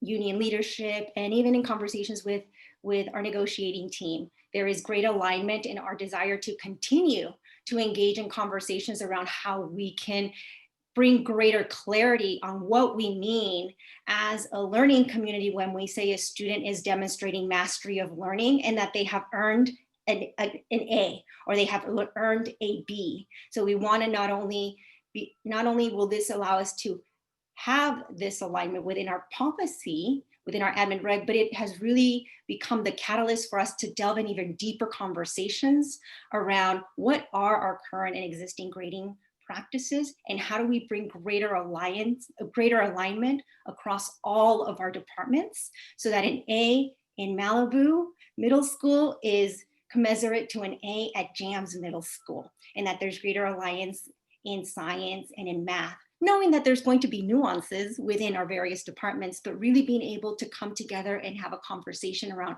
what do we mean when a student is receiving an A? What do we mean when they're receiving a B? And are we truly providing our students with every opportunity to demonstrate their learning through multiple modalities and in different ways? So that is what you see before you, an adjustment in those ranges to bring greater alignment and parity within those intervals from one grade to the next.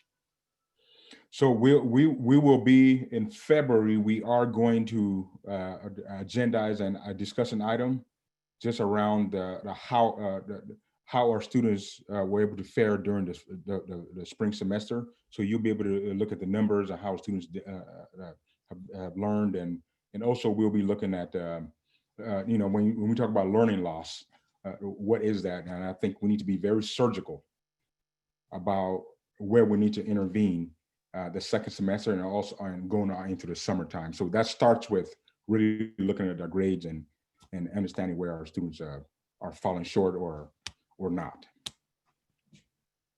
If I may add, I would just be remiss if I didn't say that our teachers have been worked really hard all through this first semester, and then really came together to really look at this adjustment and make it happen. So our teachers are greatly appreciated and supported and understood the why behind this work. So I do want to just recognize that our teachers worked really hard to make this happen in a very, very limited time constraint. So I think a huge appreciation to all of our teachers for supporting this and working together to make it happen in a quick turnaround time. Thank you, Dr. Mora. Richard, are we good? I'm good. Thank you very much, Dr. Girardi, Dr. Mora, and John, thank you. Dr. Girardi, do you have anything else you want to share? I think that's it. As I mentioned, we'll send out a report. We'll send out a report tomorrow with all the COVID information I just provided. I think it's really important that, I know that we're making a practice of every 2 weeks during the superintendent report, we have this COVID information. It's really important that we either transcribe it and put it on the website, record it, put it on the website, or get the key aspects of it and get it out to our families. Our families need to see us do the work.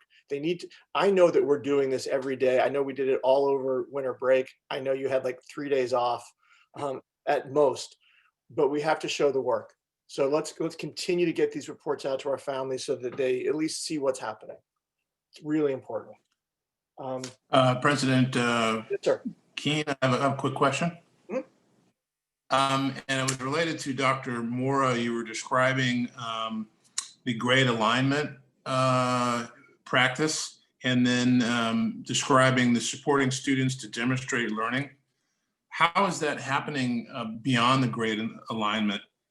In other words, is this being codified, through extra credit, or are teachers seeing a child may have some trouble, and so they're offering up some other ways for them to make up materials? What are the other ways that pathways to improving the grade over time that goes beyond just the grade alignment? Curious. That's a great question, Member Coleman. Part of our distance learning agreements within whether elementary, middle school, and high school, our agreements really delineated how students would have more time in order to be able to complete any assignment, right? And there was greater flexibility on that. So there were guidelines, and I know that our teachers provided in many cases more time in order to ensure that students were able to demonstrate their learning. So whether it was extending timelines or working with them in smaller groups in order to clarify or answer any questions, if they failed in assessment, if they got a D or an F, really sitting down and providing them an opportunity to really look at what was the area of need and having an opportunity to retake those assessments, of course, if they were failing the assessment. So what was the possibility for them to do a retape or really be able to demonstrate their learning in a different way? So I know our teachers worked really closely with the students, reached out to their families, and not only was this work taking place with our teachers, but our teachers also work closely with the support staff at their respective sites. So their principals, their counselors, and advisors in order to be able to connect with families if for some reason they were not able to make that direct connection, so that our students had more opportunities to be able to share, to demonstrate mastery and learning during this period of time. In addition, our teachers also worked on really taking a closer look at the guaranteed viable curriculum and identifying those essential learning pieces, those essential learning targets within their respective content area, and really taking a close look at what do we need to provide our students, and how are the expectations different based on the fact that we're distance learning and everything takes longer without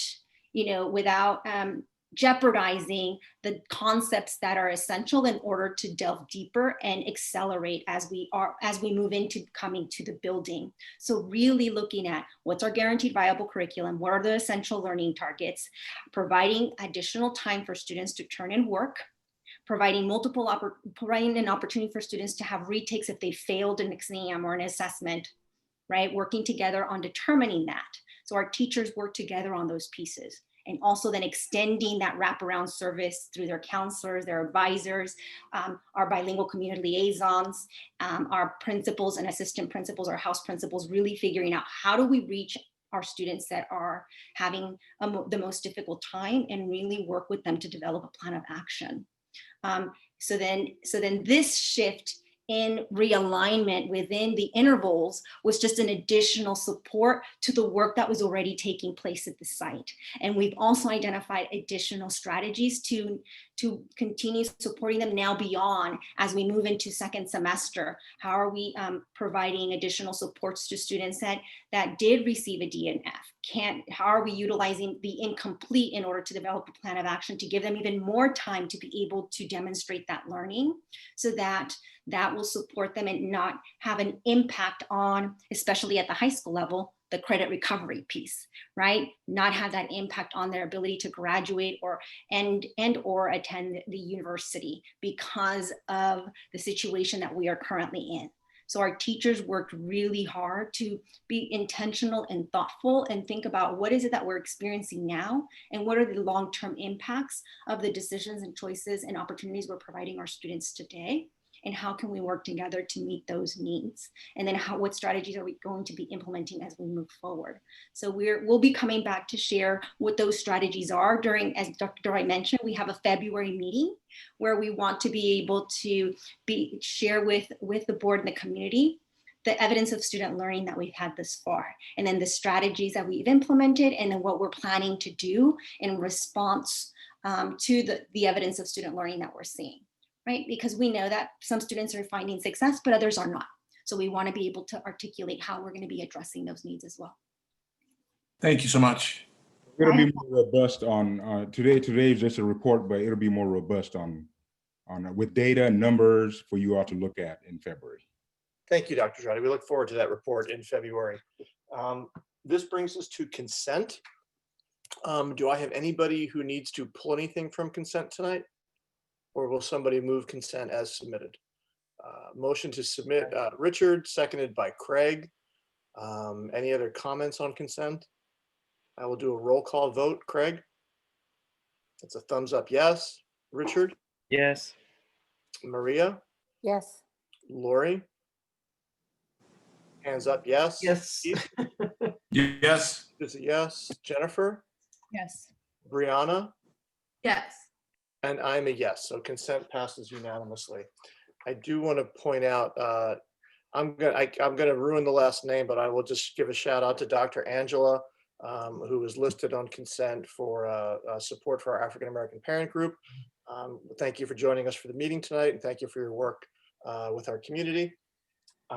This brings us to general public comment. So I will turn it over to Board Vice President Lieberman. Whoops, thank you. I'm going to try to follow this list here. I think we have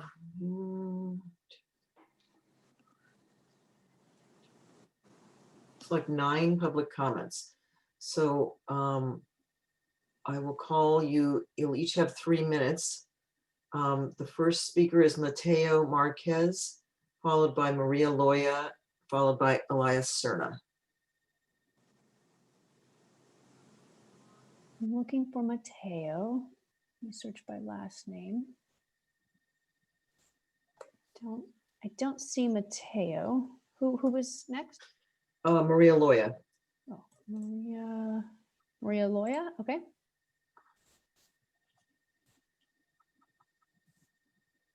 Hello, can you hear me? Yes.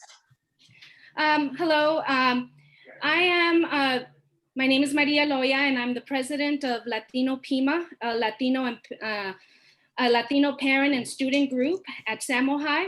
I would like to talk about racial justice and systemic racism as a Latina parent of 2 boys. First, I want to acknowledge all of the work that the board and the Superintendent Dradi has done to begin to address systemic racism and the new commitments made tonight by the Superintendent Dradi.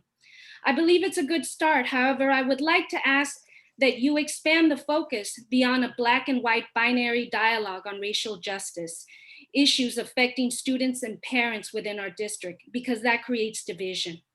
Racism has affected all people of color, including the Latino community. Latinos are 36% of the student population in our district, yet Latino students represent more than 50% of the students that are failing academically. Comprising a significant percentage of the public school population, Latino students should see themselves in the curriculum at all levels of job and in the naming of public buildings within our district.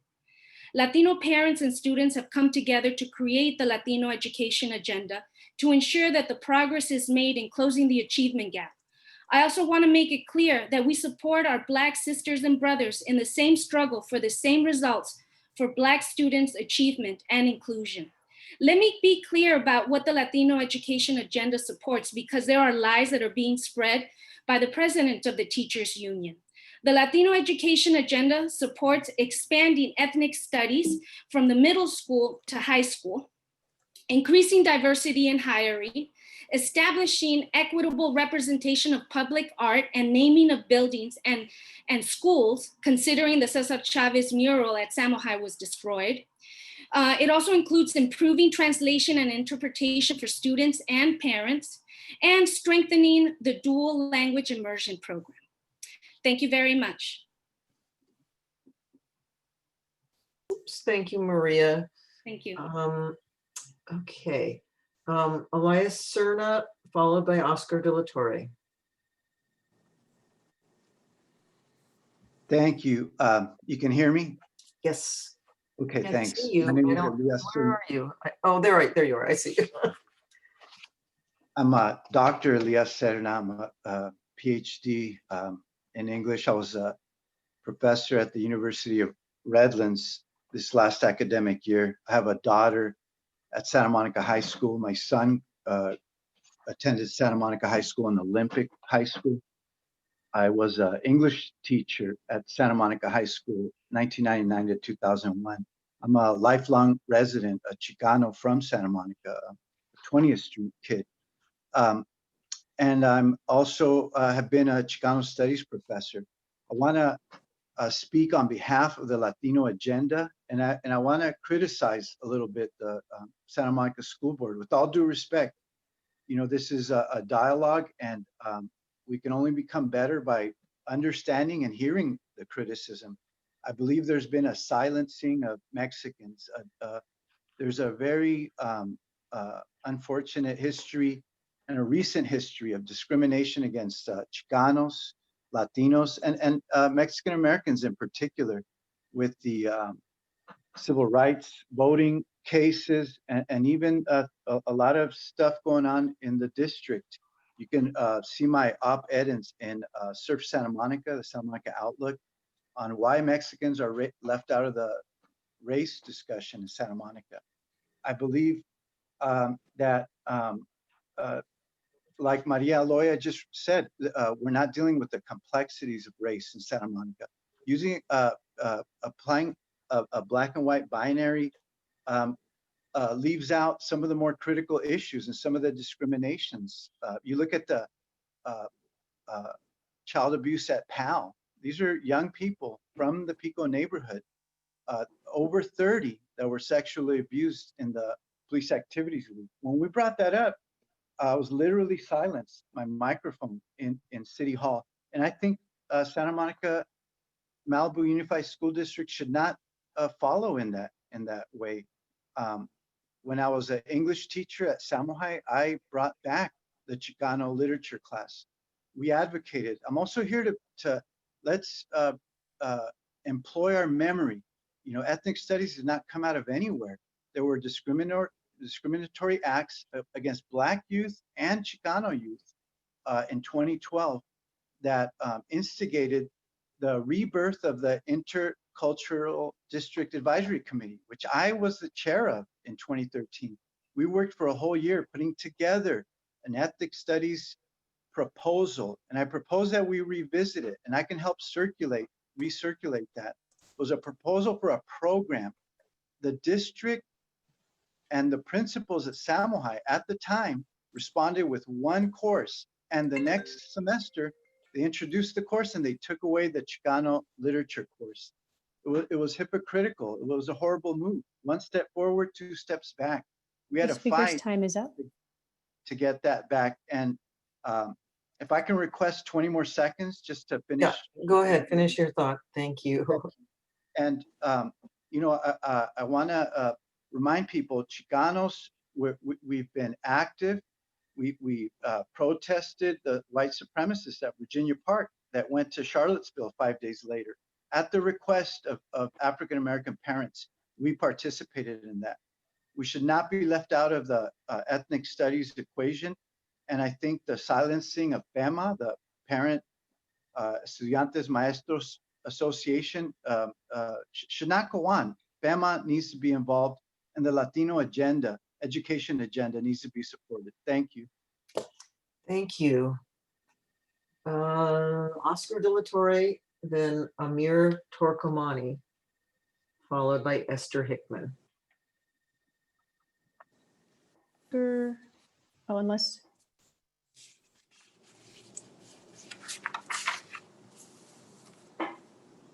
Don't see Oscar listed. I wonder if he's on the same laptop as. And maybe Maria could. Yeah, let me unmute real quick and just see if he's on the same laptop. Hi, Oscar had to deal with a family matter, so he's not going to be able to participate. Okay. It was unexpected. Okay, thank you. Yes. Thank you.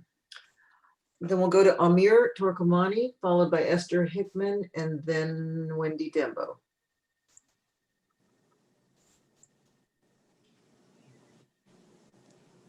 Hello, everybody. First of all, I want to thank you all for your time and your hard work. After sitting through this meeting, I again do not envy your position. So I know you have to make a lot of hard decisions and there's a lot of hard work that goes on behind the scenes. So I want to start by thanking you all for that. I was happy to hear Dr. Dradi's report with some of the COVID updates and the Safer Schools program. I didn't see it on the agenda, so I was a little bit concerned that that wasn't even going to be discussed, but I was happy to hear some of that discussion. I want to sort of echo Mr. Keen's sentiment that communication and biweekly updates on this issue, I think, is really important. I have my notes, and my first note is what's up with DL Plus, because I feel like it's just kind of, aside from what happened at the last meeting, been radio silent. And the optic, when we don't get any information, is that nothing is happening, which I'm sure is not the case. But I think it would go a long way to get sort of biweekly updates on what is actually happening, what meetings are actually happening, what progress is being made, what the plan is, you know, some concrete information. I think will go a long way to sort of easing tensions and making a lot of the parents feel better. My next question was going to be what's up with the waiver, but Dr. Dradi has answered that. And I want to touch on the Safer Schools for All program, which is a new thing that was announced on December 30th. Dr. Dradi touched on it. I think there's a couple other important aspects of it that he didn't mention.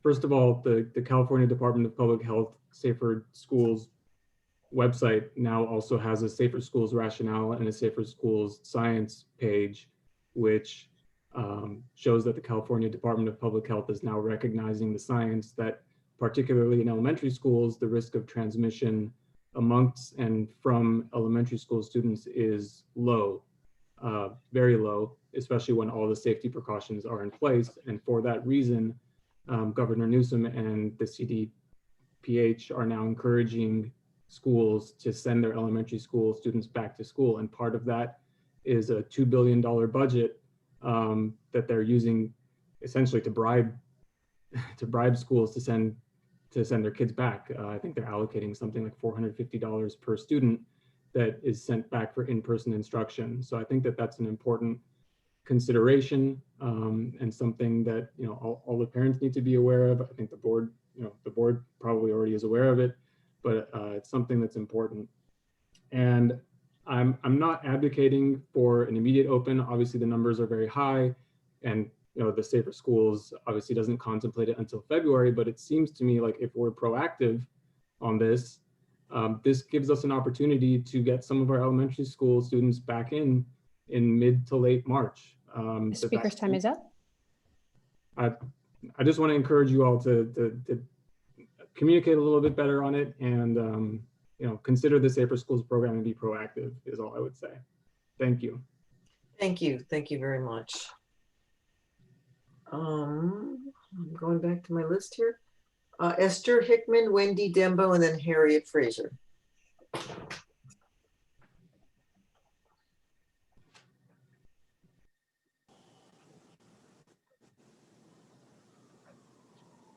Hi. Okay. I just wanted to speak in support of advocating on behalf of the Latino education agenda. And I am half Latina, and because it is a population of 36%, and our Latina and Latino students should be able to see themselves in the curriculum at all levels of jobs and in the naming of public buildings within the district. Authentic ethnic studies should be implemented so that our students can see themselves in the curriculum by integrating our local history. There should be diversity in hiring so that all students have the role models they need at all levels within our school district. There should be equitable representation of public art and naming of buildings and schools that reflect the Latino student population within our district. I'm advocating that the Cesar Chavez mural that was destroyed be replaced and that the history building be named after Cesar Chavez in recognition of the 1990 student walkout that started in Samo High's history building and ended in front of the Lowe's Hotel, where 300 students of all backgrounds met Cesar Chavez in protest against harmful pesticides and farm workers' well-being. There needs to be adequate translation and interpretation services. There should be a space to acknowledge, celebrate, and support Latino student excellence and academic success. The AVID program should be expanded to strengthen the college going rate among Latino students. I hope you will consider fully adopting the Latino education agenda. I also want to comment on Sarah Broff's comment around members of the community spreading misinformation. Contrary to district messaging, buildings can be converted and reconfigured to new state-of-the-art learning spaces. This can be done through adaptive reuse, and even LAUSD has a policy for it. It's disheartening that the district had allowed students and teachers to learn in temperatures rising up to 104 degrees in the history building. And this would have happened after taxpayers had already approved significant bonds since 2006 for HVAC upgrades. And another argument that's happening within the district, I think she mentioned, is around classroom sizes. Not only can classroom sizes be reconfigured, at this point, the classrooms are being moved to the Discovery Building, which cost $185 million. So it's confusing why that argument continues to happen. And they're also, people keep on bringing up nostalgia and emotional connections as if those are bad things. But I think more importantly is that there are actually educational benefits to adaptive reuse and heritage education and cultural connections.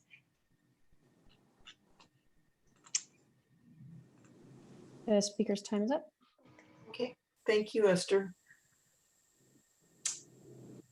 Wendy Dembo, Harriet Fraser, and Evelyn Lauchenauer. I'm sorry, Evelyn, I'm not sure how to pronounce your last name.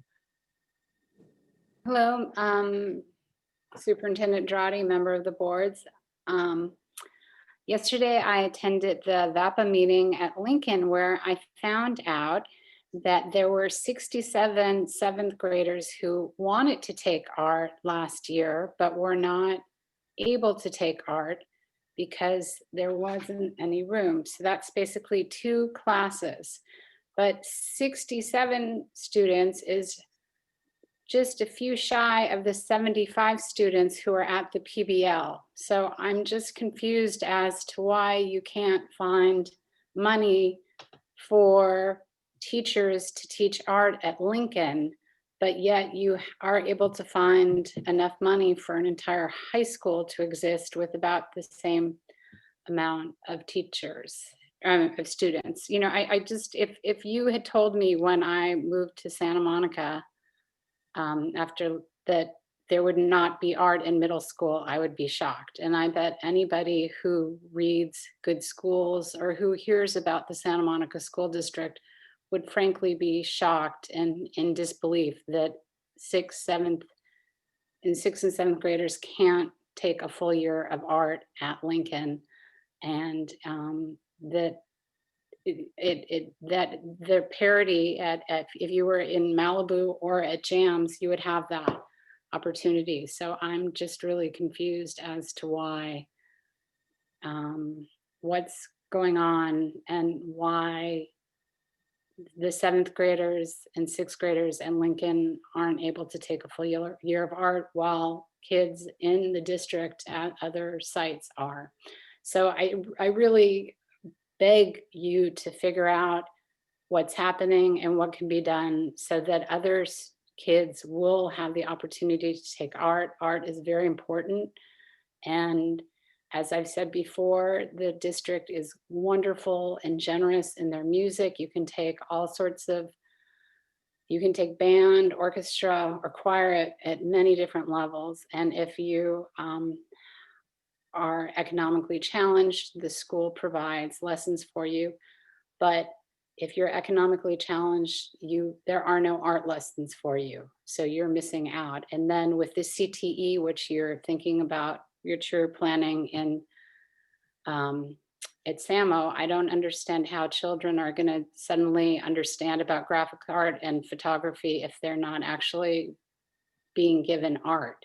So I don't understand how they'll be able to make that jump if they go from no art to suddenly deciding that they want to become a graphic artist. I think that's a really difficult choice. So, or path, no art to then photography as your CTE.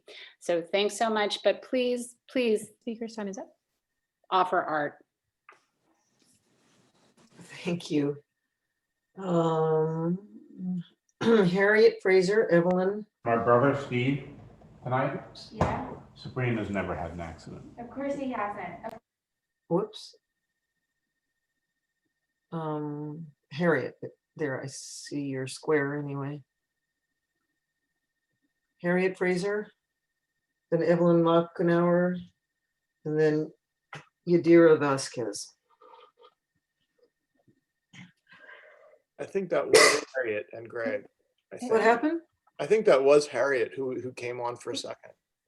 I thought so too, but now I can't see her and she is muted. I'm asking to start her. Let's go to We go on to the next one. Okay. We Who's can the come next one? back if you can get Harriet back. Evelyn, did you see her somewhere? Asked to unmute. Okay, Evelyn, you should be able to unmute. Here you are.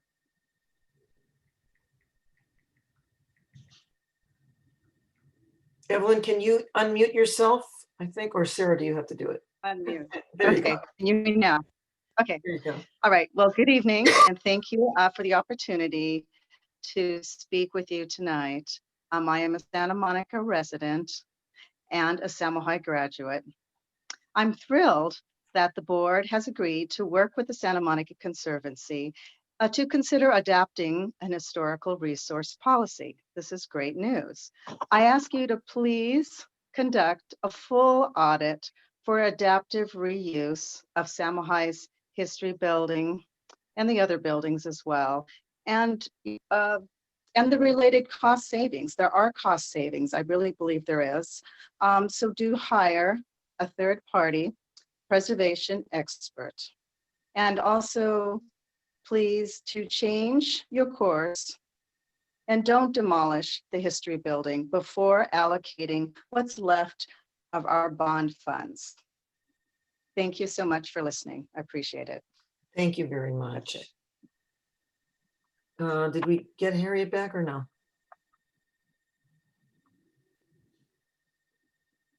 Let's see, Harriet, let me ask you to unmute. Are you there, Harriet?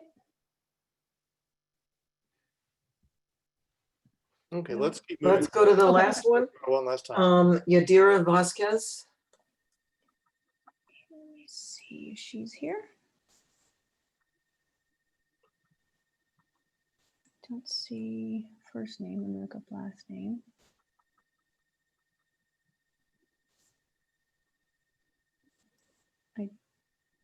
Hold on, let me make sure. I don't see Yadira. Okay, last call for Harriet, and then we're going to have to move on because that's the end of public comments. And we've got to move on to the next agenda item. I asked her to mute, but maybe she's not looking at her screen. We're gonna move on. I do have one. I would have brought this up before as a sort of a board direction clarifying. It really addresses Dr. Cerna or Ms. Loya.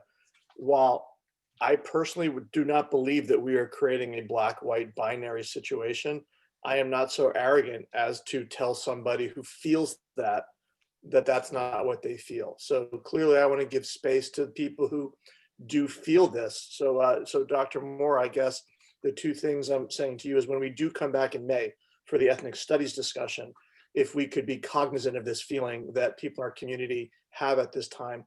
And to what Ms. Loya said, I believe we're looking at ethnic studies K-12, not middle school and high school. So maybe by the time we get to this in May, we can also talk about elementary school use of how Dr. Hawkins is working in the middle schools, which we saw today at the Roosevelt presentation.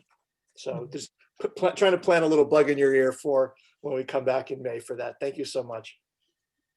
Okay, so this brings us to discussion. I'd second that. Oh, sorry. I'm just going to say I'm completely with you. I think that's really important. Thank you, Craig. Item I1, consider adopting BP and AR 7113 historic resources. John. Yes, sir. Sorry. I know we're I'm sorry. I'm slow. I'm on a delay here, so forgive me. But I just want to make sure that when I'm 100% with you, I'm going to third what you and Craig have said too. But we're talking about our ACES program, which is our American Cultures and Ethnic Studies program. Yes, I just say ethnic studies. I apologize. It's hard for me to get away from terms that I'm so used to that I've said for you. So thank you for correcting me. American Cultures, Ethnic Studies. Thank you, Dr. Childer-Jessup. Item I1, consider adopting BPAR 7113, Carrie Upton, maybe? Yes, let me see, hold on. Let me see, hold on. Carrie? Okay, Carrie and Steve should both be co-hosts so they can unmute themselves and be able to share screen if needed. Thank you. Don't see Carrie. Where'd Carrie go?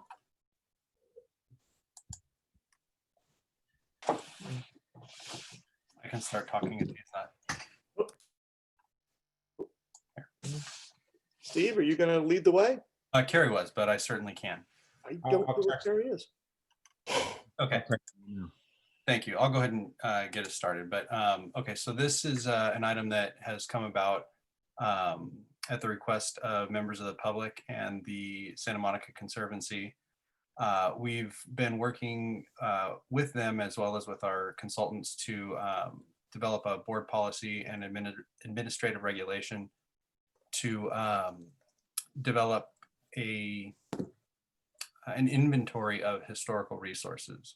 And so I think you've all seen it. In fact, you've seen two versions of it.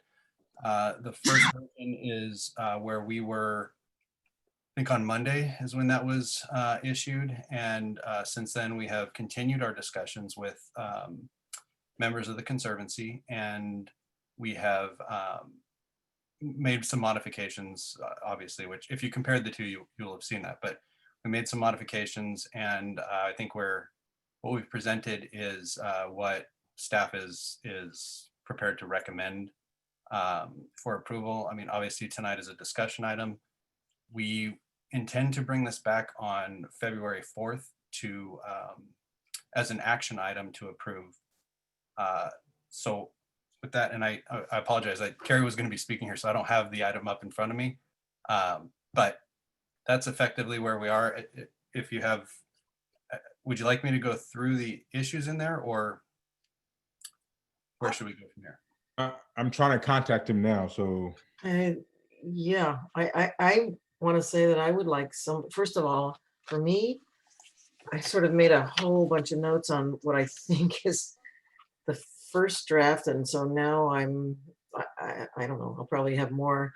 And many of them are just sort of wording changes, but I think it would be beneficial for all of us if you kind of walk through the basic concepts that are contained in both the policy and the AR.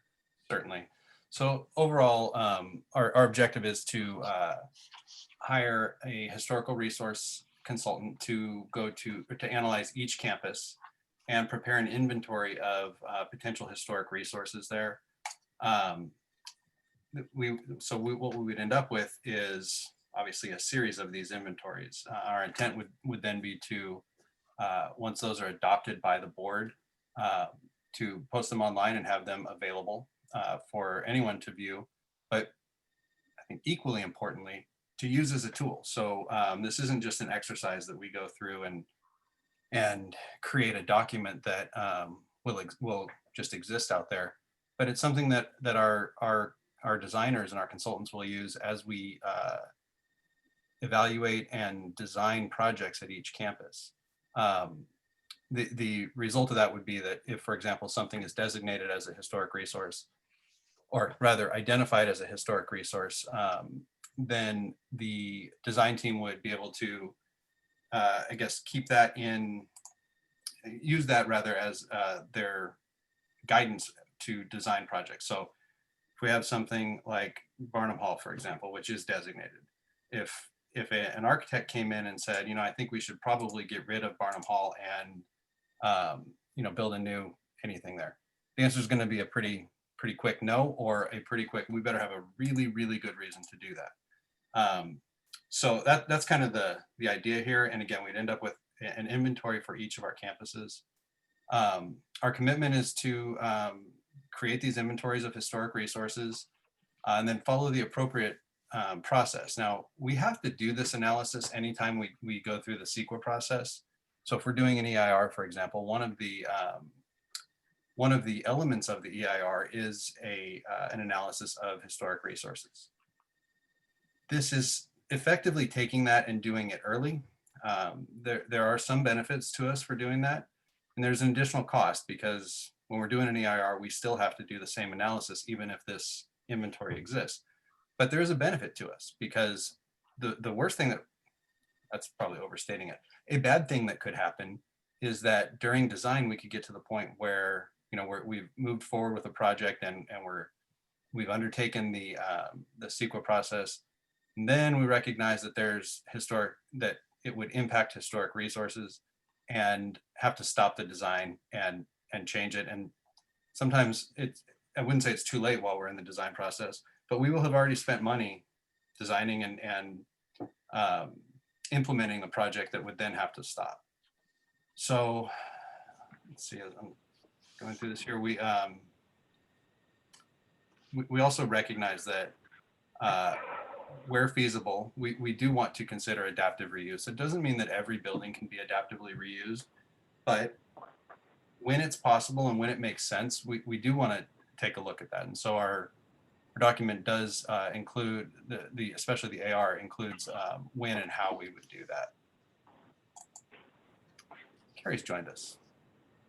Yeah, sorry, I stepped out for 1 second and then it was time. So I don't know what you've said other than, did you mention that there are two versions of this document attached to the agenda item? I did. Okay.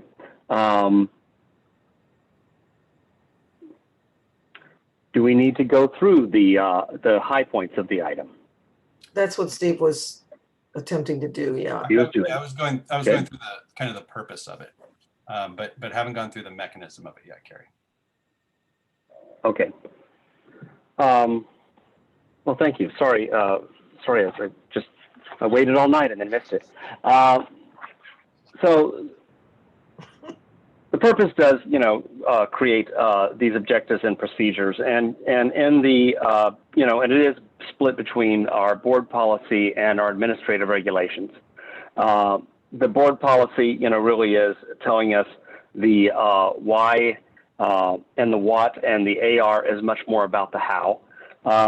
In the objectives that are listed in the board policy, it really does go right into creating this inventory for each of the campuses. We'd be doing that campus by campus. And then following that review, that would allow us to then, when we engage architects, engineers, we actually have the ability to move if something is identified as either is a historical resource or has elements that are historical resource, then we would have our architects who have preservation expertise to work as we develop the plans. So moving that ahead of the time really helps us to do that. And we're going to be, it does commit, the board policy commits us to consulting with third parties, engaging the school and citywide communities, and encouraging adaptive reuse and rehabilitation as necessary. And it also commits us to fostering awareness and expanding our educational opportunities. So these are the objectives. The big things that are in the AR, administrative regulations, that are significant sort of as a process is we've done the CEQA process that includes the identification, and we will make sure we note these exactly for both Samo High and for Malibu Elementary. And at Malibu High School, we're in the process of the CEQA around the master plan. But what we would do with the other school sites, particularly those in Santa Monica where we're doing the elementary school and middle school master plans, is that whenever we bring this item back and you approve this plan, we would immediately go out and hire a historical resources consultants to survey each of the campuses.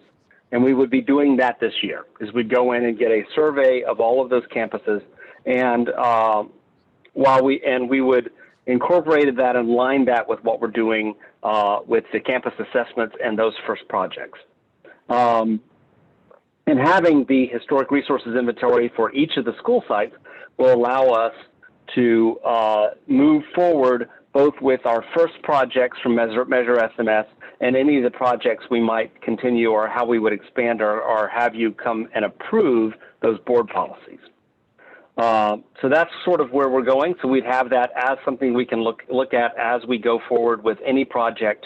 And part of that commitment then is, once something is identified, we will have the Secretary of Interior's standards for treatment of historic resources to follow as to what we should do and how we should follow and make sure that we respect that and work our way through each step. We were careful in the selection and making of this process, that of this policy in AR, that we continue to balance our need to be an educational institution, and that learning and education is the priority for us. And we try to find a way to balance that with our respect and our sustaining of our historical structures. So we've put that together. Are there any questions?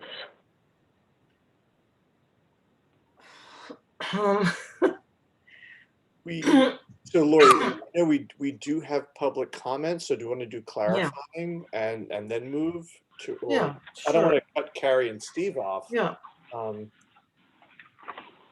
Carrie, are you just pausing for questions, or do you want to provide some more reporting before we go to clarifying public comment? That's our report to this point, unless there are some specific questions about the policy. So is there anything clarifying for Carrie or Steve? If not, I will turn it back over to Board Vice President Lieberman. Okay. I'm looking for the, let's see, how many comments do we have? 1, 2, 3, 4, it looks like. Okay. Looks like we have 4 commenters, so each of you will have 3 minutes. Nina Fresco, Ruth Ann Lehrer, Joan Krennick, and Patty Braun.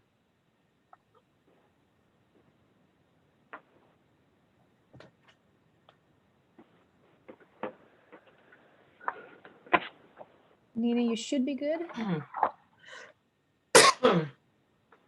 can't hear you. It says you're unmuted. Hear it now? Yes. Okay. Sometimes it wants me to reselect my microphone. It has been a pleasure to work with your staff to develop a historic preservation policy for the school district facility, and we are confident it will enrich your projects and provide new educational opportunities for your students. We are so excited to see the progress we've made. I understand that this is bold new territory for the school district, and I look forward to continued collaboration as we learn together the best way to apply the principles of this policy in ways that adapt historic heritage architecture to new programmatic needs for the education of our children. There are 3 adjustments I would like to suggest as we continue to work on this before the policy is formally adopted. Although I have to say the first 2 were actually mentioned in the reports by Steve and Carrie. So I think that they are the intention and the The words just aren't on the paper yet. The first is the language in the policy about not repeating historic resources study that have already been conducted as part of CEQA review. I'd like to see clarification that in the writing that the specific resources identified in those studies will be added to the school district HRI. Second, after the board adopts the HRI policy, it should be made available on the district website for common reference, which I think I heard Steve say already. So those are not a problem, I imagine. But the last one has been the subject of some lively debate between several people in your staff and among you guys as well. Consideration for inclusion of structures on the school district HRI should not only be based on national criteria, but on local criteria that have been crafted to identify significance particular to Santa Monica's built environment. So that's the criteria in the local Santa Monica Landmarks Ordinance. This is consistent with the methodology used in all CEQA studies. So I think this is basically the common practice, even though the school district isn't technically subject to the city's landmarks ordinance. In our long experience with the city's landmark ordinance, I served on the Landmarks Commission, landmarked many, many properties in the hundreds, I believe, or close to it. I'm very familiar, as is my colleague Ruth Ann Lair, on how these criteria are applied, and we're confident that reviewing resources in light of them is not likely to even add more resources to the list. What it will do is draw attention to local aspects of the significance of the resources that land on the list. Review in light of these additional criteria will have no impact in the way the Secretary of the Interior standards would be applied, nor on how any other aspects of the policy would be implemented. So we really hope that this one change would occur, since the other two are already noted by staff. Speaker's time is up. I just have one sentence, which is basically, thank you, and I'm really excited about this, and forward.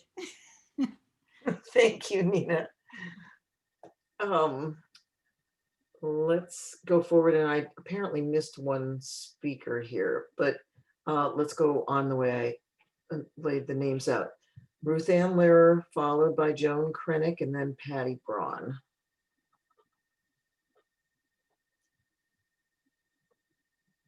Is Ruth Ann here? Am I audible? There you are. All right, thank you, great. Thank you all, school board members, and welcome to the new ones.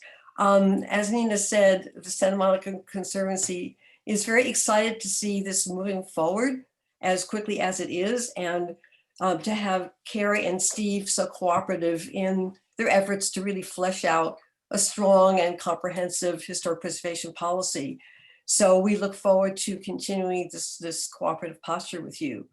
Regarding the historic resources inventory, which is step number 1 in framing the conservation of historic resources, I just wanted to remind you that we have a study that was done in 2008 by PCR.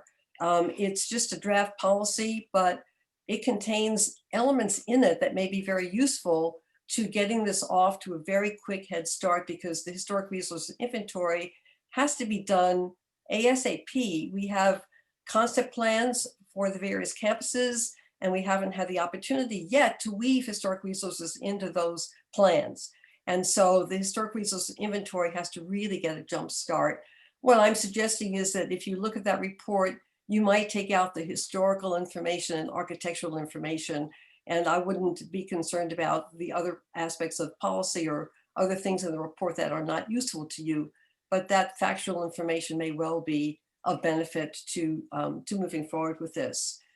I wanted to echo Nina's point about the criteria used to evaluate historic resources, that they should be inclusive and not only refer to national and state criteria, but also Santa Monica criteria. And this would be consistent with the application of CEQA regulations, where according to CEQA definitions, local resources are considered to be significant historical resources. I'm very glad that Carrie made reference to the Secretary of Interior standards, because that really is the most essential tool. And to get you all familiar with that, I sent some written comments earlier today, and I attached the 10 standards so that you all can read them and get to know them and get really friendly with them, because hopefully we'll be seeing a lot of them as you move forward with the district plans. I wanted also to mention that the use of the Secretary of Interior standards is very essential in the CEQA review, because in CEQA, the avoidance of adverse impacts to historic resources is accomplished by application of the Secretary of Interior standards. And so if that becomes district policy, it really smooths the whole regulatory compliance exercise that you have to go through when you're using CEQA.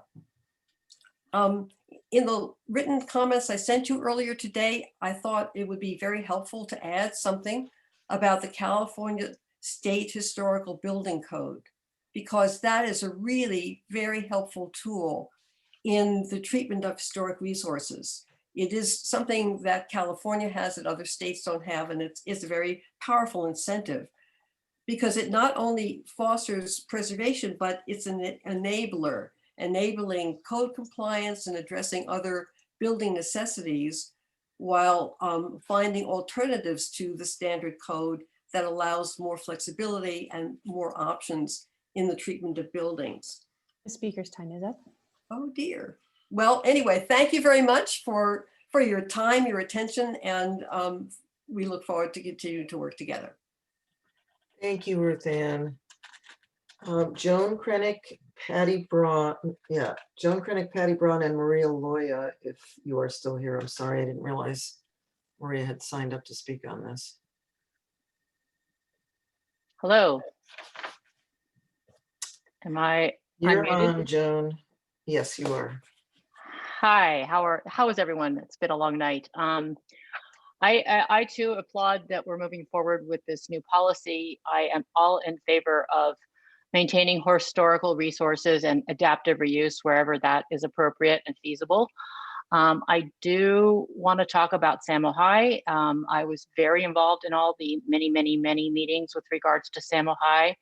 There was considerable discussion that went into talking about the buildings that we wanted to maintain at Samo High. Of course, the fabulous Greek Theater, the amazing Barnum Hall, and I'm very excited that the English building will be repurposed into our new administration building, and that those beautiful arches that opened up onto Michigan will be restored, or is it 7? Yeah. Okay, they will be restored so that we will have a brand new entry to the school that features that fabulous building.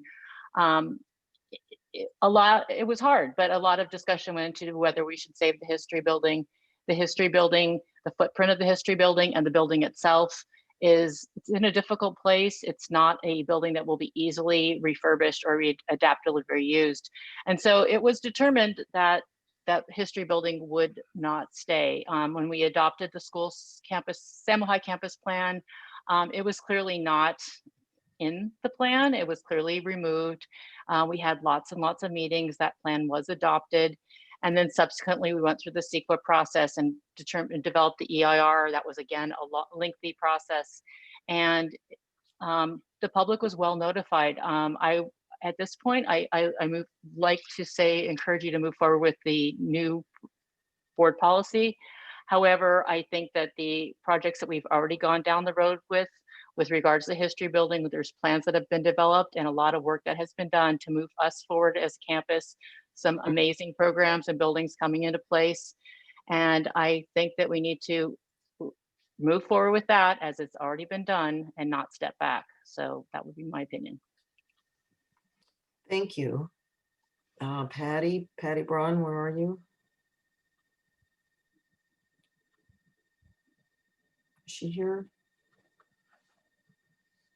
She is. Well, let's see. I asked her to unmute real quick. Hey there, Patty. I see you.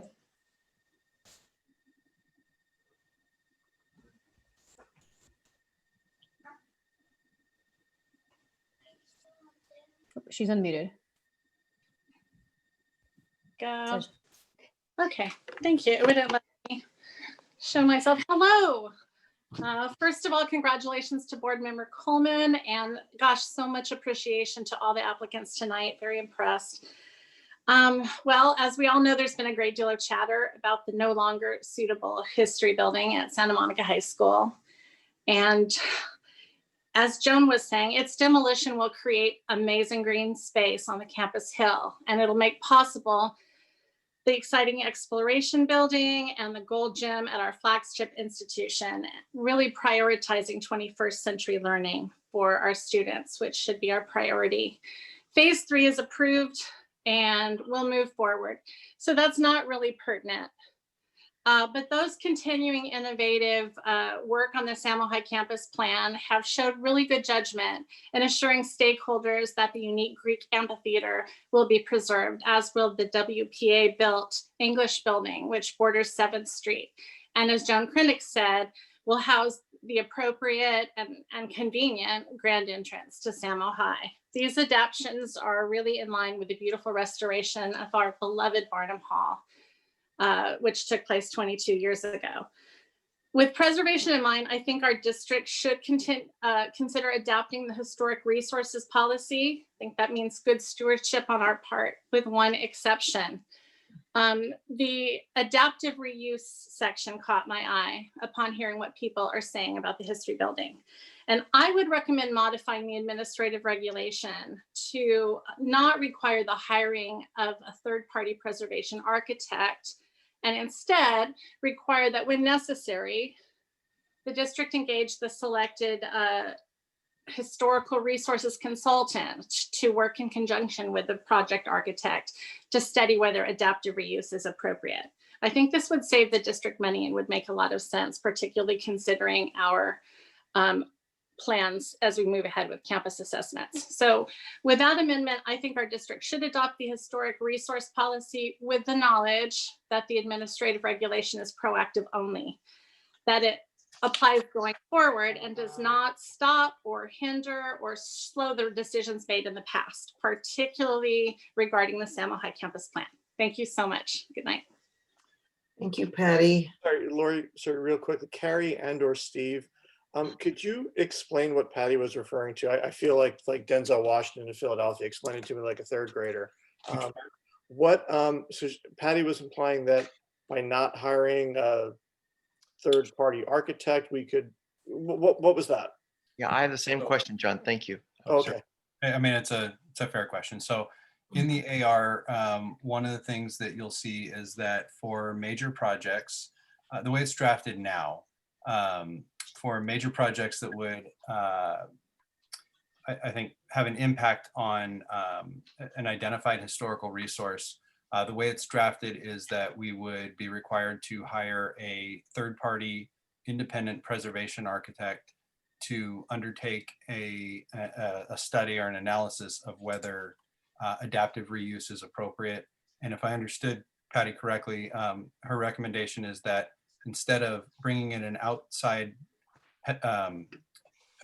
preservation architect who likely doesn't have the experience in designing school buildings, that we ask our selected historical resources inventory consultants, so the ones that we would hire to do this thing that we're talking about under the BP, have them work with our project design architects to do that adaptive reuse study. So if I understood Ms. Brown correctly, what she was suggesting is that we would still undertake the study, but instead of bringing in someone outside, we would have the firm who just did the analysis work with the firm who's actually going to design the project rather, to do that study.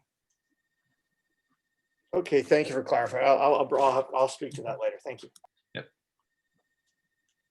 Okay, so I think that takes us to Maria Loya.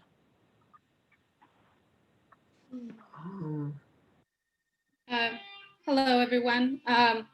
Yes, so I urge the board to adopt the new historic preservation policies that will create a district-wide inventory of Historic Resources, which the board adopts, agree to utilize the Secretary of the Interior standards to preserve our historic resources as much as possible, and to conduct an adaptive reuse study or evaluate alternatives to demolition if conflict arises between preserving a historic resource and educational program needs. I also feel that because this is bond money, there needs to be transparency and true, authentic, and adequate engagement of the residents of Santa Monica, right? And I don't think that that really happened, although I know many people have said there were meetings, there were notices that were sent out, and there were all the approvals done, right? And so now people after the fact are raising concerns. But the fact is that not everyone was notified. A lot of the neighborhood groups within the city were not notified that these meetings were happening. So I think that in order to preserve the trust of the taxpayers, the board should really consider, putting a pause and halting the planning for Samoa Phase 3, as well as halting the planning of career academies, reject the campus assessment and start over, redo the ed specs to include all planning requirements, update the sustainability plan to include adaptive reuse, and require transparency from the COO and bond consultant, increase engagement with both parents and taxpayers. Thank you very much for your consideration. Thank you. I have a clarifying question for Steve and/or Carrie. The speaker brought up a lot of issues. Wait. So we're done? Are you? This is about the speaker. This is about what the speaker just said. I believe that there were some very valid comments there, but the question of neighborhood groups, communities weren't notified, is this something you can correct or shine light on? Do you believe that there was fair notification in our communities? Carrie, you want to explain that? Yes. I mean, for all of these community meetings, we went back and looked back at our notices on, particularly the community meetings around the campus assessments, and also for a number of the work that was done for the master for the Samoa High campus plan. There were invitations to these meetings sent directly to the neighborhood councils, inviting them to join us at our community meetings. Those community meetings, we also had notices in the newspaper. Certainly for the sequel ones, we had, all of the legal and more than the legal notices. We also notified the people in the area. So I think that it's a pretty emphatic yes that we reached out. I mean, we might find better ways to reach out, but the attempt was certainly there to invite people to participate. Okay. I think sometimes it comes down to if a particular person didn't hear something or didn't know of it, there's the implication that it wasn't done. And I don't believe that was the case based on what you just shared. Jennifer, do you have a question about this specific speaker? Okay. Because I wanna clarify in the AR that we're talking about, there are community engagement guidelines. Yes. Yes. Yes. Okay. There you have that. That was briefest answer ever. Thank you. So let's go to board member questions. I have Richard, then I have Lori, and if somebody else wants to get in the queue, I'll just look for hands. Thank you, John. I guess I want to first say thank you to Steve and Carrie, Dr. Druddy, to your staff, and to our community members, to Nina, Ruth Ann. And it just seems like folks have been really committed to serious and thoughtful discussions with one another, and I really appreciate that. I appreciate the comments from many of our public speakers as well. I have a musing that I just wanted to share, and you don't have to respond to it at this moment, but I think that I maybe am not the only person who is musing about such things or wondering about this. And I'm just wondering, some of us who are thinking this, do we have any idea how preservation and social justice issues might intersect. And I think it's something for us to just put before us as a question and to be thinking about that as we engage in these deliberations and discussions about policy and administrative regulation and trying to well, to think holistically about what we're up to around here. So does that make sense, Dr. Dradi, to you? In the sense as amusing as a question for us, and maybe you and staff, just a little bit, if there's 4 members, just to be thinking about that a little bit and just to give it a once over for when it comes back to us. But I mean, but don't nod your head. I just want to say to Richard, I think that is something that we do consider already, and it's something that I want us to consider more. Though,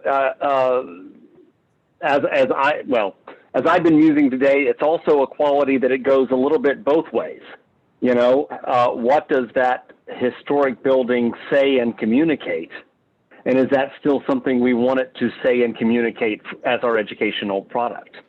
You know, is it, it cuts a little both ways. It's so I do think that, and I think that's an interesting conversation we should have. I think so let me stop there. You might want to add to this too. I'm going to put Jen on the spot. Well, Lori, you're up, so why don't you? My next. So let me pick up on Richard's comment first.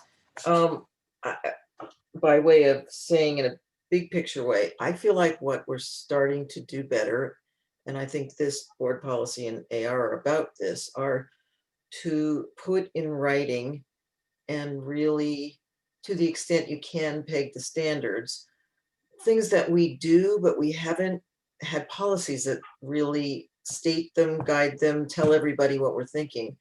So that part of the issues we've had in the past, and I think that we're trying to stem, I guess, or eliminate if we could, is the disagreements that come too late because it's not clear to everyone whether certain criteria or considerations were made. So for instance, the social justice criteria, I agree, and that's a criteria that we all know that we want to apply in everything we do, and yet there's nothing in writing that I know of where that's mentioned when we look at any kind of decisions about buildings, and yet we know we do it. We do talk about that. So I don't know where it belongs in this policy, but I think it belongs here and elsewhere, because to your point, Richard, about needing to have sort of a holistic approach and an approach that tries to harmonize, but in the end sometimes has to balance and make decisions between competing goals that we have. And I feel like that's a little bit implicit in your comment too. So I don't know where it fits, but I think Richard is onto something important. And I also, well, I'll start by asking a question, and then I want to make another comment. After I say, as Richard said, kudos to our staff for in picking this up and really working hard to get something together fast, and working in conjunction with, in particular, with Nina Fresco and Ruth Ann Lehrer on behalf of the Conservancy. And so thank you to them as well. I do feel like this has gone so fast that I want it to move quickly, but I want to say for myself, I'm not even clear on which. I wrote a bunch of comments on a draft, and I think it's the wrong draft now because the second draft came out yesterday sometime. So I have a bunch of comments. I don't know that any of them are really material there, but there are a lot of language changes that I would like to have considered. I'm not quite sure how to do that, because I certainly don't want anybody to think I'm being non-transparent, but I think the board would be put to sleep if I went through all of these right now. So I'm not sure what to do about that. so somebody can, If it was acceptable, perhaps you could email those to us. and we're gonna come back with this anyway, so it's not like no one will be able to see anything, but I don't want anybody to think I'm hiding anything. I'm not. I think my comments are all kind of redlined onto the wrong draft at this point, and I don't know how to share them. So I'm gonna have to go back before I even share them with you so that they're useful. Okay. Well, if And I would say part of what I tried to do is I tried to look at this is gonna be a yawner for most people, but I tried to look at the CEQA guidelines and peg a little bit of our language a little more closely with that. Because even though this is sort of a prelude to CEQA rather than when we get into doing environmental work, I think we want to be consistent. Maybe we don't, and maybe there's a reason you didn't choose words that I'm going to propose. So I'm totally open to that. So the one question I would like, Carrie or Steve, for you to address is what seems to be the only outstanding issue between what the Conservancy representatives would like to see and where I think so far our draft doesn't reflect what they want to see. And so I just want you to clarify for us what your view is as staff and what you're really thinking, and kind of share with us more about that. So, and I'm assuming that's about the That's about the local right, the local designation. Yeah. So of particular concern in the local guidelines is criterion 6, which says that and which would read an item, it would read that it has a unique location, a singular physical characteristic, or is an established and familiar visual feature of a neighborhood, community, or the city. This is very subjective. It's definitely an ambiguous criteria for eligibility. I probably don't stand alone in thinking that if this were ever challenged in a court, it would likely not stand up. I think probably some members of the Conservancy and the Landmark Commission would agree with that. But because it's so subjective, it puts us in a position where we would have to have our consultants making also subjective arguments. And it's way too broad and ambiguous for us to recommend it. Because one thing that we should consider is that by their very nature, schools, they're permanent. They've been there, it feels like forever. And for people who have moved to the neighborhood, they've been there since they got there. So our schools, by their existence, are established and familiar features of a neighborhood. So by incorporating the local criteria, it would be, I think, way too restrictive for the district to accept. I actually, I'm sorry, Jen. So if I could, because I want to follow up on that, I'll call on Jen Smith. I have a question on that same issue, which is if we're committed to working with third parties, including the Santa Monica Conservancy. Is that even necessary to move to that restrictive policy that could then restrict future boards a decade plus from now? They're already in the room with us. They already have a seat at the table to voice concerns about something that could be a significant local property that might slip through cracks. Is it unnecessary to add more restriction on top? So I think the answer is probably yes. And in addition to being committed, personally committed, all of you and us, this board policy would actually make us obligated to do that. So it goes even a little step further than committed to doing it. I think that's a fair point. And I think, by the way, I should point out, and I don't mean to speak on Carrie's behalf, but I think I can here. It's been really great working with both Nina and Ruth Ann on this. They've been, I think, very reasonable. They've been very good at explaining their position to us, and I think we've both thoroughly enjoyed that. So I'd like to thank them for that. And one of the things that Nina mentioned is that it seems very unlikely that this criteria or designation, or rather inclusion of the Santa Monica local standards would result in additional resources being designated or identified. And if that's the case, then there should be no harm in leaving that off either. But I think, John, you've raised a very good point. And yes, we're all in the same room. If there is something that's important, the inclusion of that criteria is, I think, less important. I'm sorry, Jennifer, you have a comment, question? It's on the same thing, because I'm really trying to understand if it wouldn't infringe on what already exists, and you're describing something that sounds like it will infringe on something that might exist, or produce angst in the community, and is it a possibility that maybe there's somewhere in the middle where what we're thinking is to take out the familiarity? Is that the whole piece of it, or am I not getting is that one piece of it, or am I not understanding that there's a whole piece that, and this is one part of it, and is there a possibility that what the Conservancy is talking about might not have to include this, I guess? So I think it's this criterion that would be of greatest concern. And it's a good question. I think it's this particular criterion 6, which is the greatest concern.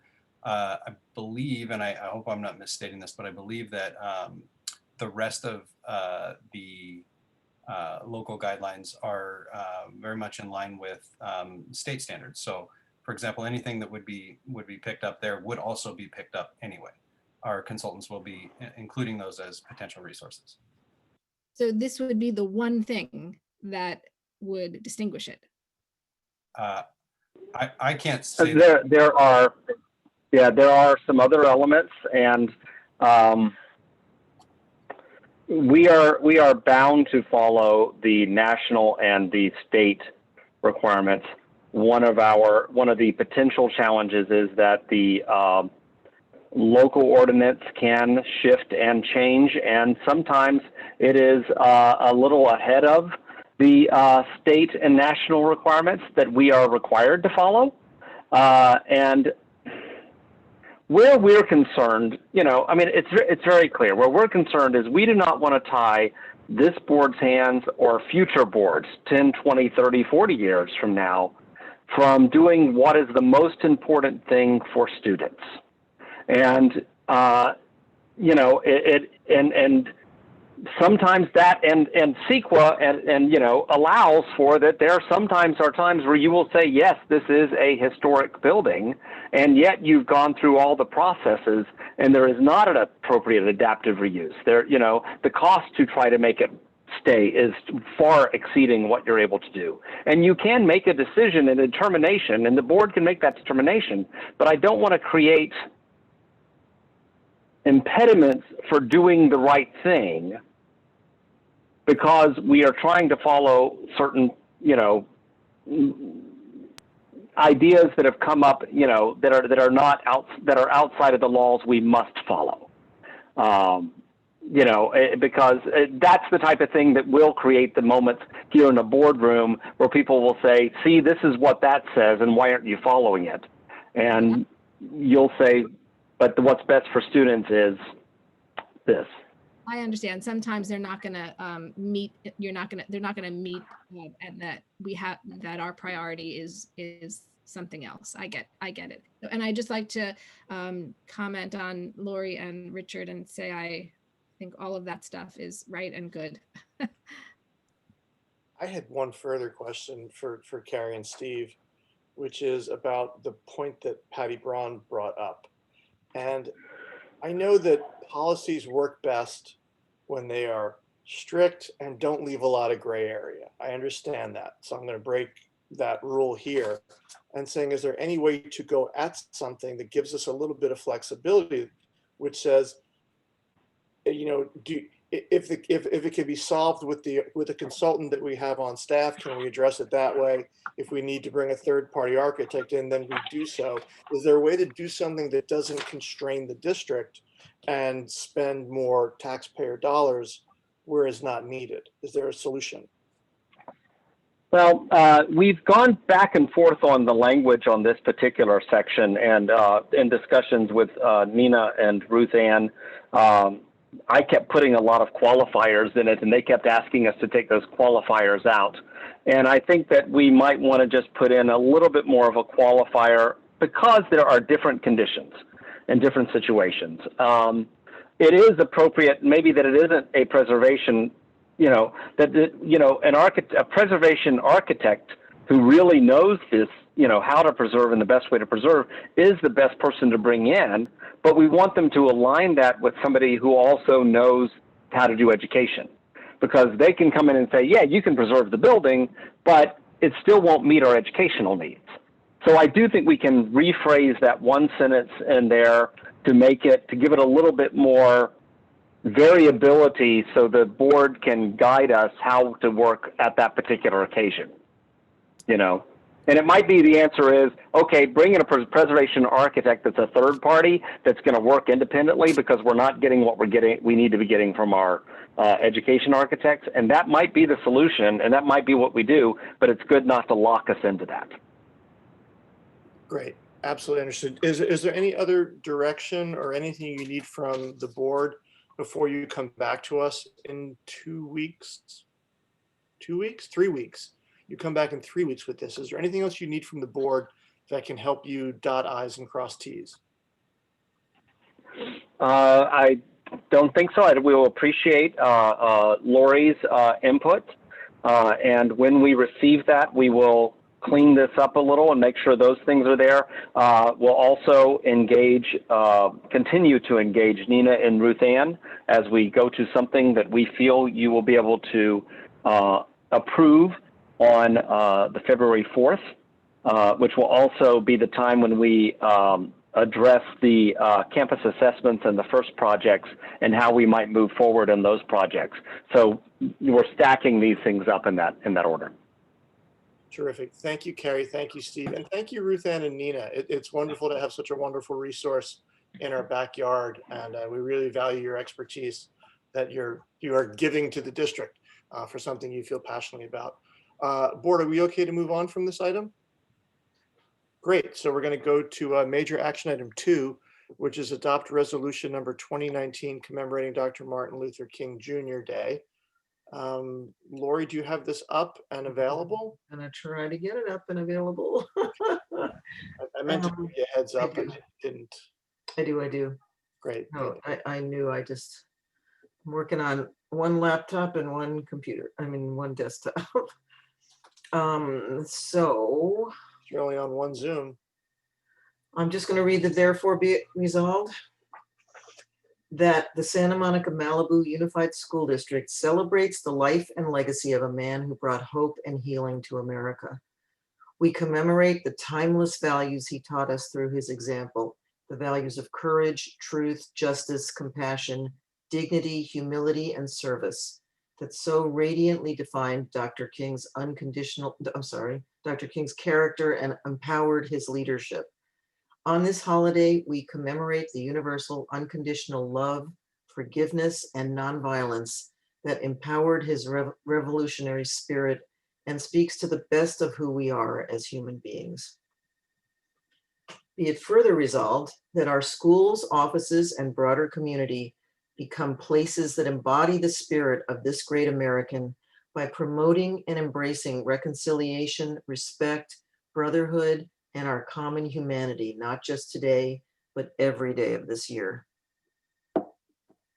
Wonderful. Do I have a motion from the board to accept this resolution? I see moved by Richard, seconded by Maria, seconded by pretty much everybody. Hand went up, but I saw Maria first. We'll do a roll call vote. Craig? That's a thumbs up. Lori? Yes. Maria? Yes. Richard? Yes. Keith? Yes. Jennifer? Yes. I'm a yes as well. I think Brianna left. Am I correct? Yes, because she's a student and it's way late. So thank you. So that motion passes unanimously 7-0, which brings us now to adopt resolution number 2020 in honor of Fred Korematsu Day of Civil Liberties and the Constitution. And so I'll again read the be it resolved clause that the Santa Monica Malibu Unified School District Board of Education encourages all schools and teachers to observe the Fred T. Korematsu Day of Civil Liberties and the Constitution on January 30th of every year or the days surrounding it, and conduct exercises commemorating the life of Fred Korematsu and recognizing the importance of preserving civil liberties, even in times of real or perceived crisis. Do I have a motion to approve this resolution? Craig Foster, seconded by Lori Lieberman.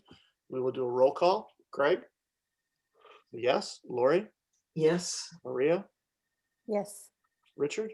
Yes. Keith? Keith is a yes, a thumbs up. Jennifer? Yes. And I am a yes as well, so that passes unanimously 7-0. Which brings us to major action item J4, renew resolution number 2002, declaring an emergency and delegating authority to enter into contracts necessitated by the spread of COVID-19, review of action taken under BP 2210. Carrie, this is usually you, isn't it? Or Kim will Melody? take this one. Oh my gosh, that's right. And Our new again, I purchasing want to director. apologize. At our board meeting, this is where we always bring Kim in so late. At our board meeting on 12/17, we weren't able to give a proper welcome and hello to Kim Nguyen, who is our new director of purchasing. So thank you, Kim, for being here. Congratulations to keep you in a new position. Take it away. Thank you. Good evening, board members, executive cabinet, chief stewards, and members of the public. It is recommended that the Board of Education renew Resolution 2002, declaring an emergency originally adopted on my birthday, July 16, 2020, that authorizes the superintendent or designee purchase materials, procure services, and make other required actions as needed to mitigate the effects of COVID-19 and reopen schools without a competitive solicitation for bids to respond to the emergency. This reporting occurs at every regularly scheduled meeting and the board until the board terminates the emergency actions. Attached to this agenda item is a report of services, equipment, materials, and/or supplies. The board must vote by roll call and by 4/5 vote to continue the emergency action and to approve the resolution. Since the last reporting, the materials and services that were obtained by the district were green buckets and lids for organics disposal for food services and alcohol base wipes and portable clear plexiglass dividers for our special education. Great. Thank you so much, Kim. Do we have any questions for Kim on this item? Seeing none, I'll ask for a motion. Maria, seconded by Craig. We'll roll call. I'm going to go the other direction. Jennifer. Yes. Keith. Yes. Richard. Yes. Maria. Yes. Lori. Yes. Craig. Thumbs up, and I'm a yes as well. Thank you so much, Kim, for that. That resolution passes. Which brings us to, we have two information items. We alluded to one already earlier in the superintendent's report, which was on the grading revision of AR 5121. Those two items are there. The other one is the standard Williams Uniform Complaint Quarterly Report. Any board member items, which is different from board member comment, because we'll do that in a second. Board member item, we'll go to comment in a minute. Request by members, DAC, we don't have any of that. Continuation of public comment. I believe we have one continuation of public comment. Where is Yeah, our speaker?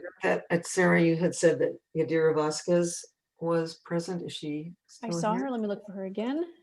Yeah, I do see her. Oh, I do too. Yadira, let me unmute you.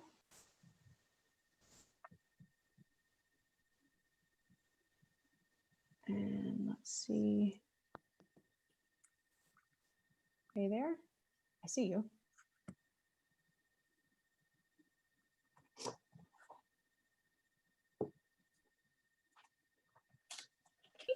Bueno, buenas noches. Hablo Yes. español, sorry. I think, John, when a public speaker is speaking Spanish, we can, down in interpretation, we can click on the English, I believe, and then we can hear the comments in English. And let me, if it's being translated in English simultaneously, do I still double the time, or do I leave it at 3? You should maybe give it a little extra space and we'll play it by ear. Okay, no problem. Yes. Okay. You may begin.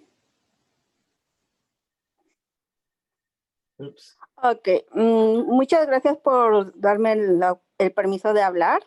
Soy una madre de estudiantes de Samo High y de la elementary. Tengo mi niño graduado también de la Samo High que va en el colegio.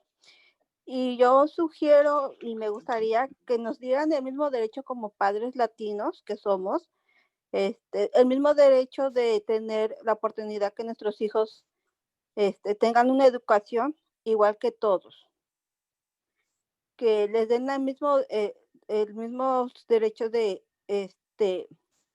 para que ellos se puedan graduar y vayan a la universidad y no vayan al colegio solamente. El colegio no es malo, pero he visto que que los estudiantes latinos, casi toda la mayoría se van al colegio y no a las universidades. A mí no se me hace justo eso porque hay niños latinos que tienen buenas calificaciones, buenos reconocimientos y tampoco he visto que los reconozcan en sus esfuerzos que ellos hacen.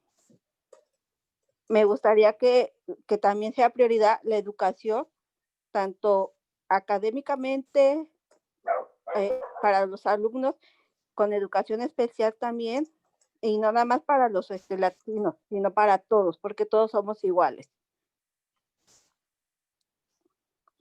También quisiera que que la agenda latina estuviera prioridad esto de la educación para los alumnos y también el reconocimiento para nosotros como latinos que somos. Que nuestros murales, los murales que habían antes, no los quiten nada más porque quisieron. Que haya una junta si van a quitar algo, porque también nosotros como padres tenemos derechos de opinar. No creo que como latinos no tengamos el mismo derecho. Yo creo que todos tenemos el mismo derecho, así como los afroamericanos tienen sus derechos, así como los americanos, nosotros como latinos también tenemos nuestros derechos. Yo les doy la gracia porque ustedes han ayudado mucho a los niños y sí los han ayudado, pero también he visto mucha discriminación hacia los latinos. Y eso creo que no está bien para nosotros. Así que les agradezco mucho que me hayan oído y espero que realmente nos pongan prioridad también a nosotros y que no nada más nos digan que sí y a la mera hora nos hagan como siempre, no tenemos ni voz ni votos. Yo le pido por favor al superintendente que nos apoye, que nosotros también contamos. Y si ustedes quieren que nosotros también podemos ayudarlos. Hay padres latinos que quieren ayudar y que no ayudan por pena, por vergüenza o porque no hablamos inglés. Yo no hablo inglés, pero yo puedo ayudarles. Yo también puedo ayudar, aunque no hablo inglés. Yo necesito que ustedes nos escuchen como padres latinos. Y yo hablo por todos los padres latinos que no hablan inglés. Porque sé que muchos no entran a estas juntas por pena, porque no hablamos inglés. Yo no me cohíbo. Yo soy madre latina y estoy muy orgullosa del distrito de Santa Mónica, porque sé que ustedes sí nos van a escuchar. Muchas gracias por el momento que me dejaron hablar. Thank you very much, and thank you for staying on this long to be able to talk. Thank you so much. Yes. Which brings us now to board member comments. I think Maria had her hand up first.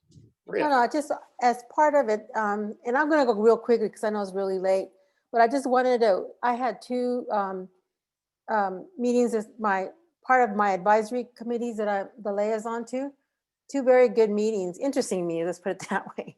The first one was DLAC on Monday. And, interesting enough, kind of like what Yadira Vasquez was kind of alluding to in terms of sometimes people, that don't speak English always have the hesitancy of not being vocal, thinking that, because they don't speak English, they're embarrassed to kind of make their comments in Spanish. But in the DLAC meetings, most of that meeting is run in Spanish, so that our students, our families voice very strongly. Their voices are heard there. And one of those has been, and I think I brought that up in terms of looking at the numbers of our EL students that are, and I didn't realize, and one of the parents gave some really good facts or numbers, data that day, in terms of the number of ELs that are in level 3 and 4, meaning that the process of reclassifying as English learners to English as you levels 3 and 4 is almost at the end. You're close to being reclassified. And there's a big number of those students that exist in our district.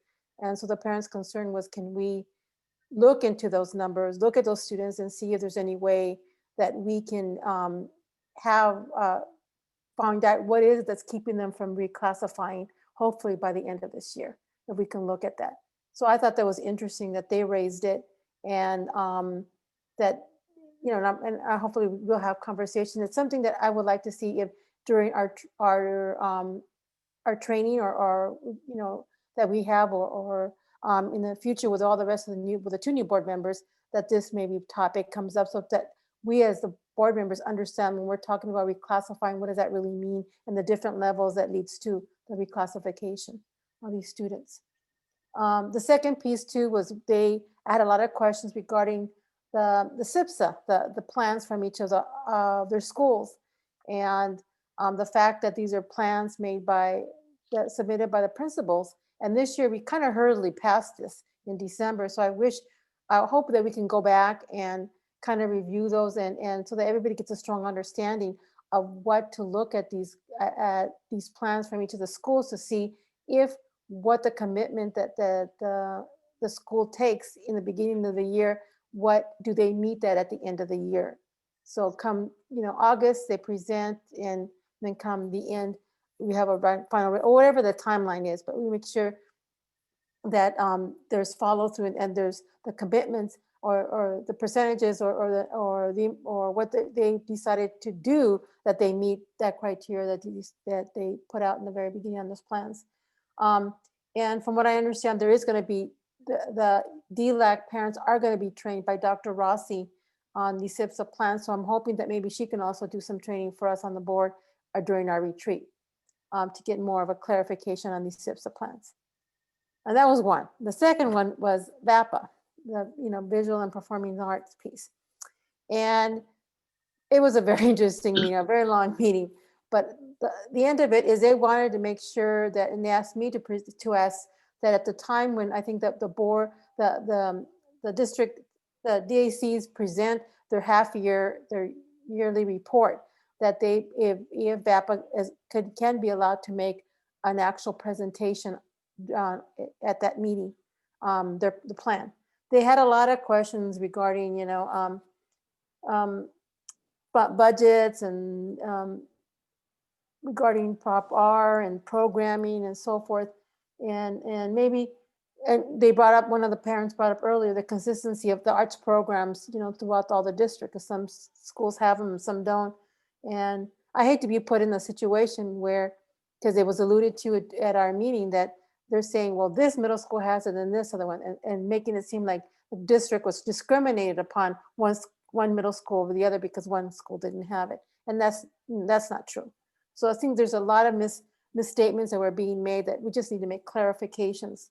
I think at our next meeting for VAPA, with maybe Dr. Mora and I can go over some of the information, and maybe we can clarify for that. And just one of the big pieces was that I think we have to start looking at our district advisory committees again, and look at our board policy, because there are many of our how can I say, parents that participate in this public comments that have nothing to do with VAPA, with fine art, the visual and performing arts, and they're there making personal comments, which kind of in a sense are misstatements.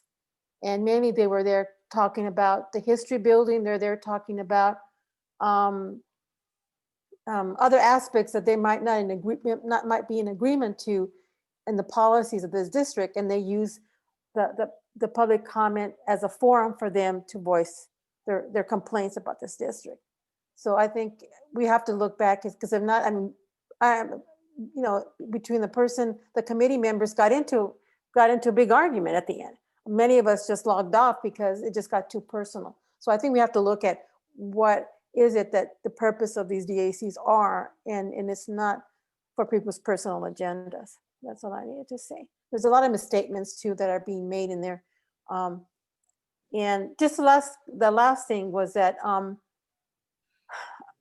the issue that they brought up, and I got there a little bit late, but the conversation again that they're kind of they're putting the PBL, and making it seem that PBL is equivalent to career technical education versus the options that these are electives given to the high school students, and that then because the students have more electives, more choices, then the numbers in terms of the music, the students taking music decreases. So they're pitting, in a sense, the various electives against music, and saying that because of these so-called electives, and students are being steered away from the arts, which is not really necessarily true. But there's misstatements that are being made. I don't think people really understand what we're talking about in terms of the different academies that we are proposing at the high schools. So again, there has to be more clarification on that. So this is something I just wanted to raise, that there's just a lot of conflicts being raised at some of these DACs that has nothing to do with the DACs in itself. But I will work with Dr. Mora, because she's the actual person that sits in our DAC, so that maybe we can do some clarification. It's something that we might want to bring. I might want to bring as an agenda item in the future. Any other board member comments? Lori? You know, I'm just picking up on a little piece of what Maria just said. Maybe we need another DAC training or something like that, that makes it clear and everyone has a shared understanding of what the DACs are supposed to do and what they're not. And that is a segue to something that I keep meaning to raise, and I've raised it a couple times privately.